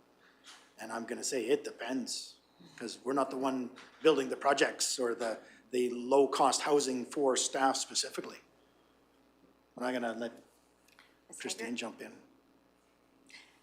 Go ahead, Ms. Hager. Thanks, Eric. And you're absolutely right. The Nordegg design guidelines does allow for that above business suite, and it is encouraged, of course, because of the size of the lots and the community need there, and just to fit that historical theme of Nordegg. And yeah, you can build it and they may not come. You can build it and sell it. You could maybe even condition it that it was to be used for staff housing, but once somebody owns a piece of property and they've met their conditions, it's really hard not to let them sell it on to the next person. So it's kind of what the market will bear. And in the case of that manufactured home properties, we built phase 1 and phase 2. I understand it wasn't part of the process, but they sold out almost immediately, fairly quickly. But those use are, again, more of the seasonal users, and not necessarily the demographic that would be the ones living in the community 12 months of the year, providing staffing for those. And that was kind of the low-cost option that Council of the Day decided that was probably going to fill that housing need. It's something that's really hard to quantify. On whether if you build it, they will come or not, or who the end user is going to be. With the commercial lots, similar to the residential lots, we're going to condition them to have development within a certain period of time, 3 years for commercial.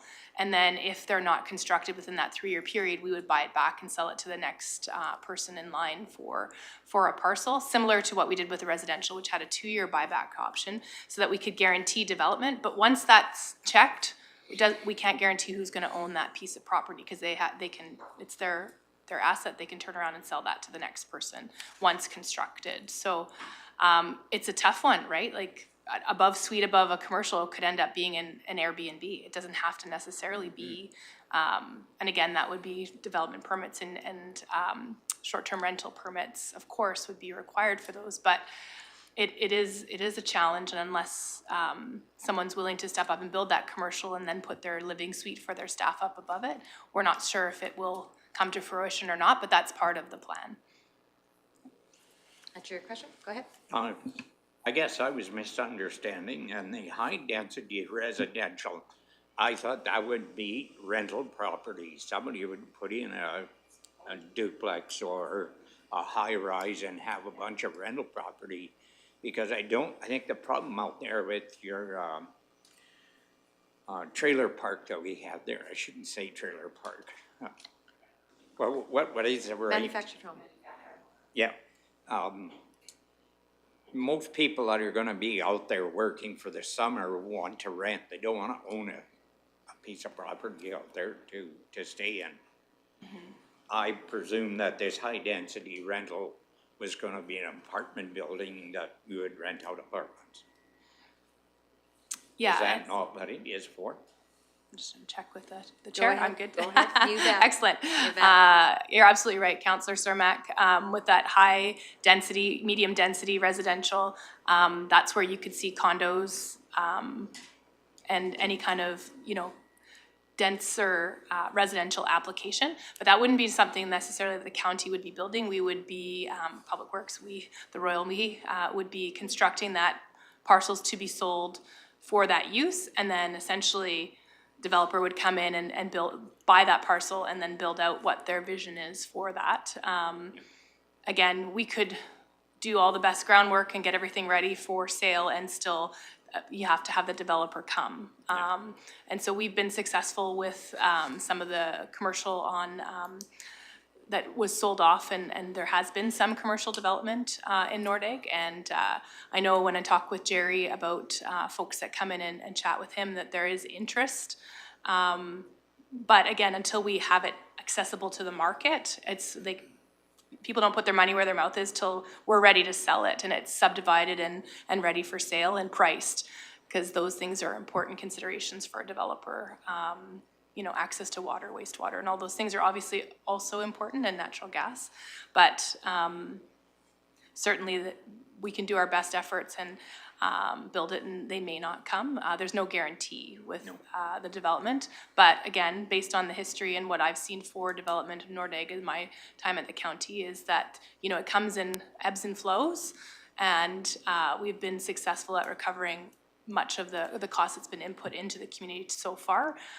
Just the cost of construction and the type of construction is a little bit different. And perhaps, I know Rhonda said that we wouldn't necessarily get back the cost of construction. It really, I'll use Eric's terminology, it depends. Because a higher density residential area might be a smaller area to develop. The cost of that lot for that use would be higher. There's a possibility it could offset. That is the goal. So we're not going to construct in the intent of not to try and offset the cost, but the realities of development in an urban standard in a rural area, a remote area like Nordegg, is a challenge for sure. Director Hansen? Thank you. Yeah, I guess the only other thing I'll identify, high-density residential areas that are on the currently is, of course, west of Stewart Street and east of Stewart Street, right at the Discovery Center, the museum. When we first discussed, as these were accelerated on the timeline, we have some current residents or tenants, I guess, in that area. That would provide basically that 3-year window. If we do preliminary engineering this year, the notices would go out that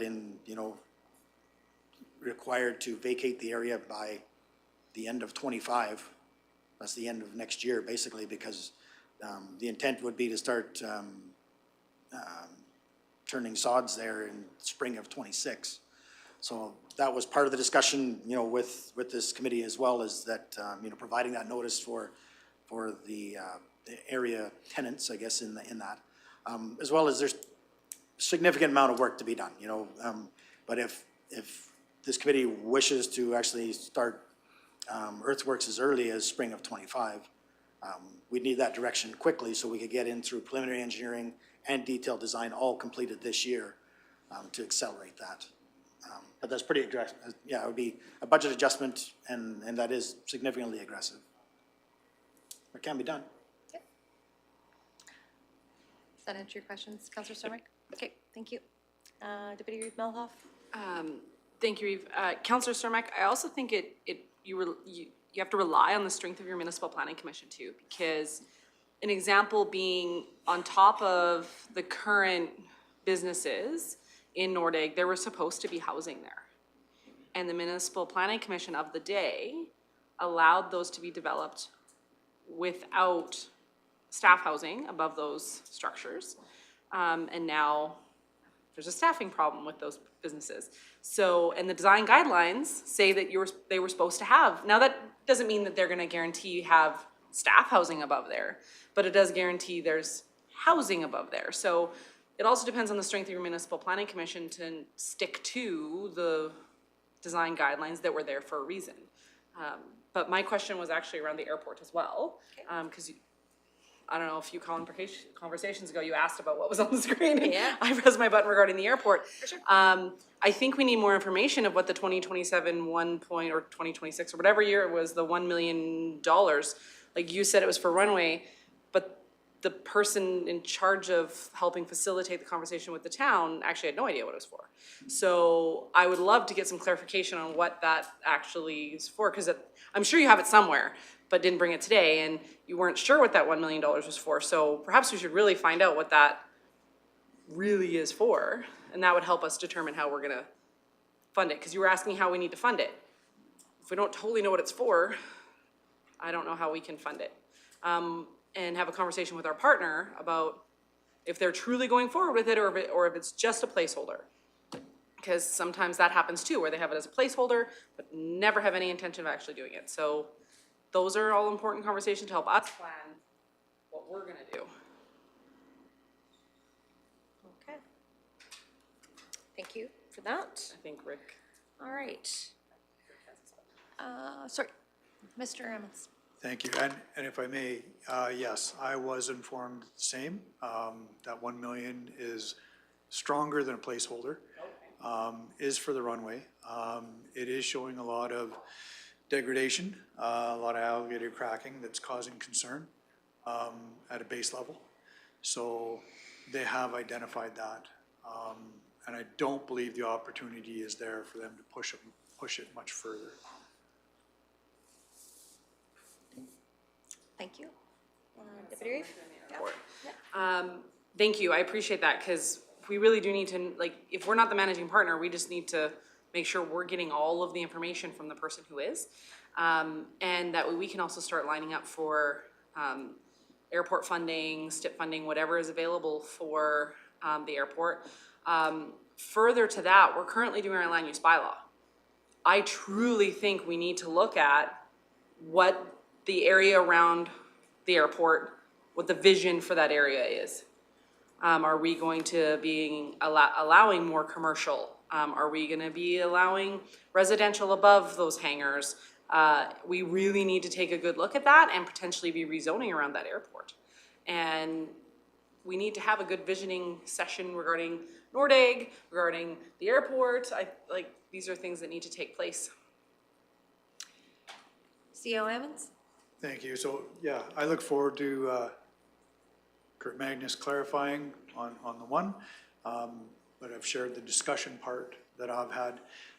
As far as the land use bylaws, that would require a larger conversation, definitely, outside of just this group, as that falls inside the intermunicipal development plan area. So that would actually fall into the JDA concept. Because the entire JDA is the appropriate zoning, land use bylaws, and how development occurs. And if development occurs there, requires municipal services, which is an automatic partnership with the town. So that's the entire JDA conversation, actually. Excellent. Good thing it's on the list to chat about, because we're gonna need to know where our partner sits. I would also believe that there was an airport master plan at some point, and I want to say that was in 2014. It was early, it was a long time ago.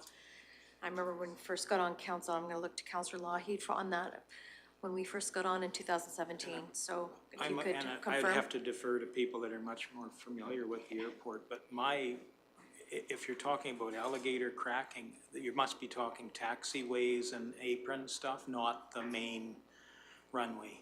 Okay, thank you. Okay, thank you. Mr. Magnus, do you have some information to pass on?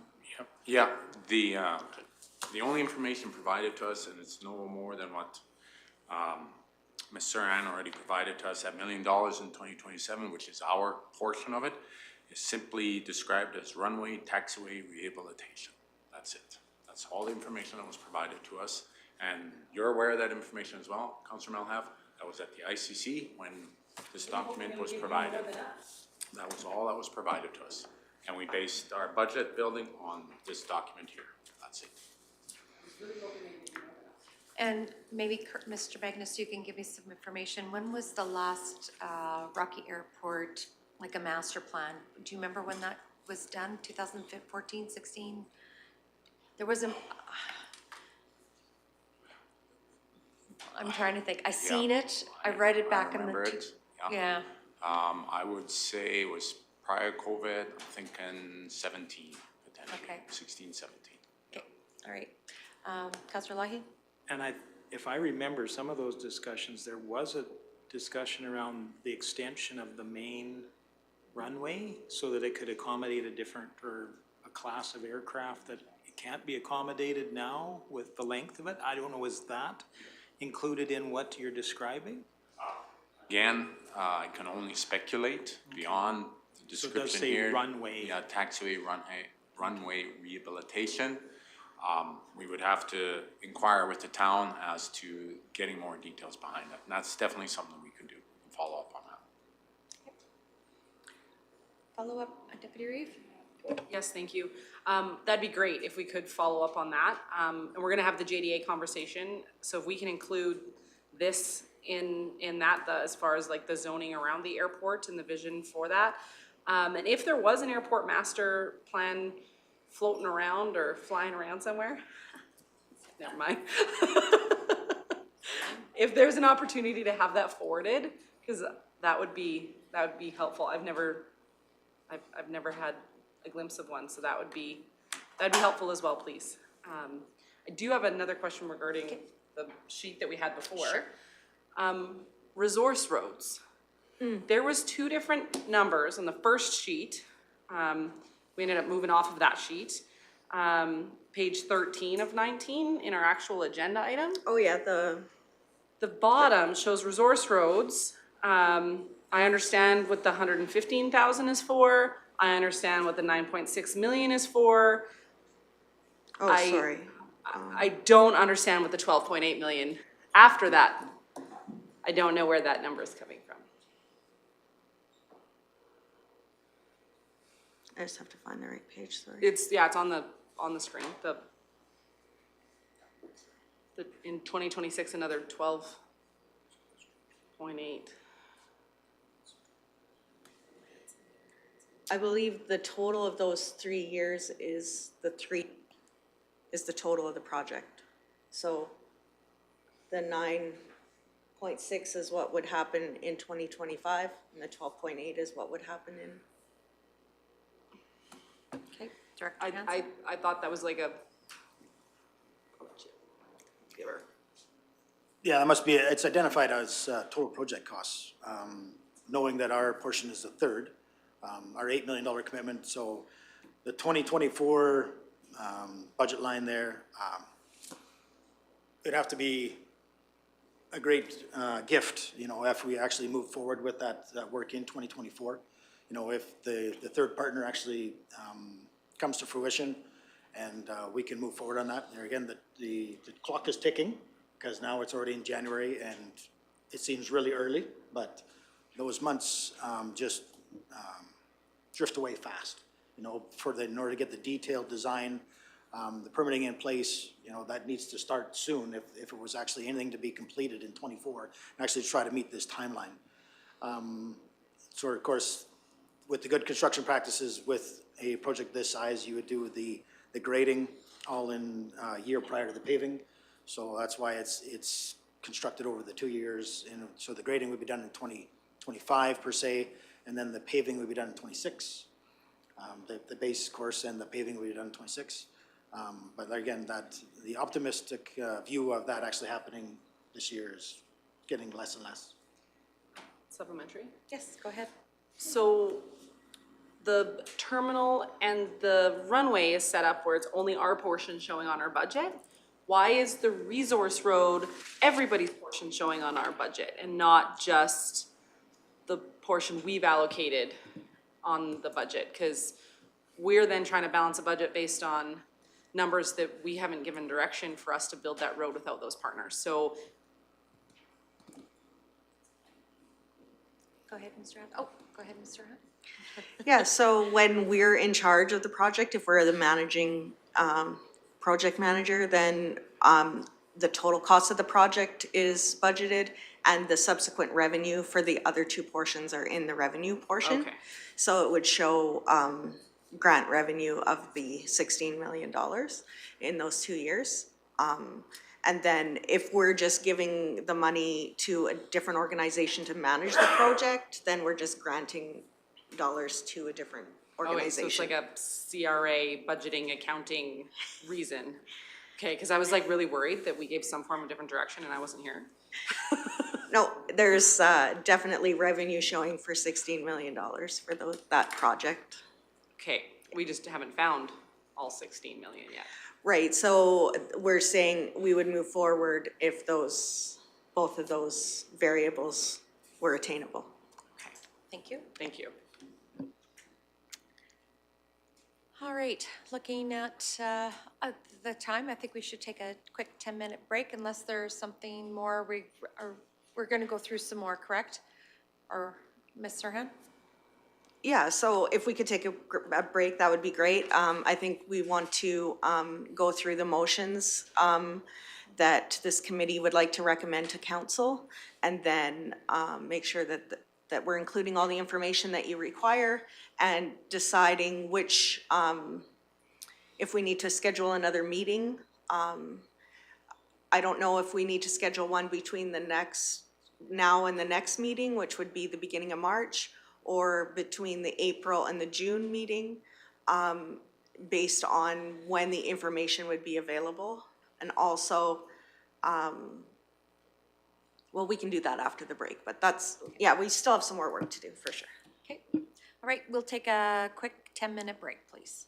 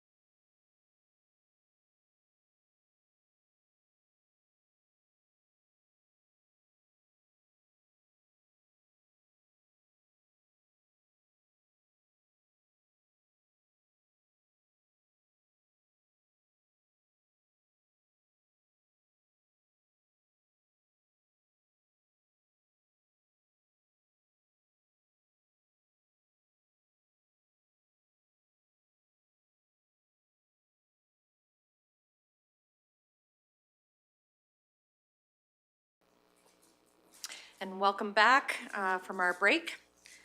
We have gone through the whole presentation in regards and with our conversations in regards to the 4-year and capital projects.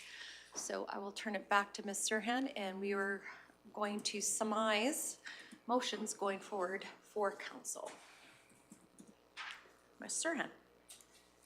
Yes, I've just sent those kind of draft motions to Alana. And I'll just start with the first one, and she'll get them up on the screen as soon as she has them. So the first one is that the Strategic Planning Committee recommends to council, the council directs administration to break the operations programs into one of 3 categories and include, oh, I didn't put the word include the cost of each category for each program. So the categories are whether it's legislative or policy driven, protection of infrastructure, or a community-driven program. So that way it'll give you kind of an idea. For example, if we have a program that's entirely policy-driven or entirely legislatively driven, then the total cost of that program would be included in that column.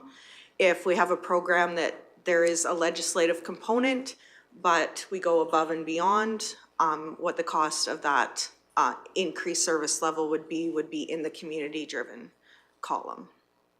So can we just put the word include after? So 3 categories and include the cost. Include right before the, yeah, perfect, thanks. So discussion. Yep. So discussion on that motion, Councillor Lougheed. Yeah, just for a bit of clarity around the legislative parts, much of our budget is related to roads, whether we're spending it for asphalt resurfacing or gravel road rehabilitation or for a bridge project. I know we have some latitude on the timing of those projects. How much do we consider as being legislated and how much do we consider being optional? I know those are large budget items that we sometimes take for granted within the budget and don't ask an awful lot of depth or questions around those. Right, I think we did a breakdown that was similar to this, not too far distant past, but we didn't break the components out of each program. We just basically said this program's legislatively driven, this one's community driven. So there is some of that information available. A good example is like the community programming that we do. So none of it's legislative, that's just a community driven program. I was talking to Director Magnus at one of the breaks and we were just talking about the snow plowing. So snow plowing is legislated, but Clearwater County goes above and beyond by having it 96 hours. So just making sure that we understand that there is components of that program that aren't legislative. Like the cost of that program is probably higher to get those roads cleared within 96 hours instead of having 10 business days, right? So because there would be overtime worked or whatever, however that program would work. So I mean, it's gonna be a high level estimate. We're not gonna know for sure because we don't break our costs out by legislated portion versus what's a community driven. And I would say most of our programs are either or. There aren't a lot of programs that have 2 components to it. But I think it's just a really good information about which programs council and this committee has the option of changing. Supplementary? Yeah, I don't know if I actually got the clarity there because Okay, we sorry. do have in our asset management program, we have a very high level of maintenance on many of our assets.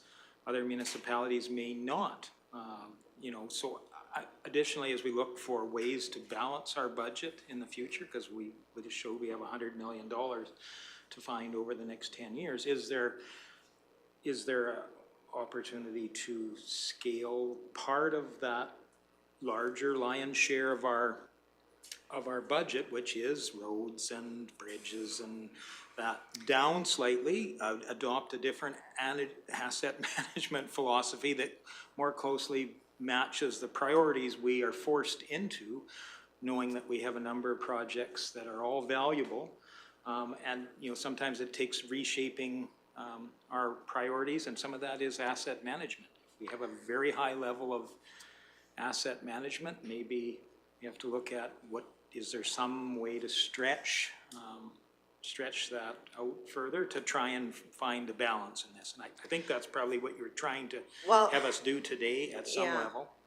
I guess, I think we did that a little bit during our budget deliberations, and that's more the capital portion of those annual costs, the bridge rehab and the asphalt overlay, and maybe those are the programs you're thinking of. Those aren't really our operational programs, those are our protection of our infrastructure in our capital program. So this would be just looking at the operational programs. CEO Emmons?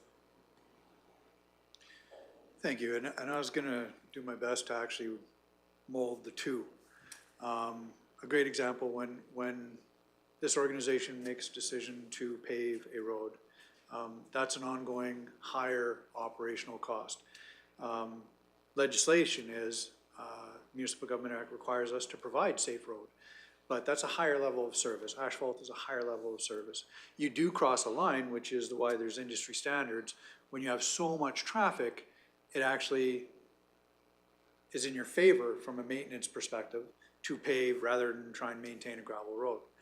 An easy example to put all that into play would be James River South. You have a short section of pavement, 1 mile away from a primary highway with a very expensive bridge. You know, the community driven, has said that road is extremely important to them. That bridge is very important to them. It's important to the sustainability of a hall right next to that river, a long time existing hall. So that's community driven. Legislatively, this council would be well within its legal rights to remove the bridge and turn it into an exit road. Knocking out one major bridge structure and reducing that overhead long term. Still meeting legislation, lower service level, but other criteria comes in which allows council to make a decision, or it's a community-driven decision. Did that help at all? Councillor Lyon? I think it did. I ultimately though, sitting in my chair, from time to time I have to explain to residents why it is more important that a bridge is reconstructed than it is for them to have an ag rec facility or to have some development. They have their heart set on increased recreational opportunities.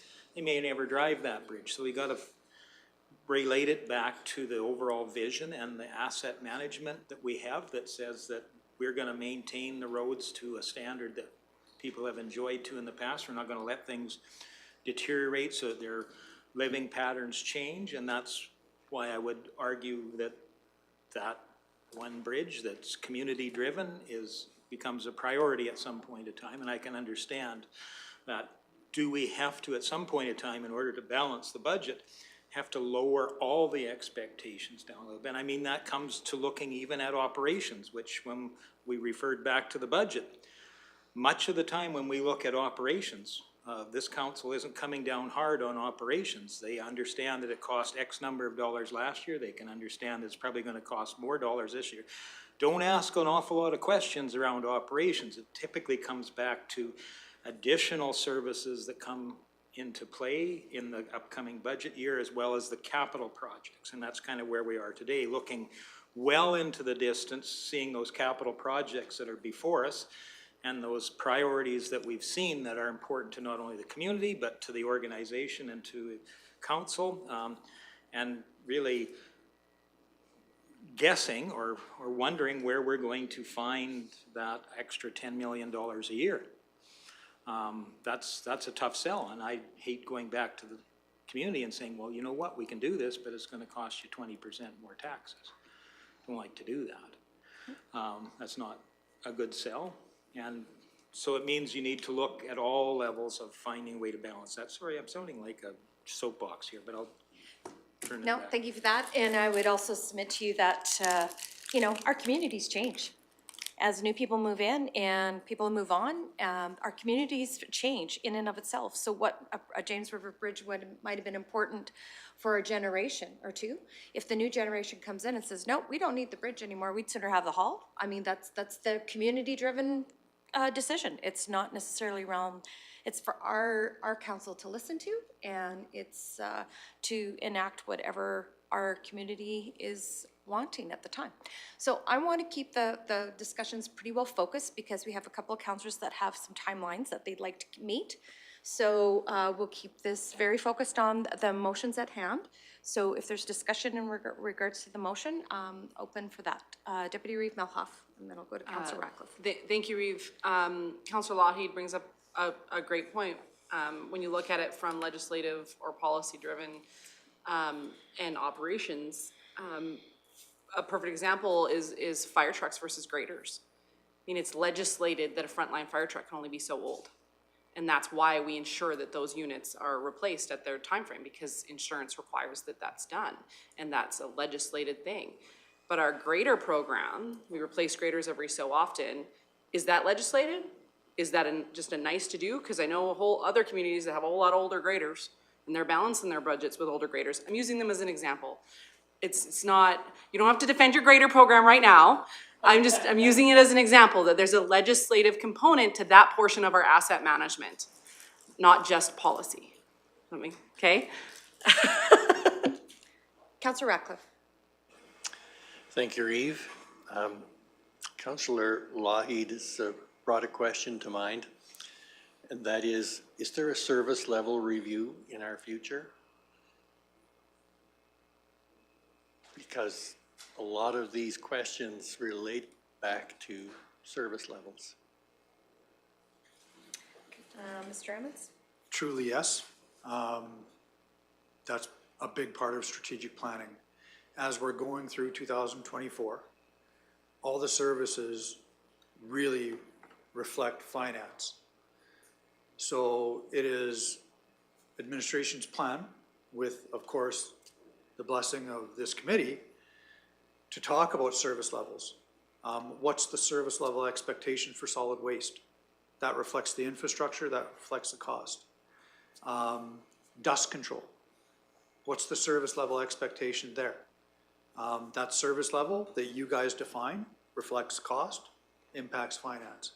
Truly, that is our plan to assist this committee and therefore council to go through the service levels you want gone through.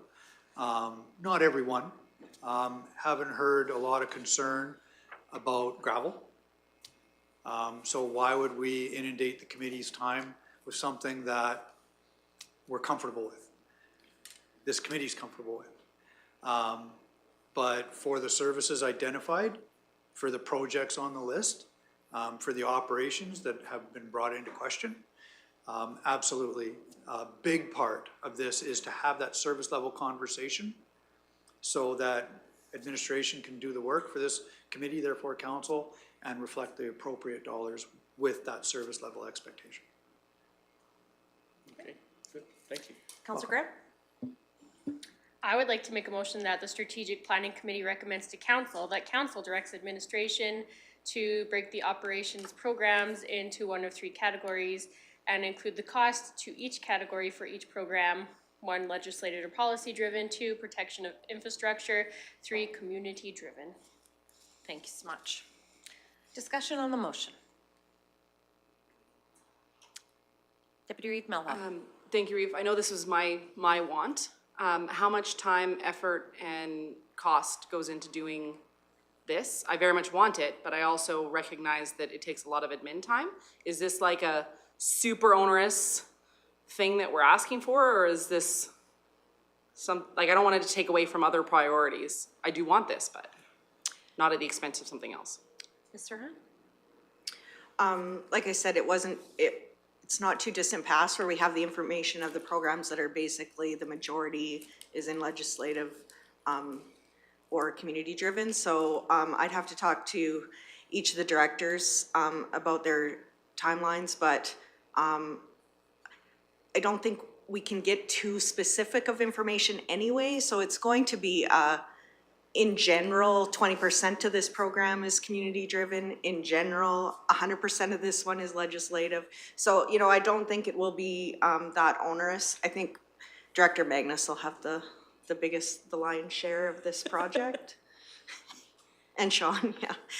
Poor Sean. Sean will just live here for the year. Perfect, thank you. All right, so the motion is on the floor. Any further discussion? I'll call the question. All those in favor? Those opposed? Nope, it's carried. Thank you. The Strategic Planning Committee recommends to council that council directs administration to bring forward the waste management plan options, which would include the capital costs for each of the different options for a central site, how this impacts operating costs of the central site, as well as the operations at each of the transfer sites, what the different service levels are for each of these options, and also what Mr. Williams' opinion is on the most efficient and why. Any discussion? Any questions on that motion? Deputy Reeve. Thank you, Reeve. Why don't we just remove the operating costs of the central site? It should just be operating costs.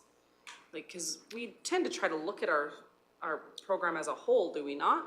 Or Well, I think it would be beneficial to see how each of the, what it would cost to operate the central site, depending on which capital is chosen.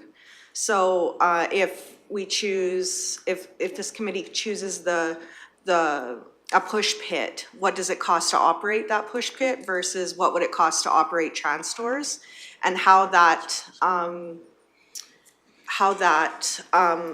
impacts operating costs either at the landfill or the transfer stations, or how that ripples out into the rest of the operations. perfect, thank you. A follow-up to that, are we allowed to name an employee directly?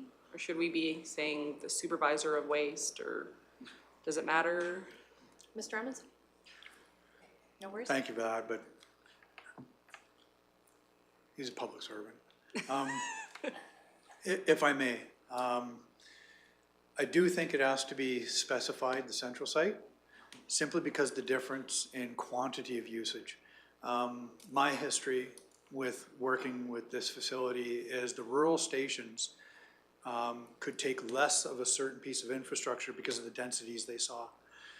This location actually saw more of an urban density because of the amount of traffic flow. So the accommodation to accommodate that much influx and therefore more waste, more people, the capital investments need to complement each other, but they could be different to accommodate the higher usage. So it could be an elevated service there, higher infrastructure, and lesser at, I will say, the rural stations, not calling the central a rural, if that makes sense. So it does have to be compatible, but I would recommend that it be looked at almost independently. Perfect, thank you. You're welcome. Councillor Ratcliffe? Thank you, Reeve. As far as the operating cost of the central site, can we look at that from a life cycle cost? Or maybe that's the intent that you have there? I mean, different investments have different life cycles. Right, absolutely. So then we would see what it would cost annually as far as the cost of the capital costs annually. Yeah, we can do that, absolutely. And I wouldn't mind seeing those costs for the whole system. You know, if most of the trucking is based out of the central site, but certainly the central site separately, if that's possible. Yeah. Okay, thank you. Any further discussion on the motion? If not, I'll call the, Councillor Graham? I will make that motion as read by Ms. Yurhan. Very good. Thank you for that. All right. So if there's no further discussion on the motion, I will call the question. All those in favor? That's carried. Thank you. Edit the motion to include, the useful life of each of those options so that we know how long they will last. Okay. Add the useful life. Perfect. Yeah, Yeah. Yeah. That would be friendly. yeah, that's fine. Thank you. Was Councillor Radcliffe's suggestion before the vote. Great. So the third motion that's before us, or recommendation? I have a Recommendation. regarding waste still. Oh, okay. Oh, sorry, go ahead. Go ahead, Deputy Sorry, Reeve. thank you, Reeve. I have a motion regarding waste still.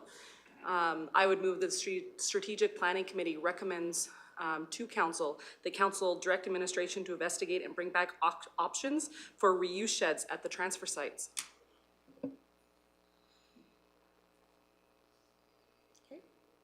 Motion on the floor for reuse sheds.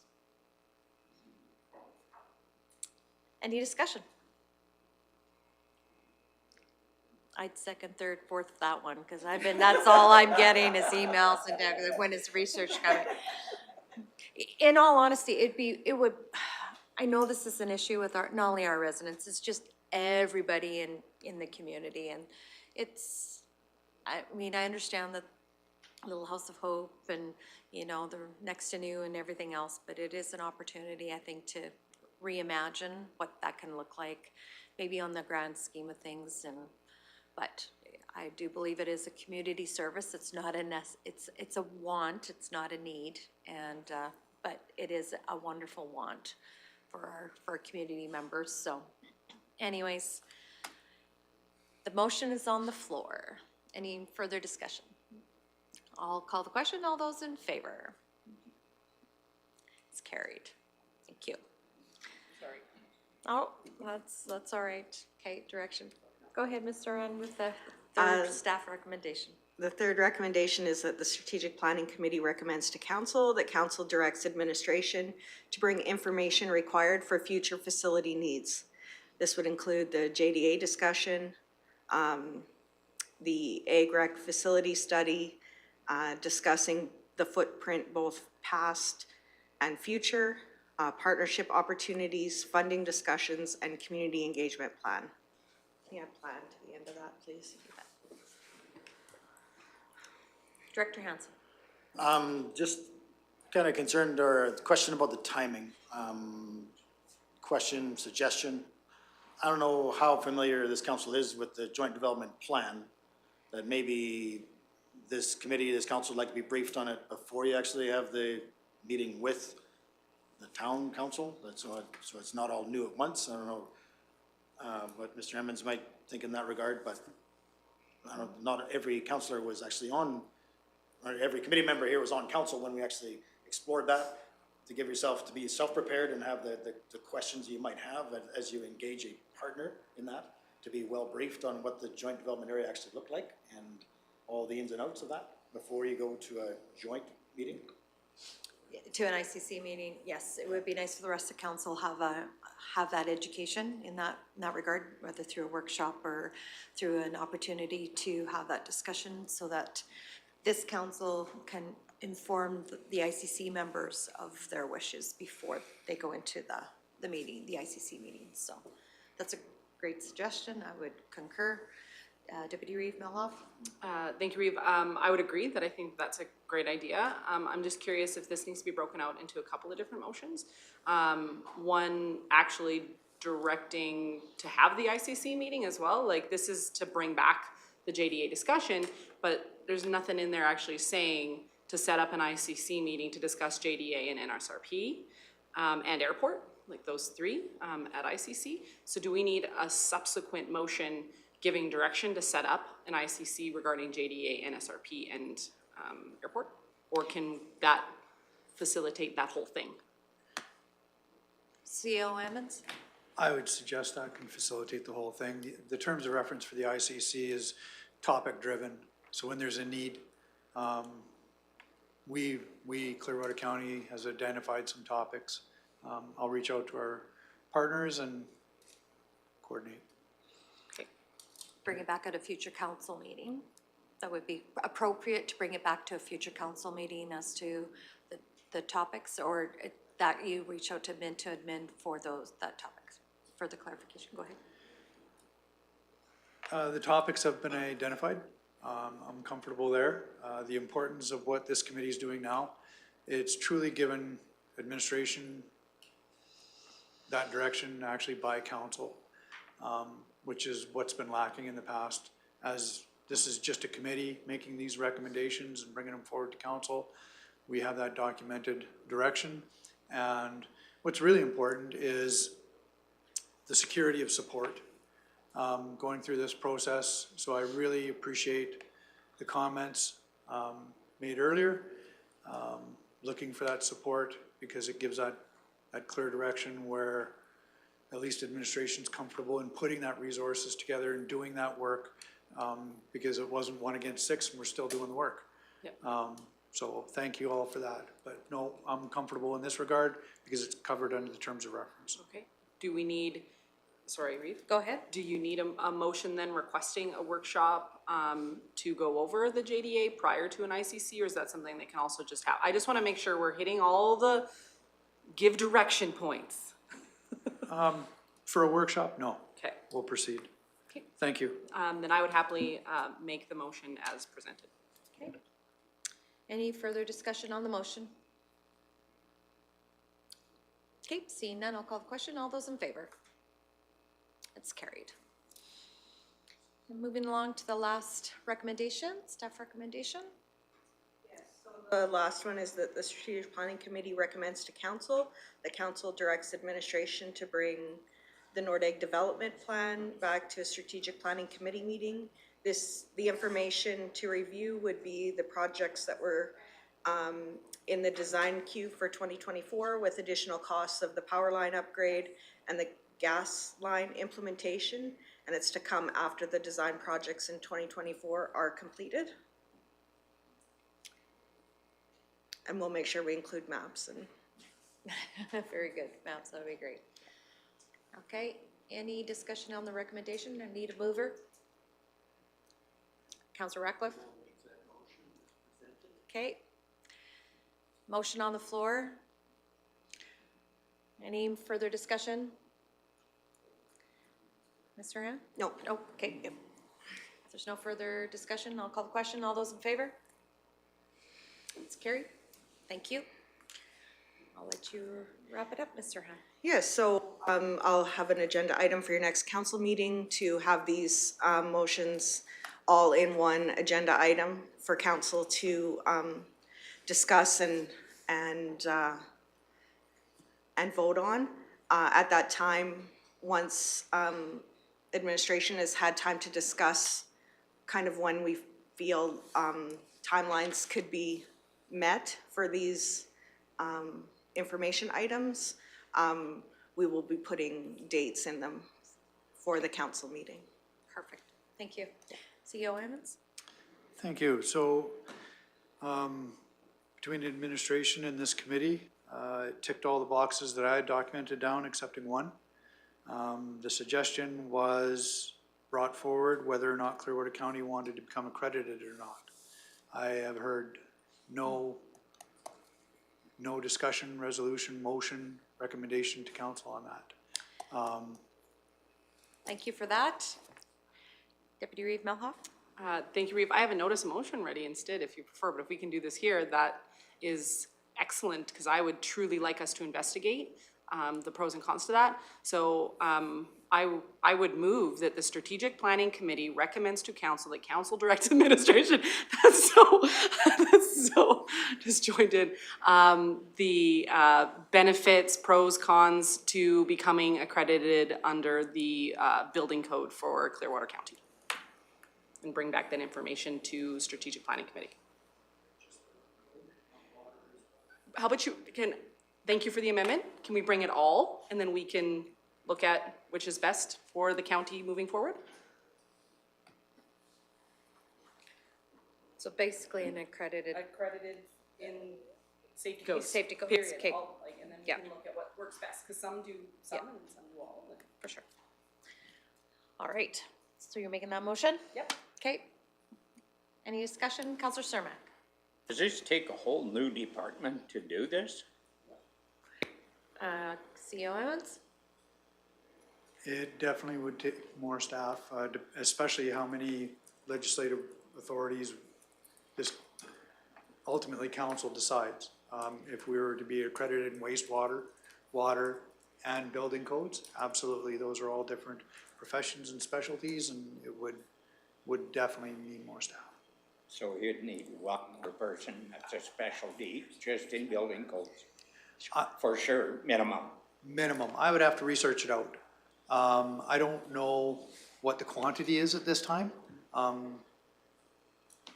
If there would be enough workload for maybe one, maybe it'd be three. At this time, I don't know, is the best answer you'll get out of me, I apologize. It's a new topic. I'd have to look into how many development permits we get, therefore, what the workload would be, in each profession. So you can have a ballpark figure on cost. That's in the motion that you would have to investigate and bring back. Yeah, at this time, no, but ultimately that would be part of the research. So it wouldn't be in the next council meeting? No. Okay. So I think the motion was to bring it back to a strategic planning meeting.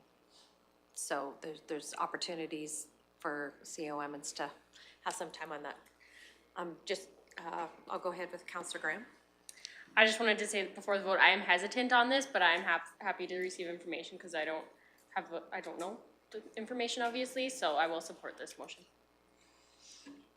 And being as how it's not gonna come at the next council meeting. No, I believe this is imminent. I believe it is doing our due diligence in investigating this because we do know our planning department's very busy. We understand that our fire's getting busy with wildland fires and that's happening. So if we understand the information, then we can make better decisions. And it might be, that's a nice to have, we're not interested, so, but it'd be nice to have that information. All right. Absolutely, there's efficiencies to be had, I understand that, so. Anyway, so the motion I had, Deputy Meloff, any more to your motion? Just that if anybody was going to be voting against this, I would take the opportunity to spend the 5 minutes that would normally be allotted to something like this and defend it so that it doesn't die and then I have to wait 6 months to bring it back and like all the things. Because I have a presentation prepared in the event that this was to come forward. So since we're just bringing it back for information, I would dispense with the 5 minutes unless there was members of council that needed more information in order to make a decision of whether to investigate this or not. Because I truly do feel like this will be important for Clearwater County, but I don't want to waste your time right now either. Thank you. CO Emmons. I was just gonna chime on to that and add that it further validates the new admin building. When you add staff. And won't we need somebody accredited in the building code to build a building? And plumbing code and electrical code? Councillor Ratcliffe? I will support this motion. I don't know what the outcome will be ultimately, but certainly it's something we need the information on. There you go. Councillor Lahi? We'll support the motion as well. I'd like to have all the information before me, just like the administration building, before I say no. They're just trying to get out of the 5-minute diatribe There we go. that I'm prepared to give. So motion on the floor. And looking at any further discussion? If not, I'll call the question. All those in favor? It's carried. Thank you very much. Thank you. So CO Emmons, I believe we have checked all those boxes now. And looking at the last item of the day, which is to adjourn. Anybody looking to adjourn? Councillor Ratcliffe? I was just going to say, in Brother Northcott's absence, I would make that motion. Thank you so much. All those in favor? Thank you so much. See you in